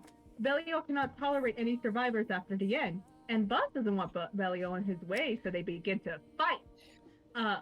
Back again to Michael and Azrael, Hall and Mal arrive to help Michael. Mal feels guilty that they never looked further into Az and his disappearance, but believes if only they knew they could have stopped the suffering sooner. Remember when I said the messenger angels have limiters on them? Part of those limiters is basically they don't think too much about something unless they really have to. Yeah. So it's kind of like they don't have object permanence, but for certain things. So you can't, you can't really blame them for not asking where the girls disappeared off to, but at the same time, they blame themselves because they're like, it's not the limiters. If I just thought about it, I could have figured it out. So you just feel really bad for them. Yeah. So their words get to Iz, who takes control of the body for one moment to say goodbye to everyone before she uses it as a sword to kill themselves and free their souls. As Israfel says, if we don't do something, we'll only hurt the people we care about. Terrible things will happen to the world. So before that happens, let's you and me take a rest, okay? And then she takes the swords and plunges them into their body, and they fall to the ground dead. So their souls are free, but now Hal and Mel are having a breakdown. Valid. Oof. Ouch. Belial and Bubs are... sorry. Okay, I'm sorry. I just see in a big letter. I told you he's a freak. Let's climax together, because he's a freak. Why? I hate it. I want this man dead. I Why do does too. everything have to be an innuendo? Because that's his personality. That's his personality. Yes. That's the worst personality. It's your Buzz. Bubs isn't making innuendos, not Bubs, Belial. If your Belial isn't making sexual innuendos in every other sentence, he is not healthy. He is suffering. There's something wrong. So Belial and Bubs are still fighting. Gay people. God. Bubs summons Serial to take the brunt of Belial's attacks. Serial, however, is brought back to reality by Belial talking about ants and Lucius, his two favorite things. his two favorite things. His escapism, ants and Lucius. But the peace lasts exactly. Those are the priorities. Ants, Lucius. God, me too. I'm kidding. God, my two priorities in life. Ants, my researcher. Ants again. Wanting to be an ant. I love him. The piece lasts exactly 2 seconds where Bub's spear runs through Serial's back and into Belial's stomach and out the other side. You know, the same spear that killed Lucifer. Then, right as the crew begins to arrive, Lucius rises from his casket to stab Bubs through the chest. Stitching his head onto Lucifer's body worked, somehow. After stabbing Bubs, he throws his body to the ground and kicks Belial in his stab wound and questions why the world hasn't been blown up yet. Then, Sinalfin finally arrives to fight Lucius with a blast of Paradise Lost. Okay, wait. Okay, does that mean Lucifer is alive now? Nope, it's Lucius. No, it's Lucius. It's his conscious. Okay, so Lucius is I hate this. Lucius, it's so basically hard, no. guys. Listen. I can make this really easy. So Lucius's head is stitched onto Lucifer's body. Did you finish part 2 of JoJo? No, I've never watched JoJo. Damn it! Okay, I was gonna say it's like Dio. Everything I know about JoJo I learned from Emily. Surprisingly, I understand. Now that you say Dio, I remember what she said about him, and I think I understand. Yeah, so it's like Shout out to my girlfriend. So it's like Dio, where Dio got his head stitched onto Joseph's body, but it's still Dio. He's just using someone else's body. It's like that. So Lucius is Lucius's head is on Lucifer's body, but it's his consciousness and it's him talking. Lucifer's still dead. A Remy Ratatouille situation. You know what? Yeah, it's like Remy Ratatouille. Yeah. Yeah, Lucifer is dead as fuck. Lucifer's dead as shit. Just like Remy Ratatouille controls a corpse of Linguini. Just like the Disney Pixar film, he controls a corpse. My favorite part of the film, Ratatouille, was when they had to hide the fact that Linguini had a rotting scent off of him because, he was a corpse. I'm sorry, I'm sorry, Valpina. Also, Clint, did you not finish JoJo? Oh no. Valpina, I'm sorry. Okay, also, new Lucius look just dropped, so we gotta get over this. Picture of him. Why is he blue? It's all I had! It's all I had! Replace it? No! No! I cannot believe you got accidentally JoJo spoiled. I thought you knew. I'm so sorry.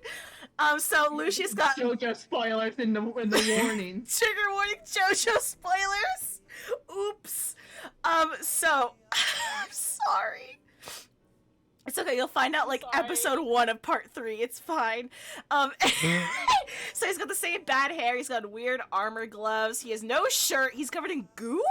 He's got a skirt and heels, and he's still ugly. Damn, that's crazy. Honestly, you know what time it is, Char? What? It's time for a Lucy face chart update! Yay! You got a new question. Now, you got a new question. What color are your Lucy face's wings? If you answered white, it's Lucifer. If you answered black, it is She got his head! I love. He doesn't. What's wrong? No head! Well, can it really be considered a Lucy face chart if one of the Lucifers do not have a face anymore? This is so fucked up. What do you mean? Just go over the chart, you bitch! So if he has black wings, it's Lucius with its head sewn onto Lucifer's body. Now we got bonus round, by the way. It's the Lucy face. Looks like the fucking devil. That's not a Lucy face. That's the avatar. Now you're wondering why he's here? This is because this is the section I have so designed as the Takahito Sakurai hole. Now that I said that out loud, I'm realizing I probably could have found a better name. I need someone to screenshot just the title of that and send it to Emily. That's it. Just screenshot the whole the little box that says the Sakurai hole and send that to Emily. I'll do it later. This is the section that I put to GDF characters that Takahito Sakurai voices. That's right. The avatar has a voice, and it's Takahito Sakurai. It's him just growling into the mic the whole time. What? It's just him. It's just Takahito Sakurai growling into the mic, and that's Avatar. Yeah. So, side note, please remember that the avatar is not the same as, next slide, Satan. They are completely unrelated creatures, okay? As you can see, the avatar has 6 wings, Satan has 2. Satan has nothing to do with what makes the sky blue. Also, still in the no, we're saying that he's not voiced by Takahito Sakurai. He just looks like Avatar. Okay. Yes. Also, another unrelated tangent. The devil, Satan, and Lucifer obviously are all 3 different characters. Yep. It happens. Whoa, he got edgier. Cloak, this is the picture I sent you. Way, guys. Oh, back? Chai. Yes. Okay, I'm gonna go downstairs to see if my food is ready. If it is, I'll come back immediately, or I'll come back in 30 minutes because I'm 90% sure the stream is gonna be still running. Okay. Alright? Alright, it's my takeover zone. Yeah, I just wanted to get the Lucy face chart out of the way. Hopefully you won't get to any of my jokes before I come back. Okay, perfect. Alright. I'll be back. Bye. Alright.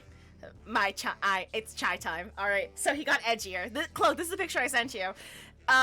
He is kind of sexy, I will say, but however, he is still the worst, and I fucking hate him.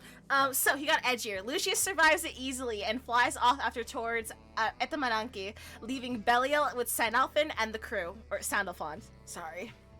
Sandalphon goes to attack Belial and get him out of the way, but Serial decides it's time to defend his old friend. Sandalphon is confused by this, but because they had like a friendship. They didn't have a friendship, but he just like knew who Serial was.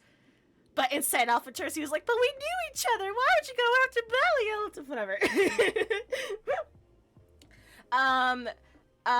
But Serial assures him that he's doing it because Belial at least never treated him like a tool. Exactly 1 second later, Belial rips off his wings and rips out the infected part of his core.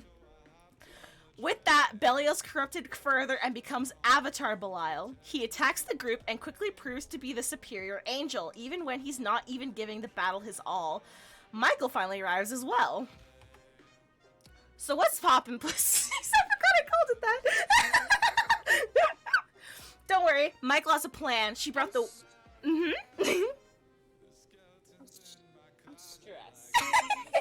Don't worry. Try this stresses me. We're at 153. So there's like... how's the So there's like 50... There's like... 50 plus 20... So there's like 70 slides left, you know? Making good progress. So, don't worry. Michael has a plan. She brought the wings of the 4 Primarchs for Sandalphon to absorb. So with the power of the Supreme Primarch already inside of him, he's all powerful now, so he takes the wings. Now him and Belial will be at equal footing, so the fight continues between the 2 of them. Now he's got 2, 4, 6, 8 wings. I think that's 8 wings. Whatever, he's got a lot of wings. He's got a lot of wings. I'm not gonna count again. I don't care about counting. I didn't look. He has many. He has many. Anyway, Why is Chad yelling at me? Just because I don't have math? Whatever. I'm gay. I don't need it. Computer science major. I don't need it. He doesn't wait for an answer and I forgot this part. Then because he fights dirty, Belial asks Sandalphon if he wants to know how Lucifer dies. He doesn't wait for an answer and begins to describe how Lucifer could very well had escaped Bubs and eventually regenerated. But Lucifer's one flaw kept him distracted. Sandalphon. He was protecting Sandalphon from Bubs, and that's the real reason why he died, according to Belial. But before Sandalphon, before Sandalphon could spiral entirely from this guilt, Jita assures him that it wasn't his fault, that he heard his last words, and that one day they'll go apologize to Lucifer together. You guys, the food's Oh my god, you scared the shit out of me! Welcome back.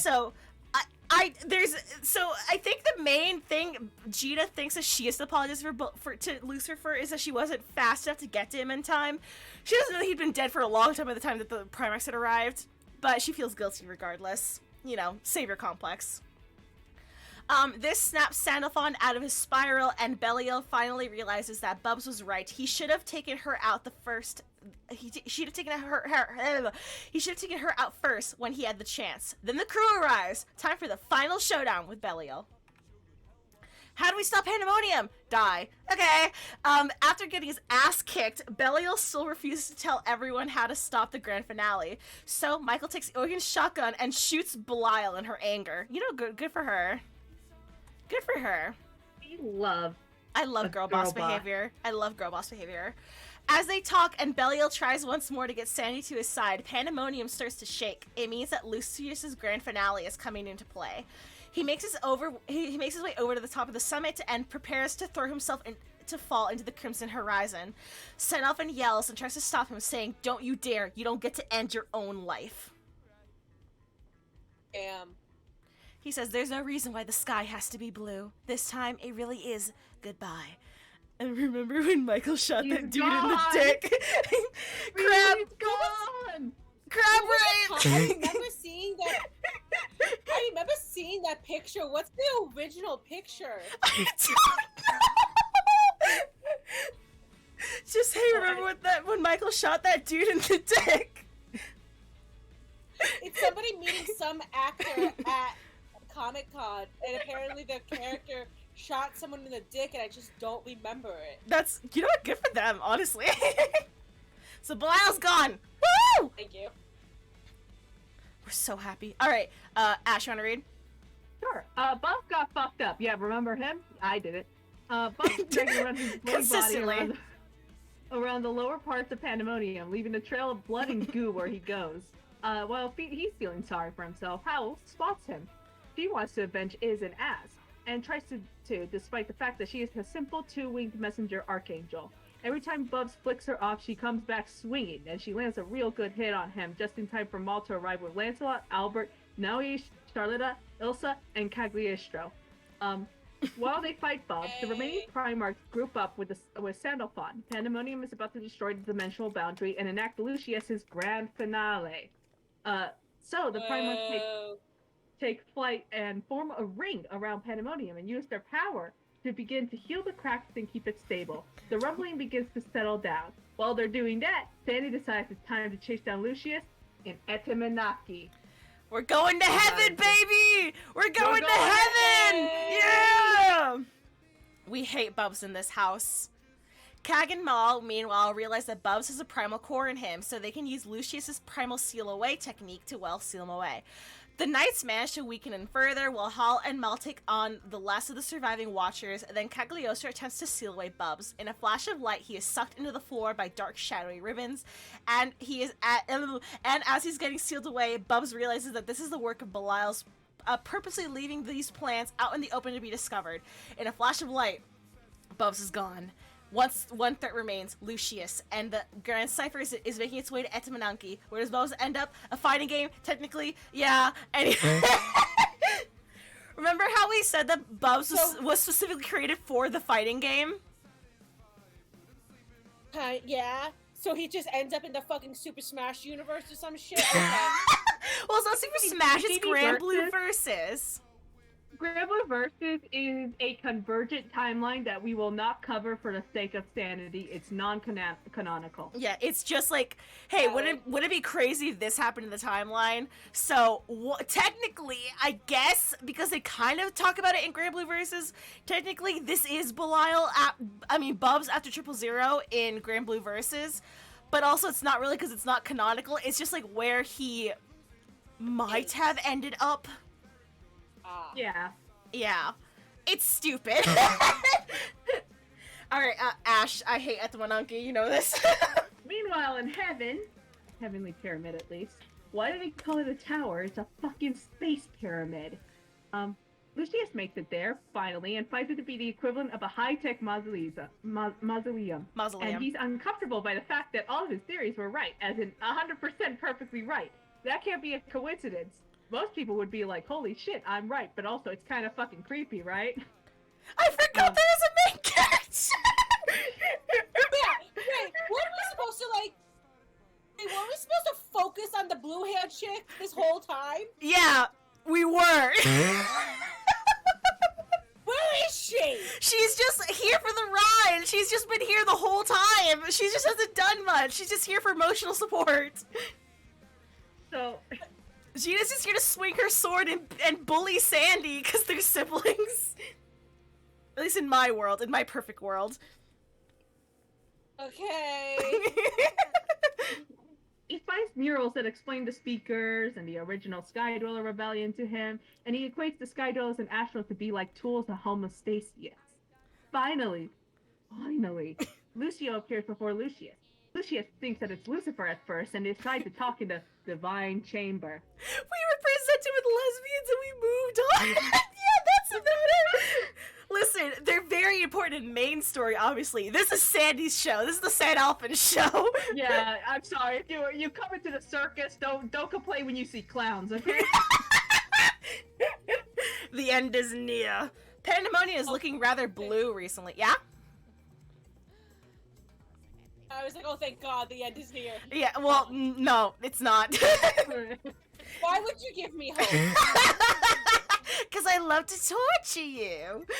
So, Pandemonium is looking rather blue recently thanks to the efforts of the Primarchs restoring the dimensional boundary.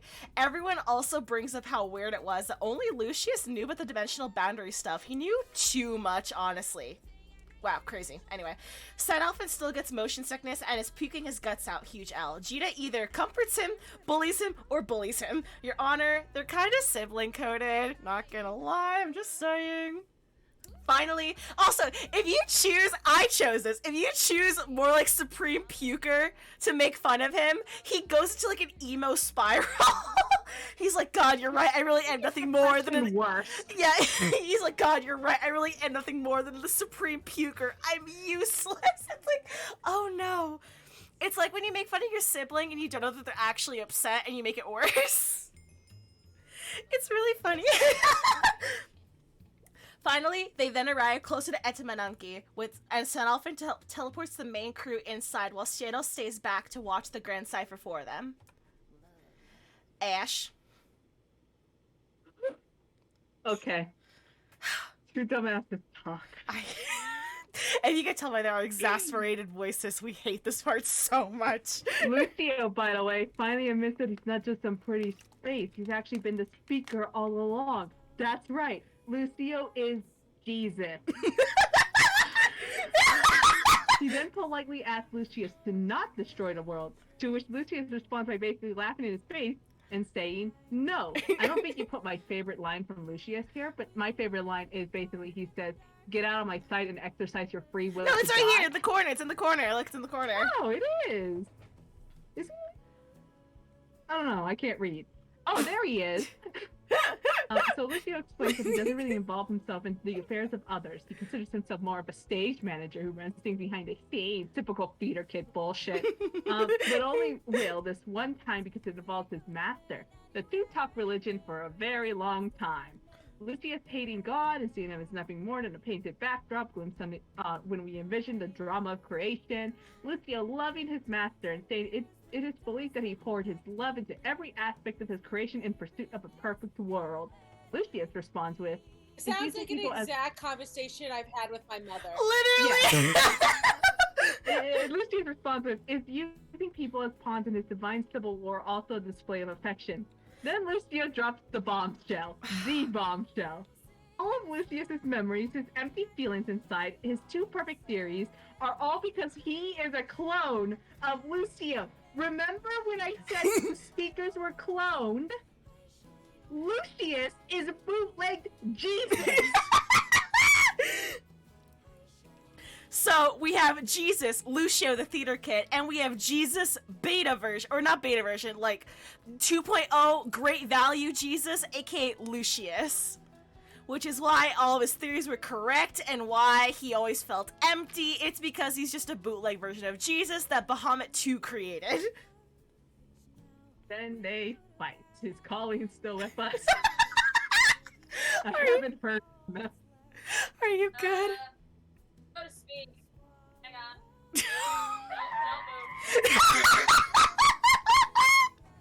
Oh, I heard that scream of anguish. Back to Jesus.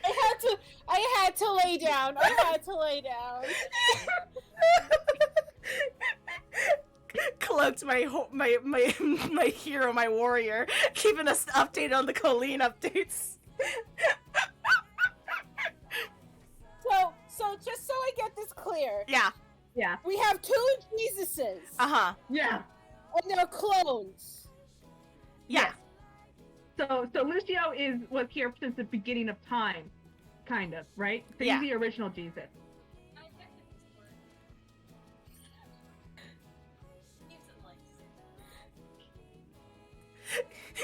Colleen? I try to put it all together. It sounds so insane. But So, it is. It is. You're not wrong. You're not wrong on that aspect. Yeah, you're not wrong. Okay, we become desensitized to this. Yeah. So do not And beat just yourself so up about it. clear, Mhm. this all started because somebody was bitter that they were the fucking rebound motherfucker. Yeah. Yeah. It sounds like extreme high school drama. Oh, It's actually- well, it's more like middle school drama. Ashley knows what I mean. Even worse. Okay. Carry on. I just wanted to make sure I have the basic bitch. Yeah, Beat so down this right guy right here, this pretty boy right here, Jesus. Lucius, a clone of Jesus. Then he created Lucifer. Ironic, I know. He created Lucifer because he was missing those parts of himself, because he was obviously bootleg Jesus. He's not actually Jesus. And so he created Lucifer to be the better version of himself. Mm-hmm. So yeah. Fucking amazing. I think this information beat me up at midnight in an Arby's parking lot. It happens. So the crew comes not really to the rescue. The crew is down in Etamananki, and also here Senalfin casually brings up that this tower, which was built at the dawn of time, essentially, is from the same era where this is more girl in blue bullshit. Is from the same era where Lyria's powers originate from. And then he just doesn't elaborate on that. Okay. He just doesn't have the time, because then the crew hears an explosion and run over. The explosion is Lucio dying, and Lucius had managed to defeat and absorb him, so he absorbs Jesus. No big deal. It's not like we just lost Casually. Jesus. We lost Jesus again. God damn it. Lucius tells the crew Oh, while he God. stands in a pool of Lucio's blood that they only foiled one of his many plans. He has many. His current one is to crash Etamananki into the dimensional boundary. They need time and ideas, so for now the best they can do is attack him. Lucius had a bit of an old man senile moment where he calls Sanalfin his creation when it was Lucifer who made him. And then Lucius's core begins to overflow from Lucio's powers, and he grows 12 black wings. Lucius then proceeds to mop the floor with Senalfin and knocks him out of his 8-winged form. Also, real quick, if Yeah? you want to see my breakdown, Cloak sent a very good image. Oh, I gotta see this. Hold on. I want to see. Where is it? Memes and links.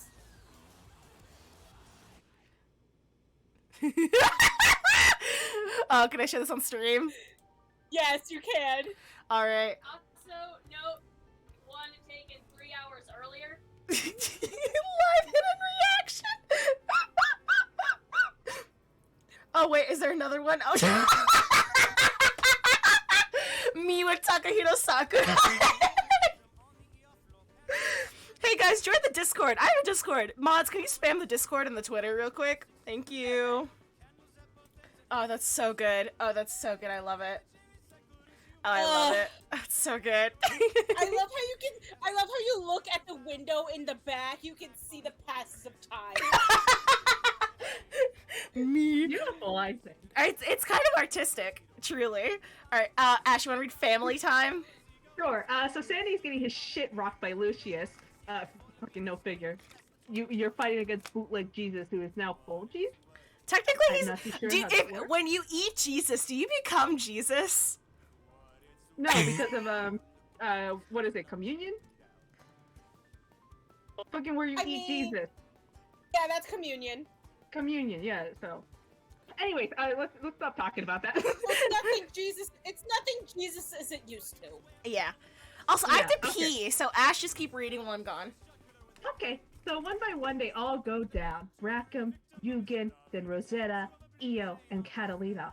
While Sandalphon screams for Lucius to stop and just kill him instead. Gita reflects Lucius's attack, grabs Sandalphon, and runs down the hall to temporarily hide from Lucius. They had to leave behind the bodies of their found family. Aww. Sandalphon tells Gita to escape with Lyria and Vern. Sorry, I thought I heard something. Sandalphon tells Gita to escape with Lyria and Vern, and he'll stay behind and let Lucius experiment on him to test his newfound powers. The trio absolutely do not agree, and Vern, who is the size of a football, mind you, flies over to Lucius to defend Sandalphon by hitting him with his tiny fist. He then gets punted like the football he is. Before he can kill Vern, Gita swoops in with inhuman strength and speed that even Lucius notices. Damn, yeah. As you can see, if you see that Grumplefawn over there, yeah, the crew likes to give Sandalphon nicknames. We got Grumblefawn, we have Wallflower Fawn, I don't remember the other fawns. There's a lot of fawns. There's a lot of fawns, yes. What other fucking... I guess I could answer any questions you have left while Chai speedruns Piss. The thing... Ashley, I'm gonna be completely honest with you. I'm so shocked and confused and still trying to process everything about this. I don't even have an idea of where I could start to ask you. I'm back! Hi. What'd I miss? Did you finish this slide? Yes, I finished. Yeah. Okay, cool. Next slide. So Sandy learns the power of friendship. Ash, read this one too.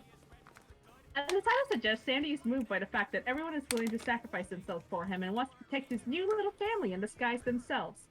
He says, "Not an atonement, not because of my promise, not even because I am the Supreme Primarch. This is my own wish, chosen myself." When he makes his resolve, yeah, Yay! his character development. When he makes his resolve, Lucifer's plume that Lyria kept on her this whole time begins to shine. Sandalphon suddenly grows 12 beautiful shining wings thanks to Lyria's powers manifesting the same way she can summon primals. So, to count the wings he has, yeah. I really thought you were gonna say that his heart grew 3 times that day. Well, might as well to accompany all those wings. Basically, but wings. His wings grew 3 sizes that day. So he has Lucifer's pair of wings, and then he has the wings that the Primarchs gave him. Mm-hmm. Yeah, by the way, this entire time Gita has been taking on Lucius one by one, but now that Sandalphon has his 12 wings, she falls back on him so they can do this together. Gita and Sandalphon team up and are ready to take on Lucius for the final time. Together! Yay! The power of friendship. The end is almost kinda near. After the fight, Lucius is near defeated. He equates this to there being too many unpredictable elements in this equation. Lucifer's spirit even appears. See, he's right up there. He's right there. Lucifer's spirit even appears, unbeknownst to Sandy, and the two perform a paradise lost to bring Lucius to his knees at last. Also, because of course they are not dead, the crew wakes up. They're badly wounded but alive.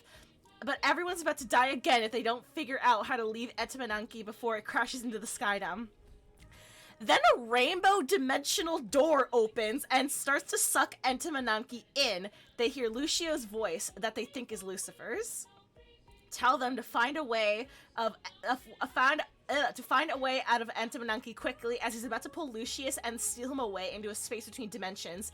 Then Belial arrives. He's not dead. I know. It's so disappointed. He's not dead. He's not dead. He didn't die. You think he died of that doozy-ass death? No. Belial is the cockroach that keeps living even if the fucking apocalypse happens. Glix, I wish this man was buried, but unfortunately he keeps coming back. How am I supposed to live, laugh, love in these conditions? Belial tells them he's here to help and brought an airship for them to use. When everyone asks why, he doesn't answer, and instead says that that they can take the airship that he sold to get here as long as they leave him alone with Lucius. All he ever wanted was to watch the end of the world with Lucius, after all. That's all he ever wanted. Okay.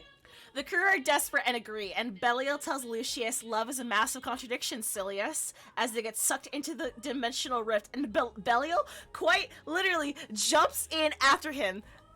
True love? Question mark. The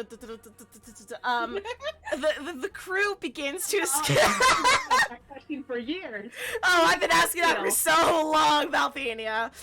The crew begins to escape on the ship Belial provided. Then 30 seconds after they begin to fly off, the time bomb Belial set up on the ship blows up.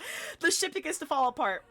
Luckily, Shadowcarte finally arrives in the Grand Cipher to catch them. However, Lyria gets pulled into the rift, so San Alpha decides to do his most ultimate move, self-sacrifice. He pulls her out and gets pulled in instead. There are no words. Okay. There are no words in the English language I can use to explain how the next slide makes me feel. It makes me feel every goddamn emotion. It has been recurring in my dreams and nightmares. It is the gayest thing I've ever seen in my entire life, and I'm not going to be able to do justice explaining it. Just know it makes me cry to think about. Just for reference, I have rewatched almost everything that Chai has, except for this scene, because I can't go through it without crying.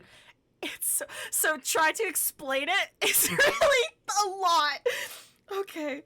I'm terrified. Okay, hold on. I'm gonna play Fallen Down again. You know, just for chat. God. So. I just hope we can hear it this time. No, you won't be able to. Okay, so want to see how hard I can cry? Selva wakes up in a gazebo in the middle of a beautiful garden. There, Lucifer smiles at him and assures him that this is no dream. He serves him a cup of coffee as well. Let's go! This place is like their limbo, and as Lucifer describes it, as the first and last stop for every soul. A place where those burdened by sentience may rest. Senalphin isn't dead, however, as Lucifer assures him.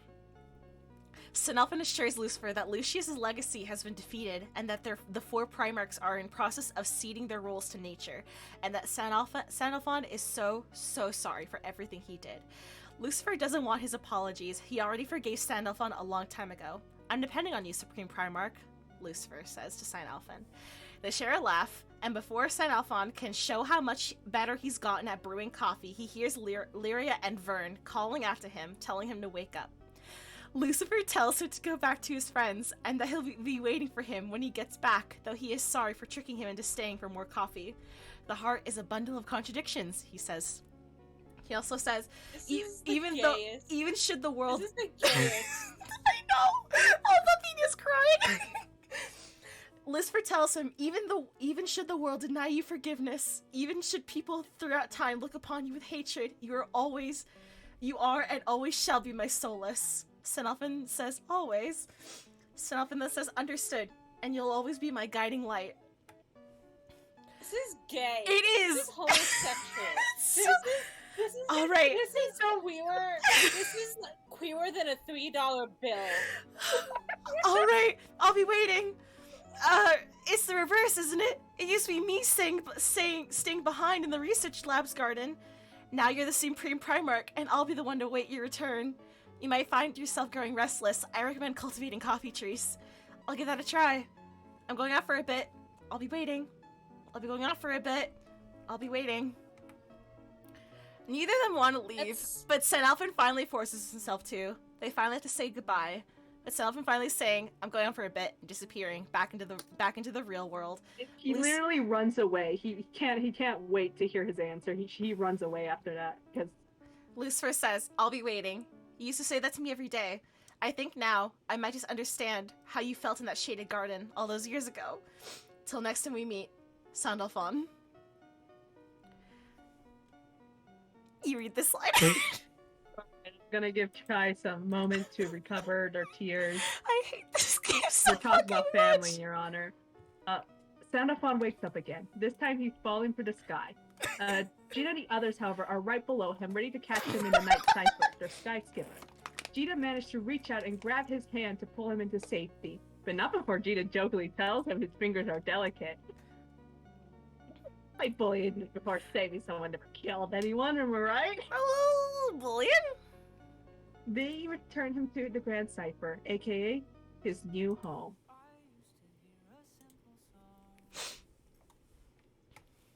This is the part where I get mad and then cry again. So, this is the ending of 000. Several days have passed. The Primarchs gave up their roles and have been living as normal people. Hall and Mal even built themselves a home in Lumenchi. Eugen then arrives with a special surprise. Azrael, she somehow survived! And Raphael and Cagliostro just somehow healed her? She still looks the same, but her mind is healed up. Cyril also has been revived and treated. Uriel is the one who even asked for Raph and Cag to save him. Apparently his wounds weren't even fatal. Like I said, Belial had only ripped out the infected part of his core. Val's on the floor. Val's on the floor. Val's down. Val's down. Val's down. Val down. I just saw Cloak look at the floor, contemplating laying down on it. Comment Cagliostro dubba. True.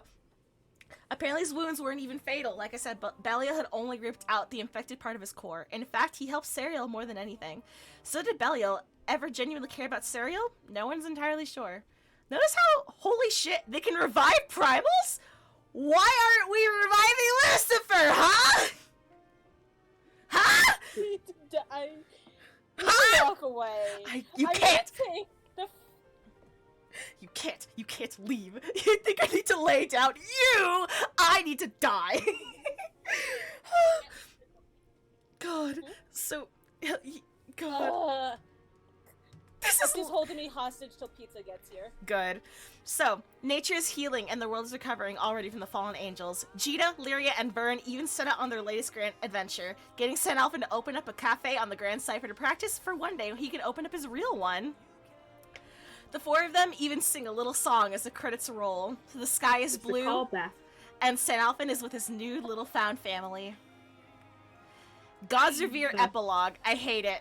So, Lucio talks to no one in particular that the only way he could defeat his clone was to let him think he killed him, hide away in his core, and wait for the opportunity to open up the dimensional rifts.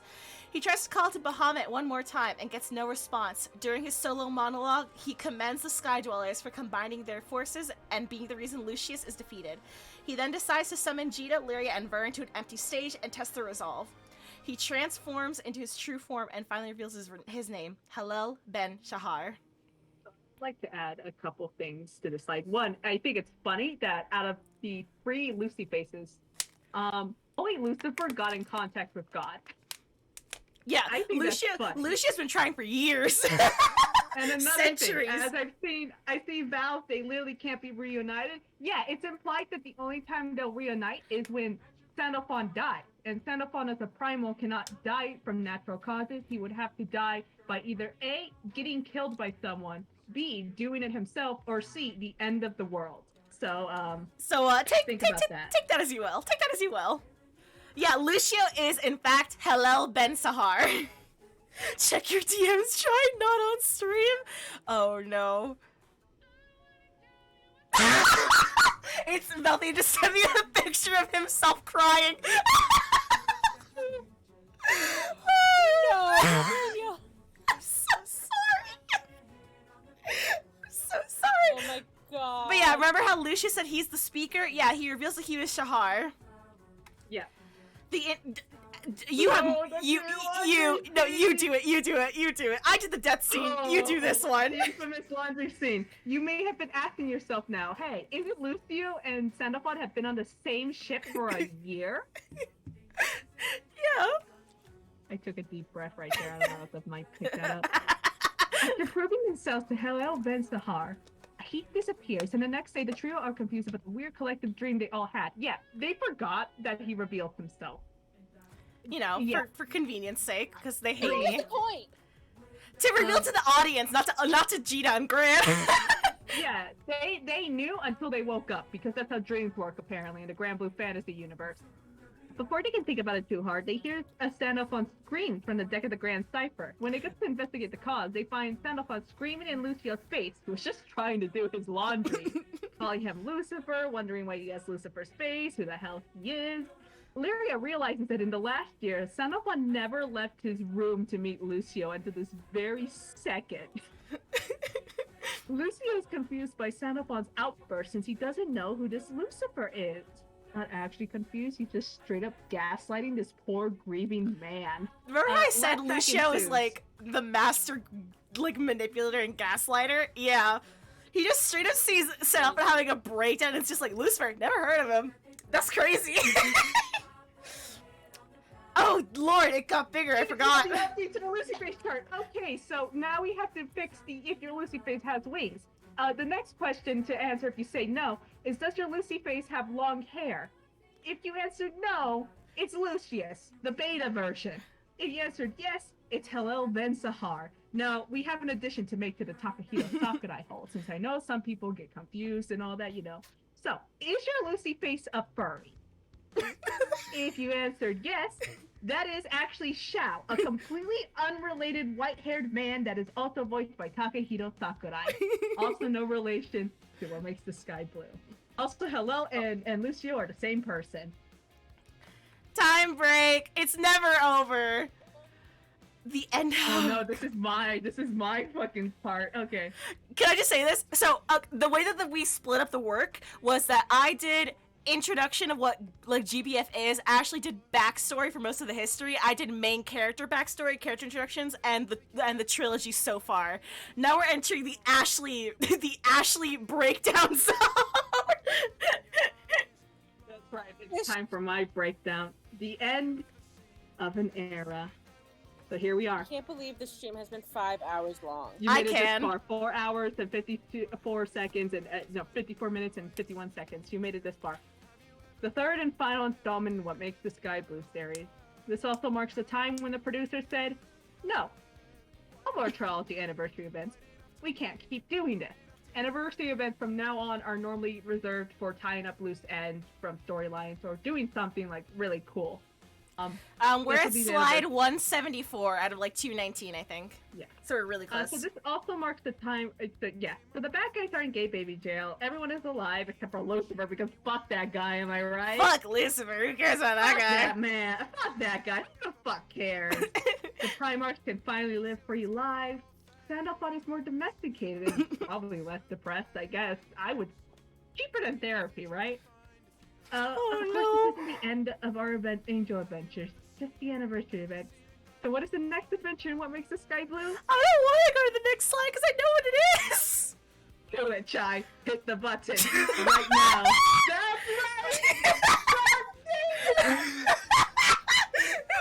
I'm not No, fucking. I'm not fucking kidding, by the way. It's the Maydays. Okay. Oh, I hate the Maydays. I was gonna skip the Maydays until Ash and I replayed it. We were like, wait, this is lore important. Okay. So,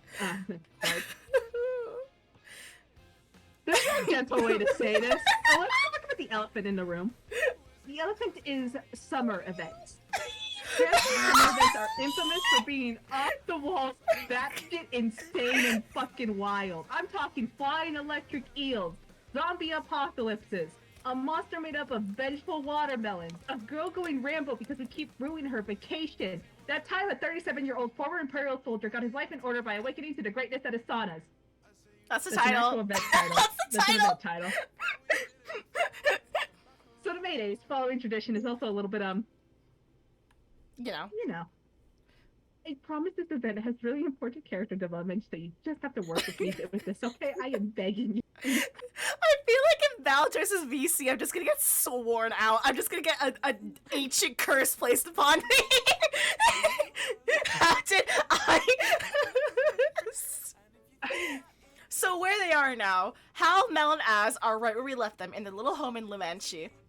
Hal and Mel started a shipping service called APS, the Archangel Parcel Services. Azriel had made great strides towards improvement, though she's still a chimeric mess of body parts in a bag. Because of that, Az doesn't like leaving the house. Iz is still there. She just takes over for Az when she falls asleep. Anyways, the crew sends them an invitation to go to Augusta for the summer. Not knowing what the summer means, they accept. Meanwhile, Serial is not where we last left him. You know what? Sure, you can eat Azel now. You know what? Blue, I've given up. Sure. Fine. You can eat him. God. The things I do for these children. He followed a trail of ants, and now he's in Augusta selling peanuts. We're not kidding. He also is trying to find a rainbow. Whatever that means. Don't ask too many questions. He's living his best life. He's really not, Ash. Living his best life! He's going off! He's having his own adventures, okay? Alright, Ash. Alright, so set up and drink coffee in 100-degree weather. Just like me Set for up and real. are facing their hardest challenge yet.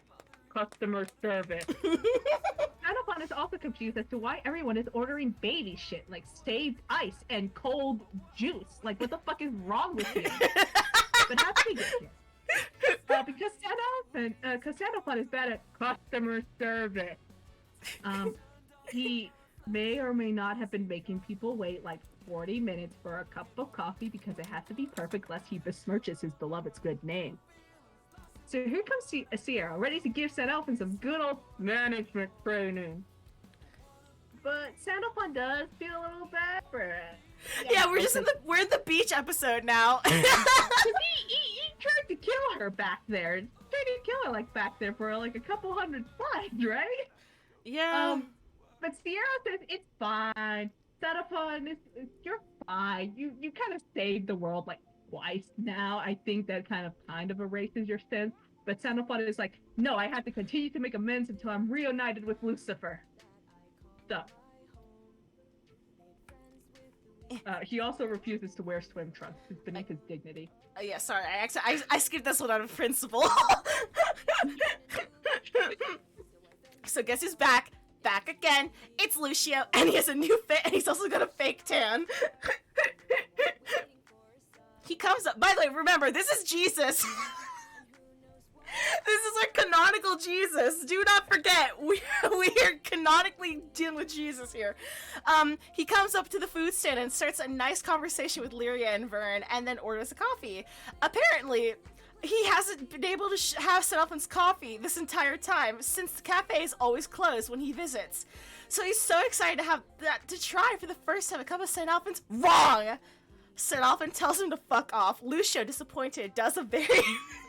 I hate him so much. Lucio, disappointed, does a very normal thing, and he brings out a canteen of pre-brewed coffee and pretends that Sandalphon made it for him. Yep.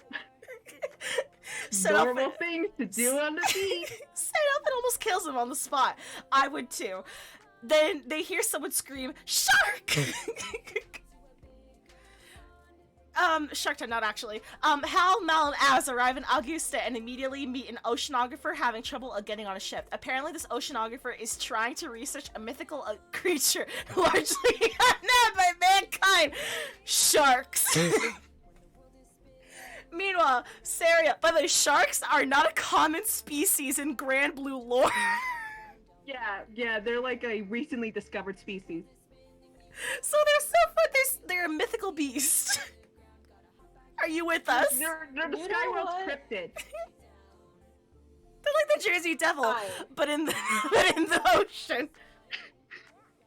You know? I want. How does this become character development? Oh, you'll see. It sucks. Also, Serial, look at Serial's swimsuit. It's hideous. I love it so much. Meanwhile, Serial is now a shark hunter's apprentice. They're hunting a huge shark known by the name of Old Bruce. Old Bruce is so powerful, guns can't even scratch him. Serial and Sandalphon then cross paths again, and Sandalphon has a flashback of, oh yeah, I met this guy before he accidentally walked into my garden while following ants. Serial says he's questioning as if he has a purpose left. He has no wings, the astrals are gone, the archangels have changed, and that's why he's searching for the rainbow. Ash, read this. I have another call. What the fuck? There's not time for this. Someone is dying. So Sandalphon realizes what the rainbow is. The dimensional rift Lucius and Bellio were trapped in. I need to no, Ashley. I need you to stop. You can't just show me a slide with a pink dolphin and wings. It's going to Expect be me to not explained. address it. I promise.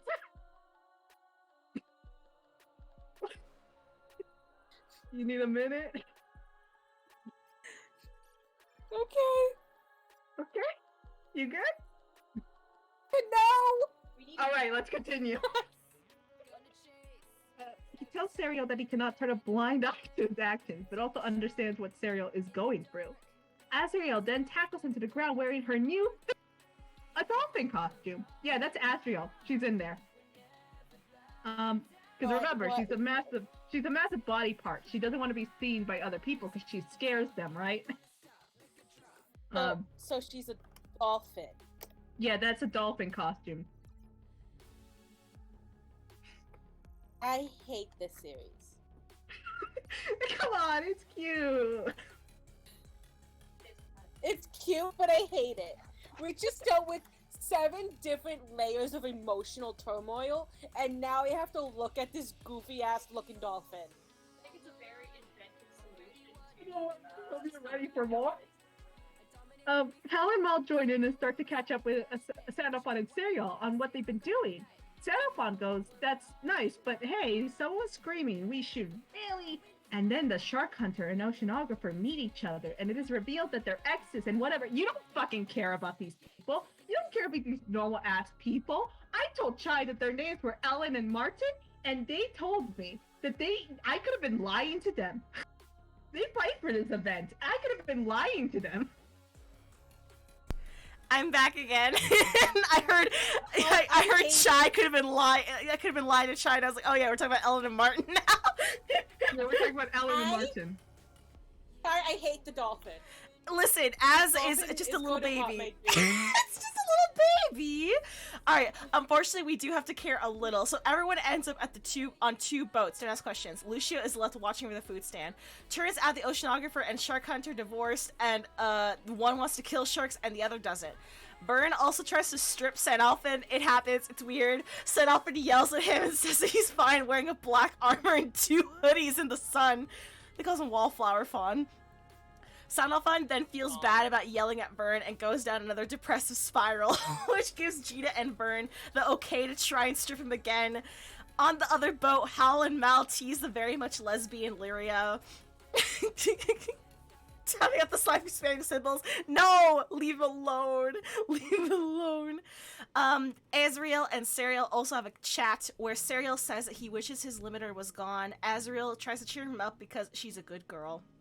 And then a shark attacks! Oh. No! Why does this man have no nose? Okay. You're looking at early GBF art. It's very early GBF They art. didn't give him a nose? No. Alright, Chai, we gotta make a decision. I think the next slide is really long. Who's gonna say this slide? You know what? I'll do this slide if you want to do the really long one. I can do the really long one. Okay. So, false alarm. It's just another creature of Oh wait, no, it's the slide after. I think these 2 are gonna be short ones. Okay, yeah. False alarm. It was another creature of incomprehensible horror. A dolphin. They actually do not know it's a dolphin, as the Skyrim realm actually conflates the 2 species together. Soundathon calls everyone an idiot and says the shark is clearly a different creature. The oceanographer agrees with him, and the shark hunter grows depressed at having probably killed so many innocent creatures, because this is how he learns that he'd been killing dolphins the whole time and not even real sharks. Yep. He's an idiot. God damn it. Azrael also learns how to speak to dolphins. Don't ask, she just understands that. He understands dolphins, okay? They're communicating. And then old Bruce appears and swallows the skipper whole. Vor. Hal and Molly immediately recognize the danger and get ready to evacuate everyone who can't fly, but the shark hunter prepares his ultimate battle. Sandalphon also throws up because he has seasickness along with air sickness. Lucifer's little meow meow keeps taking L's. Imagine fucking Attack on Titan wrapped up and the last episode was a beach episode. This is what this is like. Yeah, you're not wrong. You're not wrong. Azrael's more focused on the poor dolphin who hasn't escaped yet, and then she also gets swallowed whole. So, let's go check on Lucio. Ashley? God fucking damn it, Lucy. Oh. So Lucio is once again having people fight over him. Old Bruce has escaped to the beach line, though, scattering all of Lucio's fans. Him, having taken a vow to protect the food stand with his life, tells old Bruce that he has no ill will towards him and understands that this is just the natural order of things. This shows that despite his many faults, Lucio does not needlessly anthropomorphize animals, which is the moral of the hit horror movie Nope. Or maybe not. I never watched the movie. I just see the Tumblr screenshots and everything, you know? Does anyone actually watch Nope? Can anyone actually collaborate me? I have not seen No, Nope. I haven't. You wouldn't go with me to see it, so I haven't seen I Nope. told you I would if no one else wanted to. And then I got busy because I went to Puerto Rico. Yeah, so it's not my fault. Stop blaming me. Okay, the only thing that is my fault is getting you into this shit, okay? That's fair. So Sandalphon then runs up to the scene, asking Lucio to evacuate people. Lucio stops at hearing his own name come out of Sandalphon's mouth for the very first time. He Gay. then says he must celebrate, and pulls out a bottle of wine that he's been saving for 1,000 years. And then he gets bored by Bruce. Bruce eats Jesus. Bruce We're finally eats free. Jesus. Assumes that it's the latest piece of media, even though they've never seen this piece of media. Me, baby! That's you. You did it. You broke Ashley down to her bare essentials. She's been doing this since we met. Chamber of Commerce holds a meeting to figure out what to do. A meeting Sandalphon is banned from because remember he killed like half of the members last time. Bruce eats Jesus. Good. I hope that's your Twitter bio. The meeting goes as smoothly as it does in the movie Jaws, where a swim ban is brought up and swiftly opposed because of the economic damages. Then Jita gets a mysterious note that's thrown at her head from the window. It's from Sandalphon, who came up with a plan and canonically has terrible handwriting because nobody can read it. He literally has to be from behind the window. He has to, like, read the fucking note. And Jita and Vern are just standing there nervous, shaking because they can't read shit. Forgot to mention oceanographer ran off during the meeting. Shark Hunter is chasing after her, but she's mad he didn't. I hate the screenshot. She's mad he didn't fight to enact the swim ban to keep tourists safe. He actually didn't fight so he would get on the delegates' good side so that he could use Hal and Maul to scout the beach without restriction. Sandalphon promises not to kill old Bruce and save everyone by the morning. His grand plan: spin in circles above Bruce till he gets dizzy and pukes up everyone. That's his grand plan. It worked, but I mean, Sandalphon pukes too. Yeah, the stupid part is that it didn't work thanks to dolphin interference. I can't believe you didn't add that the dolphin echolocation was bouncing off their tits. I don't want to think about it. Serial then sticks his arm down old Bruce's mouth and then pulls up the skipper. Then the unthinkable happens. I don't want to do this. Anymore. Lucio is stuck further in, so Sandalphon decides to help by punching Lucio in the stomach, and let's just watch this video. No, this is not what happened. I won't. Audio, sadly, on our side, but you know. Chat will hear it. Chat will hear it. I can hear it, but it's like when we had like what happened at the beginning of the deep dive. True. Damn it. I'll fix it later. Yeah, He but wasn't applied. in order for us to fix that, we no. No. まさか動物の尻から出てくる例の No. その言葉は公の場ではダメなの人間社会の常識よちょわかりますね。そこを殴っては誰も望まぬ事態に。知るか。Try. We are not watching. う We are えさすがに not. ちょっ So yeah, Jesus got shat out by a fucking shark.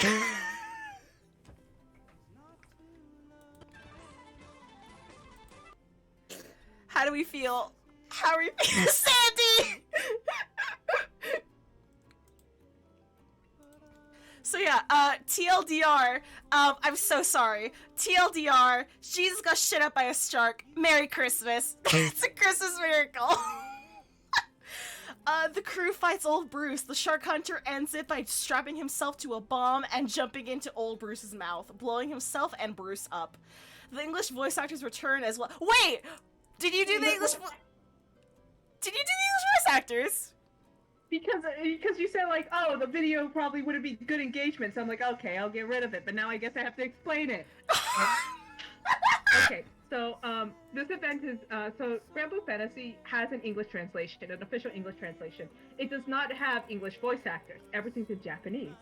So because this event is a parody of like the B movies, you know, like Sharknado. Yeah, like shark have, like, movies.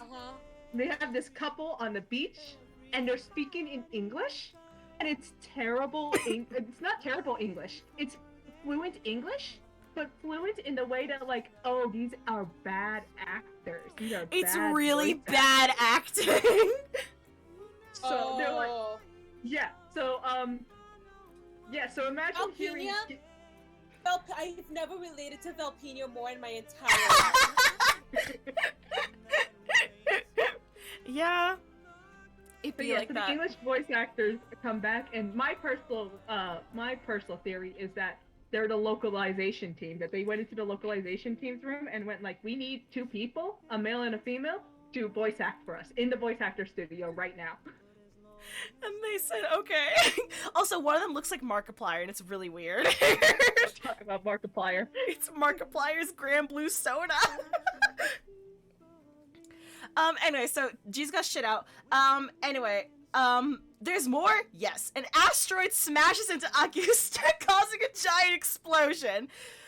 That's not important yet. Sandalphon is getting a better customer service. Also, Shark Hunter is alive and got a new girlfriend. Fake ass bitch. Lucio then decides to have a little talk with Serial, who walked off to do Serial things. Also, this line is so funny. That summer, the beaches of Augusta were made safe by a short-tempered hero with a divorce under his belt and a passion for life in his heart. Oh my god. So good. Look at him! He got a new fit! Look at him! He's look at the boy! Yeah, look at his shining eyes. And look, okay, more gay people. He literally made latte art of Lucifer's face. That's The gay. uification of Sandalphon. The uification real, honestly. Look at him. This bitch gay. Oh, I forgot about Yeah, he's fucking William gay. Afton on his shoulder. There's your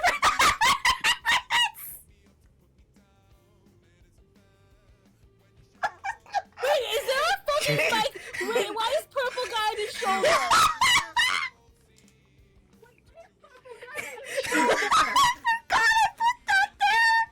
Chai? Try. Chai, where are you? No, I will not be attacked by my own house. Okay, disclaimer, I did not know this was happening. Chai, what the f- I forgot. Why is purple guy on his shoulder? He's just chilling. He just wants some coffee. Why would you... This is all part of your grand plan, how you were like, oh, look at Lucifer, don't look up. Don't look at Sandalphon's face for too long. I did, you know what? I did say with my whole chest, I gotta make one FNAF reference per stream. How does it feel to know that you will have to face God and explain to him your fucking sins? It feels great. Also, I think I accidentally made Velpina Sandalph and Kitty. God damn it! What's up with you and creating a send-off on Kenny? I keep doing this. I'm so sorry, God. Actually, technically, that should have been my fault because you know what? Let's continue. It all goes back to you. That is true. Okay. You read this one. Uh-oh, another disaster. In my Maydays, it's more likely than you think. Serial first stops by where Az is selling homemade bean cakes to buy her out of stock because she hasn't been selling much, and you know, he wants her to make feel better because even though Lucio is a dumbass, he's actually very nice, except if your name is Sandalphon. Yeah. Lucio shows up. Emily, Emily! my love, you missed the worst experience of my life. I need to understand. I'm going to play this game now. Yes! Yes! I will show you what I know! Yes! Alright, so Lucio shows up since he's following Serial, and Az calls him Poopy. Poopy! He rolls with it. Did we forget this man is Jesus? I haven't. Then black shadows roll in and the sky go dark all over Auguste. The Sharknado is here. Yeah, sharks start falling from the sky because they have wings now. Lyria, Gina, Byrne are very calm about the situation. Meanwhile, Sandalphon is about 30 seconds from a panic attack. It happens. Glix, I will literally pull up Granblue at the end of the stream so I can add people. I am not even kidding. Did you know that if angels get sunburned, they can't fly? As the title suggests, that happens. This is how we learned this? This is how we learned this is how we learned this! We had to go through all this to learn this little tidbit of Now you know how it felt trying to put this together. Now you're getting a peep into the madness, a peep into the horrors. As the title suggests, that happens. Hal and Mel are sunburnt, so they can't fly around at the moment. Even Hal calls out that it's shocking that this design flaw hadn't come up once in the last 2,000 years alone. Turns out, the sharks have wings now thanks to the radiation from the meteor that struck outside of Augusta that morning that nobody has talked about. Nobody's mentioned it. While that's happening, Serial is hanging with the chunky remains of old Bruce and feeding him grapes and bean cakes. Lucio finds him. Survived. Yeah, he's fine. Lucio finds him and tells him he knows where the rainbow is. Mind you, Serial is the first angel to have ever mentioned that Lucio is no ordinary primal. He's not even a primal at all. And Lucio's the only one who clocked that in the entire time Lucio's been on this ship. Alright. The unfortunate slap. Yeah, you want to read this one? Yeah, character development. Here, Serial questions where the rainbow is further, not listening to Lucio's paragraph responses that make no sense. Serial doesn't care about how difficult it would be to find that rainbow, a dimensional rift. He just wants to find it. He needs to talk to Belial, because he wants to know why Belial saved him. He wants to know why he should continue living. That's enough character development. More sharks fall from the heavens. Also, old Bruce can shoot fire out of his mouth now. It's also thanks to the meteor radiation, I guess. I hate the sentence that he's saying. Yeah, he says that. Sandalphon, meanwhile, continues defending the beach on his own as the sharks continue to rain down. And I think I forgot exactly what led up to that. I want to say that he cut himself for that. I don't remember. Did Chai leave again? I think I heard their dad come in. Oh, okay, well.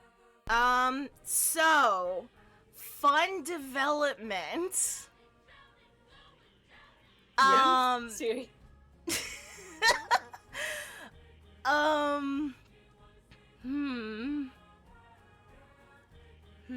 Did you finish the slide? You have to go. Yeah, I have. I don't know. Let me call my grandma real quick and see when she needs me to. She didn't tell me she would need me today at all. So, Ashley. Joy. Yeah? Does your Discord screen share work? I won't be able to see chat, but maybe. Okay, well, let me just call her first, and then we'll see if we can finish this. Okay, Okay, Ash, do you want just me to read this. continue with this? Yeah, slide? just keep reading. I'll be right back. Okay, alright, so. The Sharknado is here. Yeah, that thing that we mentioned at first. I can't believe it's an actual Sharknado, and I hate it. Yeah, it's a Sharknado in the shape of a shark. Sandalphon finally spots a giant shark in the sky made out of other sharks. People assemble at City Hall to discuss what to do, and Az is there to comfort anyone by giving out more bean cakes for them. Everyone starts then freaking out upon seeing the Sharknado outside, and Az decides she wants to help fight and stretch her wings. Meanwhile, Sandalphon is really giving his all against the Sharknado and getting exhausted. He says with his whole chest, "I have had it with these sludge-sucking sharks in this sludge-sucking sky." And yes, you were looking at that right, he is using the wings of the Primarch to kill sharks. This bitch just make a snakes on a plane reference. Oh yeah, I think. Everyone keeps saying that, but I don't I don't know the reference. Yes. I'm going to jump out the window. Please don't. 2 stories up. Yeah. That's the Yeah, point! I know that's the point. I'm exhausted. This has been the most exhausting deep dive of my life. Let me look at my let me look at the slides right now. We're good. I can finish this. We're good. We can finish this. Okay, I have time. Okay, because we're on slide 195. Yeah, that's what I'm saying. Like, I cannot end this stream. We're like at the end. Did you read the slide? I did read that slide. Perfect. God is dead and I killed him. So, Azrael then appears with her glowing, shining wings to help out. Then the dolphins arrive to help drive the shark insane. So this wing is This wing is Az's, and then this one is Iz's, right? I believe so. It's the story goes is because they lost their wings because they were a mass of body parts, and the regeneration of their wings means that their core is healing, basically. Mm-hmm. Yeah. So that's what happens.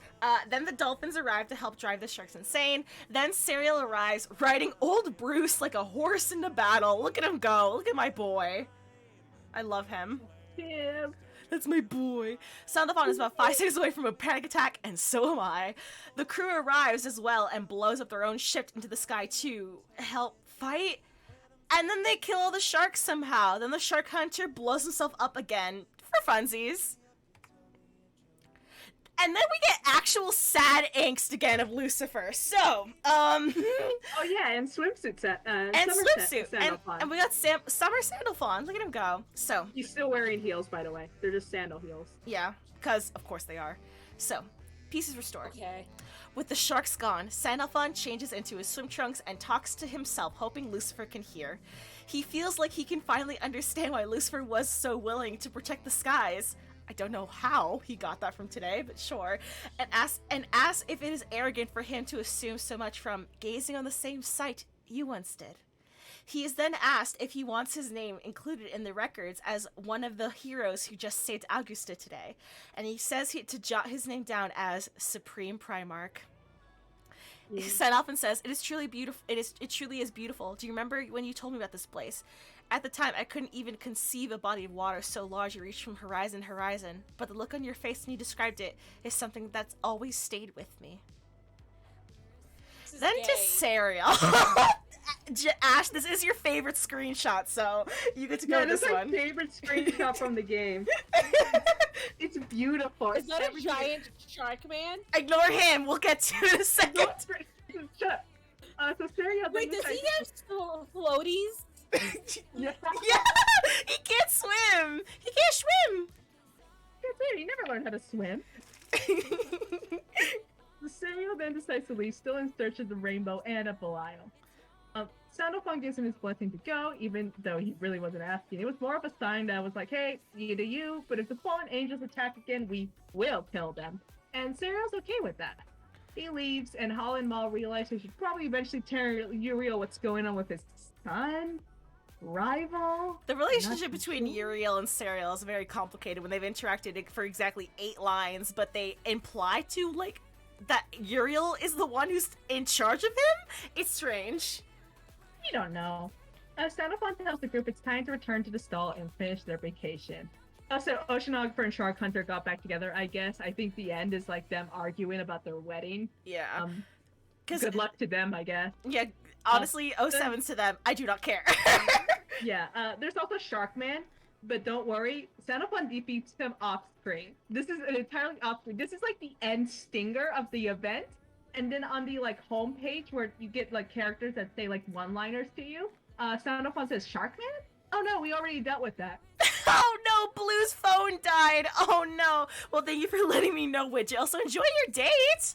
Enjoy your date, beloved. Have fun. Also, another summer comes to a close. Almost. Lucio, yeah, 07's to Vamp. Can we get some 07's to Vamp, truly? Lucio now works at the food stand with Sandalphon, and Sandalphon takes that personally. Because Lucio is so attractive that every man and woman and non-binary comes to the food stand. Sandalphon then shows off using his Primarch powers to make smoothies. That's not what the Primarchs gave you their wings for, Sandy!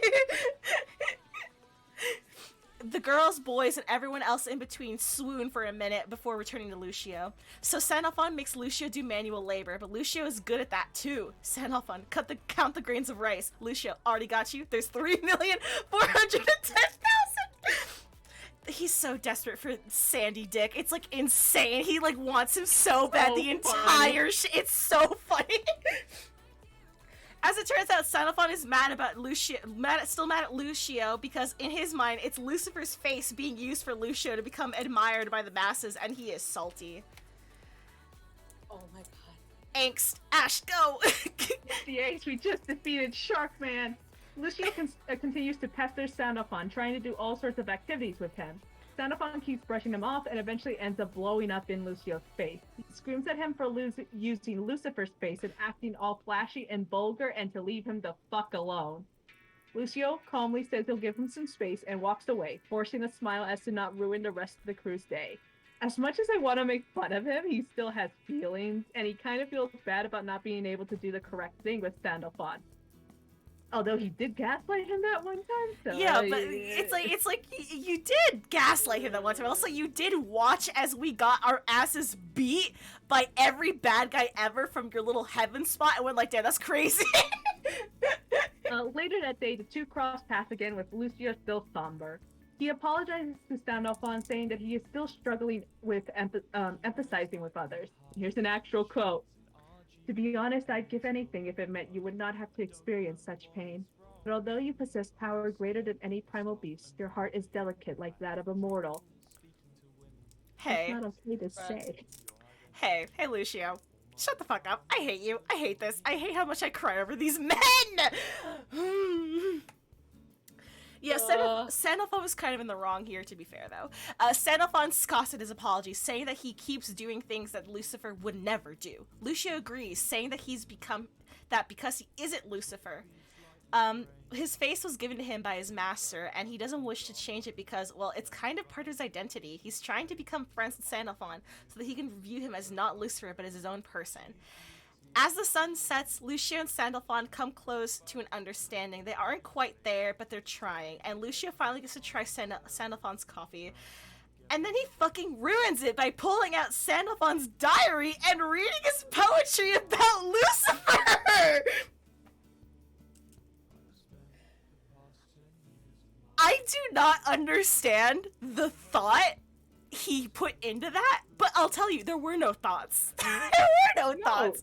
For what, Teddy? He was just like, this is a great idea. What? He goes into Sandalphon's room and Where did he get it? He found it. I guess. He apparently went through his room when he wasn't there and grabbed his diary. I was just reading it. What the fuck is wrong with him? Everything is context. He has every mental Context, disease. it's like 8 o'clock. It Oh, is 8 o'clock where I am right now. I am losing my my last shred of sanity. That's what you get for living in New What is Jersey. See, that's the fun part about this, is that everything is normal for a while until you remember this is a beach episode. This is the beach episode. Set off an Ein self-orders his ass, and the status quo is maintained. Okay, not really. There was character development here, but they're just both very stupid. So they're closer to an understanding, but they're still not good. Time break. Every time I see it say time, every time I see time break, I have like a moment of joy thinking it's done. Just a little over 10 slides left. Just a little over 10 slides left. No! Yeah! They just, is this mine or yours? Yeah, you. Yeah. They just keep introducing these bitches! An indeterminate time later, the crew goes on a myth exhibition, where it is once again reiterated that we don't know what caused the people to rebel against God. That night, Gina wakes up in the middle of the street. She partied too hard, I guess. She loses all control over her body, and she breaks into the myth exhibition where a mysterious voice talks to her. And then she meets a girl. Yeah, it's a normal Tuesday night. But this girl starts berating her, calling her adventurer, saying that she's a bitch for making her wait so long. And then she squints her eyes and goes, "Wait a fucking minute. You're shorter, and your face is uglier too." And Gina goes, "Hey." Hey, that's mean. 10 slides left, and it only took 6 hours. Listen, it's fine. That's a coma. Sounds festive. Turns out this girl has no memories besides the fact that she promised this adventurer to go on their journey in her job. Lyria and Vern arrive to check up on Gita, who again woke up in the street alone, where the girl bemoans that her master has become the size of a football. That master is Vern. And she faints. Unrelated to Vern, though. And then Lucio arrives. He talks about something called the Ark, and that can seal a god's power, and that the girl is a lost child of history. And who cares? Well, you should, because this girl's actually Hillel ben Shalem, the Dusk Speaker. We found other Jesus! Second Jesus! We found other Jesus! We did it! She's finally plot relevant. The thing in her mouth. Only taken I keep gonna make character exist. Listen, so does GBF sometimes. The thing in her mouth is a binding. She can apparently still eat and drink, so I'm not too sure if it's doing its job. The Chad Shalem versus the Virgin Sahar. If you thought Lucio wouldn't gaslight his own fucking sister, you are sorely incorrect. He's really bad at not being suspicious, though, because he keeps staring at Shalem while doing his laundry, so this is a relatively short slide to explain the following. Shalem does not know who Lucio is, but Shalem is looking for Hillel ben Shahar. Lucio seems to know why Shalem was in the Ark. Lucio seems to be scared either for or of his sister. And then the existence of the adventurer implies the singularity is either A, a reincarnation, or B, has happened before in history, or C, which is not included here, it's a bloodline thing, and Gita just happens to look a lot like her ancestor. We don't know. Yeah. None of these will be elaborated on because... the end. Kidding! Yeah. Beelzebub! Oh fuck, I forgot about him again. Oh Ashley? My God, you forgot about him again, didn't you? You forgot about him. Come on, don't lie to me. I forgore. I want to forget about him. Too bad he's still here. Go. The most overpowered villain.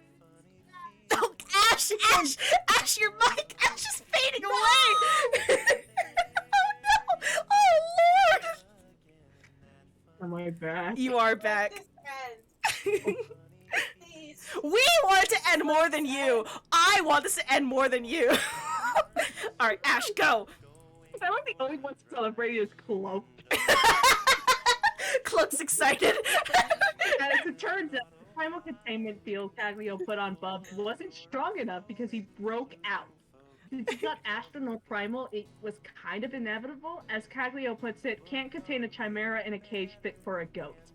In escaping, he also maybe destroyed Pandemonium a little. Just a Anyway, little. while he monologues to dead people, we have to stop doing that. Oh my god, please. Said, writing a tweet longer as we speak. L, L, L, L, L's, all you L's. Xenophon hits his ass with an "I'm so far." Yeah, the crew plus Kagyo has been heading towards Pandemonium this entire time because it's kind of hard to ignore the collapse of the dimensional boundary. Lyria asked if the primers could help with the dimensional boundary, could keep the dimensional boundary up like last time in 000, but Xenophon points out that it won't work because Pandemonium has completely ceased functioning. It is literally collapsing. There's no way back. Yep. So, we gotta beat the ever-living shit out of a dead horse. Byrne asks if there's anything they can do, and Bubs tells him that nope, they can only wait for their end. And then he tries to kill them, and fails, as always. Xenophon then Paradise Lost Bubs into oblivion. Oh, that was short-lived. But, like, Pandemonium is still falling apart, and the ground beneath Jita's feet crumbles, sending her falling into the Crimson Horizon. Except, psych! Xenophon saves her, and then she brings up delicate fingers again. So this is, like, the 4th time? It's very funny to me. But, like, that doesn't fix Pandemonium. He just gave her, like, an extra 5 minutes to live. This is where Lucio finally does something. Ashley, go! Oh my god, they're finally doing something. Where is Lucio in all this? Oh, watching from above? Again! He's watching from heaven! Again! He sighs and then releases a Paradise Lost so powerful it blinds everyone. Shalim then arrives as backup and launches a Chaos Legion that's her special ultimate Shamehameha move. At the same time, their target, Pandemonium. They fucking blew it up. And it somehow stops the dimensional boundary from unraveling? We fixed it. I don't know. Even though the whole plot of 000 was to keep Pandemonium alive and functioning to fix the boundary. Turns out, no. Destroying it fixes the boundary. Huh? It doesn't make any sense. The crew are like, what the fuck? But have to move on with their lives because the world is no longer in immediate danger. Sahar and Shalim are still talking with each other up in the sky, where it is revealed that Bubs is actually the clone of Shalim. Surprise! Remember that plot point from 170 slides ago. Bubs is bootleg Jesus too. So he's bootleg Jesus? Yes. Yeah, so let's go over the stuff that Bubs is. Bubs is a primal, an astral, a clone of Jesus. The Singularity has went to the Crimson Horizon, survived, and now controls a power that can kill any living being on this world. He's kind of. Understand why I call him a Mary Stew. There's no way there this is. The most Mary Sue motherfucker I've He's ever the most seen. Mary Sue. Gina's whole role is the fact that she's the main character. The world literally revolves around her. And even she is not as overpowered and a Mary Sue as Beelzebub. He's a Jesus clone. He's an astral primal. He can control chaos. He's He's the Singularity, remember He's the that? Singularity.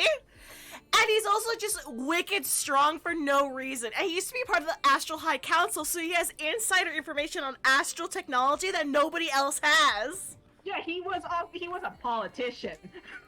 Oh my god, I forgot that he was a politician. We can't kill him. He keeps coming back. He broke out of an ancient summoning circle by himself. Nobody helped him. Beelzebub, what the devil's put beside for me?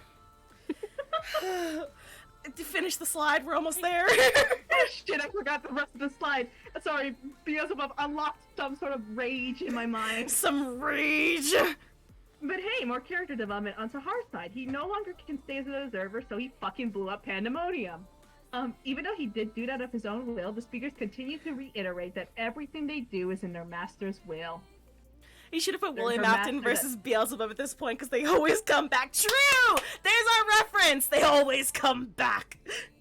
I don't like the fact that you just call Beelzebub purple guy. Wait, he is purple! He is purple! Whatever. This has No, nothing to nothing. do with languages. Oh, do you want to do this one? Unless you want. Nah, you do. I'll do the enough next about one. Tower of Babel, or Nope, should I? you do it. You do it. All right, no, this has nothing to do with languages. So Pandemonium isn't completely gone. It's become this. They call it like the carcass of Pandemonium. No longer called Pandemonium. This weird structure is now called the Tower of Babel. See, completely different name, different spelling, no relation whatsoever. We just do that here. Which is also the name of a non-story event. That's right. All this setup was for an event where you fight enemies and keep doing it to reach the top. So GBS events, we got story events, and then we have like non-story events. Like fighter events. Yeah, those are basically filler events. They're the events where you can get weapons, get gold bars, which are used to make your weapons better, or just other stuff. So they're just limited ways of getting like certain things. This is one of them. However, they decided to spin the wheel a little and decide to give it some story importance, which is why I'm here still talking about this universe. Yeah, I can't. Yeah, it just never ends. He's also naked. Also, I have to pee again. I'll be back. Alright, so why won't you die? Sanopon and Co. eventually return to the remains of Pandemonium. The Sanopon also feels the presence of Bubs at the top. That's right, he's not fucking dead. Sahara and Chillin watch us climb the tower on the sidelines because last time they tried to help, they caused this mess. The last time they tried to help, they fucking blew up this place, okay? During their climb, Buzz possesses the corpse of a chaos monster. Apparently, his body is regenerating at the top of the tower. Even though Pandemonium's destruction actually ripped him apart, his chunks of pulp clung to the chaos and it was born anew, which is the most disgusting thing I have ever heard. That. Yeah. And then later on in the tower, he shows up again with his new body and he's fucking naked. He's flashing himself in front of this 16-year-old. I don't know how old the main character is. I have to censor his... Huh? This is too much. I feel myself aging. Yeah. Yeah, so I have to censor his publicity for this picture. You're fucking welcome. He basically runs away from this. I appreciate that. You're welcome. Yes. Yes, you're welcome. Everyone should thank me, please. He runs away from this battle saying, "Damn, you guys are so funny. It would be a shame if you died here, lol, and not because we just beat his ass." What are we talking about? Why is he naked? I don't know. I don't know why he's naked. Also, yes, Gita started off as 15, but canonically years have passed. However, they still treat her like she's like 5. I don't know why. Yeah, we don't know what's going on in the timeline shit, okay? Canonically, at the very least, minimum 4 or 5. Whoa! Who the fuck? Hello. I am Lord Beer 76. Thanks for the follow, you little tadpole now. Welcome. Sorry, I got jump scared. Hello. I got jump scared. But yeah. I'm so sorry. You're minimum 4 years have passed at the very least, but also it's very, because of Meg's story, it's definitely minimum the 7-8 years from when she came out. So it's like, MC is definitely at the very least an adult by now. At least we would hope. But the game is like, nah, she's like 2. I don't know why. How many times did we teach you this lesson, old man? So, in this most recent update of Tower of Babel, Jita almost takes a fatal blow from a monster. Senalfin is quick enough to throw himself in front of her and takes a blow to his face. It's okay, he's fine. He's a Supreme Primarch, remember? Oh god. Oh god, that's true. We're 2 away from Monopoly with the Burrito Squad. Oh no. Terrifying. Wait, what about the Burrito Squad? Remember, at 200 we're doing Monopoly. Oh, yeah. Oh lord. Okay, oh, so yeah. Caglio kills the monster because she's a fucking girl boss queen, as always. Apparently the wound looks bad enough for Jita and Vern to want to fall back, but Senalfin tells him he's fine and he can't waste any more time. What's the tongue twister? Which is funny when you consider these updates take like 6 months. Entire fucking PowerPoint is the tongue twister. True. I'm trying to speak, period, for me, difficult. Which is funny because these updates take like 6 months and we didn't even get a new update in the rerun last month. Lyria asks that Sanalphon doesn't push himself too much, and that Sanalphon agrees, and that he will stay off the front lines for now. But as it turns out, when he took that blow for Jita, a strange aura entered his wound. Instead of, I don't know, telling the crew what happened, he keeps it to himself because, oh, I might want to worry the crew. Oh, whoa, fuck off, and we learned nothing. Jesus That Christ. is all.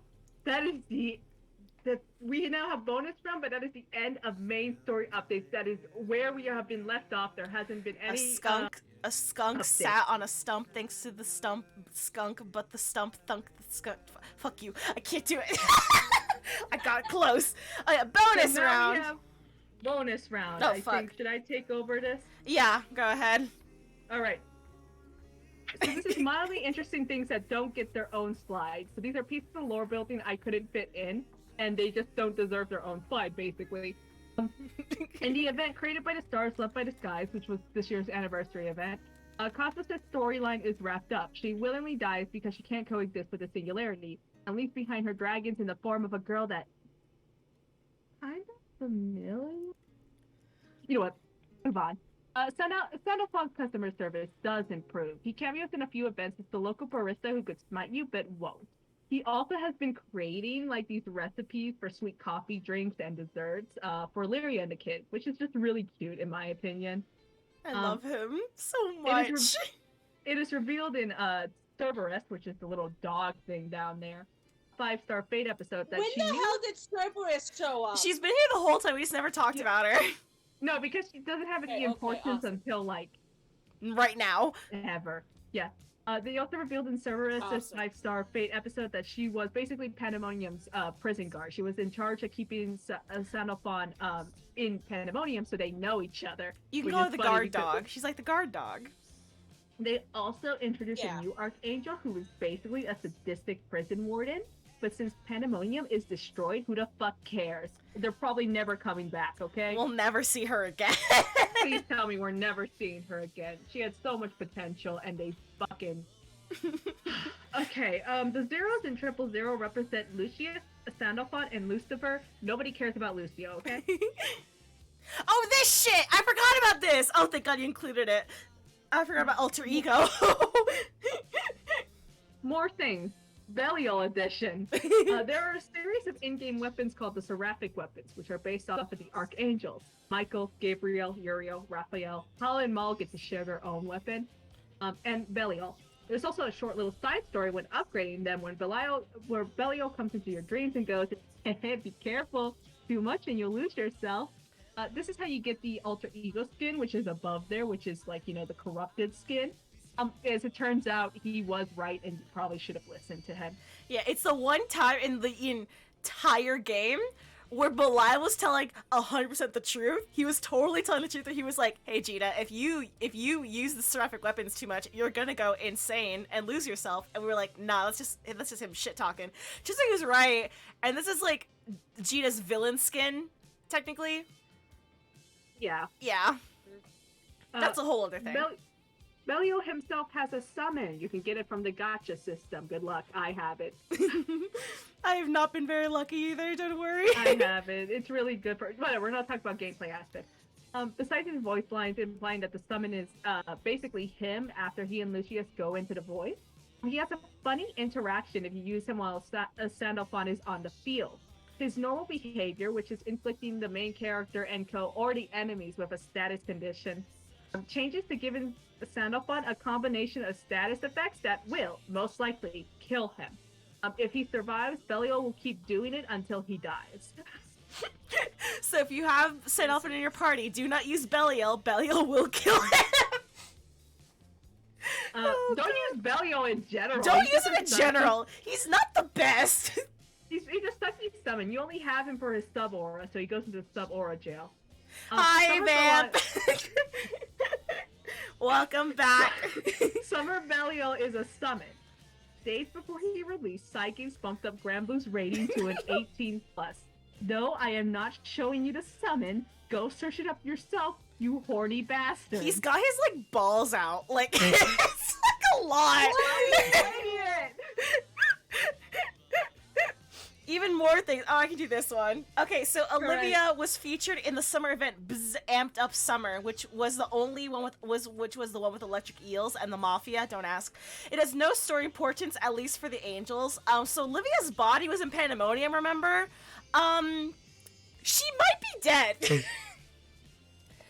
was thinking about it too hard, but I think the game forgot that she was in Pandemonium the whole time, and she might be fucking dead. In Arulumaya, a fortune teller's 5-star fate episode, it is revealed that she foresaw the calamity and told the crew. Therefore, the crew was able to evacuate all of the residents from islands that would fall. This fate episode was released after Paradise Lost. That's right, they retconned St. Alpin killing thousands. He still did kill those people in the intro of Going to Sky Blue, though. And then they also still imply that many people were killed well after Paradise Lost, so I don't know. Yeah, so I don't know, but they did retcon, like, the island falling, killing people. Yeah. He still killed people, though. Yeah. Granblue does a Valentine's White Days promotion where you can buy a handwritten postcard from your favorite character. This means we have most of the angels' canonical handwriting. Look at that! So basically... Yeah, when I say buy, normally that means like you would send them chocolates. Basically, you buy like chocolates to send to them, and they give you back like, and it changes like every year. This was this year's gifts. So yeah, those are you get their signatures and you have their handwriting. Yep, canonical. Oh, that's cute. It is very cute. Yeah. I want one so fucking badly for Azazel. God. So has such shitty handwriting. I so love funny. him so much. The Loose Face chart, final edition. I thought I was free. So is your Lucy Face a little girl? If it is, that's Uni. That's Uni. We got bonus mode. Oh. We got bonus battle mode. Let's go. I think it's the next slide. Oh, yeah, bonus God. battle mode. So if you put your Lucy Face out in battle, what pose does it have? If it has this gay pose, that's Lucifer. If it has that gay pose, that's Lucio. And finally, one last update to the Takahito Sakurai pose. I should have done a better name for that. Is your Lucy Face a middle schooler or high schooler? If it's a high schooler, that's Suzaku! That's Suzaku Kururugi from Code Geass. He's stuck in a sky realm right now because Lelouch destroyed their only way home. That's right, the Code Geass characters are the only crossover characters that are canonically stuck in the sky realm. Also, remember when I said earlier that because of Granblue, there's now a canonical timeline split in Code Geass? This is what I meant. In Granblue, in the Code Geass event, if you play through it, they don't ever go home, and they don't have a way of going home. So Suzaku is still stuck here. Yep, and then if your Lucy Face is a middle schooler, that's Daikoku Fuwa, a completely normal middle schooler. Stop looking too closely. I hate Daikoku Fuwa. I hate him so much. Stop bringing attention to him. Shut up. Is there another? Yeah, there's another. So this is actually just a relation. I have simplified them into this. What does this emotion mean? What does this emotion mean? It means the world.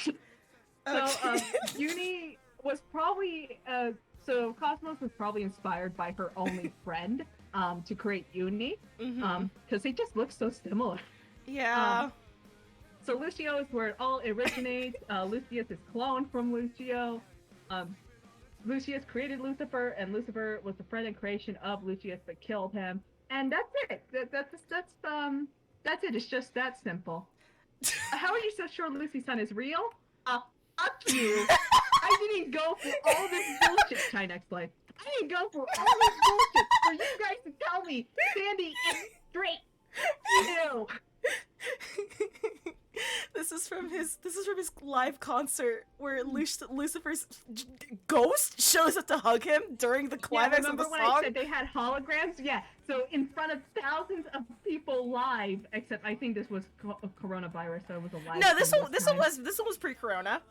But it was with pre-corona, so in front of thousands of people live, Lucifer appears and gives him a hug on stage. It's gay. And we're done. I'm listening to my favorite song. Fuck you. I'll even fix the screen share mode so that we can listen to it together. We're done. Colleen, how do you feel? Colleen, how do you feel? Can you even see this? Can you see this? Hold on. Not yet. I have gone through every emotion felt by every human being possible. Mostly exhausted. What did you... Yeah? Okay, I can't share sound for some reason. It's just broken, but I just need to. We're listening to my favorite song. I don't care. It's gonna get copyright striked. I don't give a shit. We're jamming. Sorry, if you guys want to listen to it, I'll send it to you later. I'll fucking help you. I'll fucking help you, okay? Hey, you can post a jam share, which is available on the Discord. Yeah! Discord! Yeah. This is why Cloak is the brains. Let's just listen to my favorite song because we're at the end. We did it, guys! We did it! We did it! Listen to Stand Up and sing.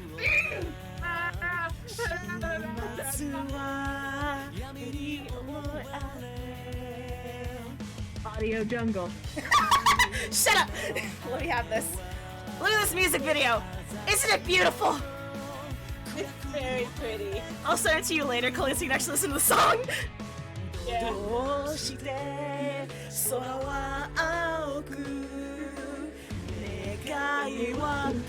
Bye, Val, I love you! Thanks for sticking!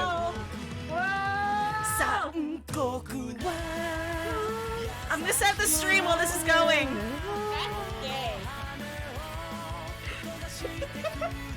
Yeah, they're kinda gay. Oh fuck, the screen. No! No! No! We gotta look at him! No, we gotta look at him! No, this can't be happening. We gotta be looking at him. It was There we go. We're back. Okay, we're back. I don't remember what place we are in this song. That's gay! They're gay. They're the gayest fucking people I've ever seen this side of the United States. I'm just cat jamming. Don't mind me.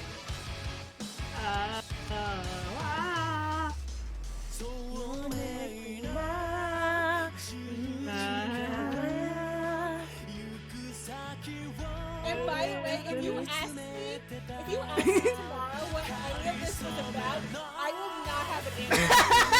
It's okay, you just have to rewatch the 6-hour stream. It's fine. Speaking of which, can we make it so we end exactly on 6 hours? No! We did it! Yes! It's over. It's over. Nega unara.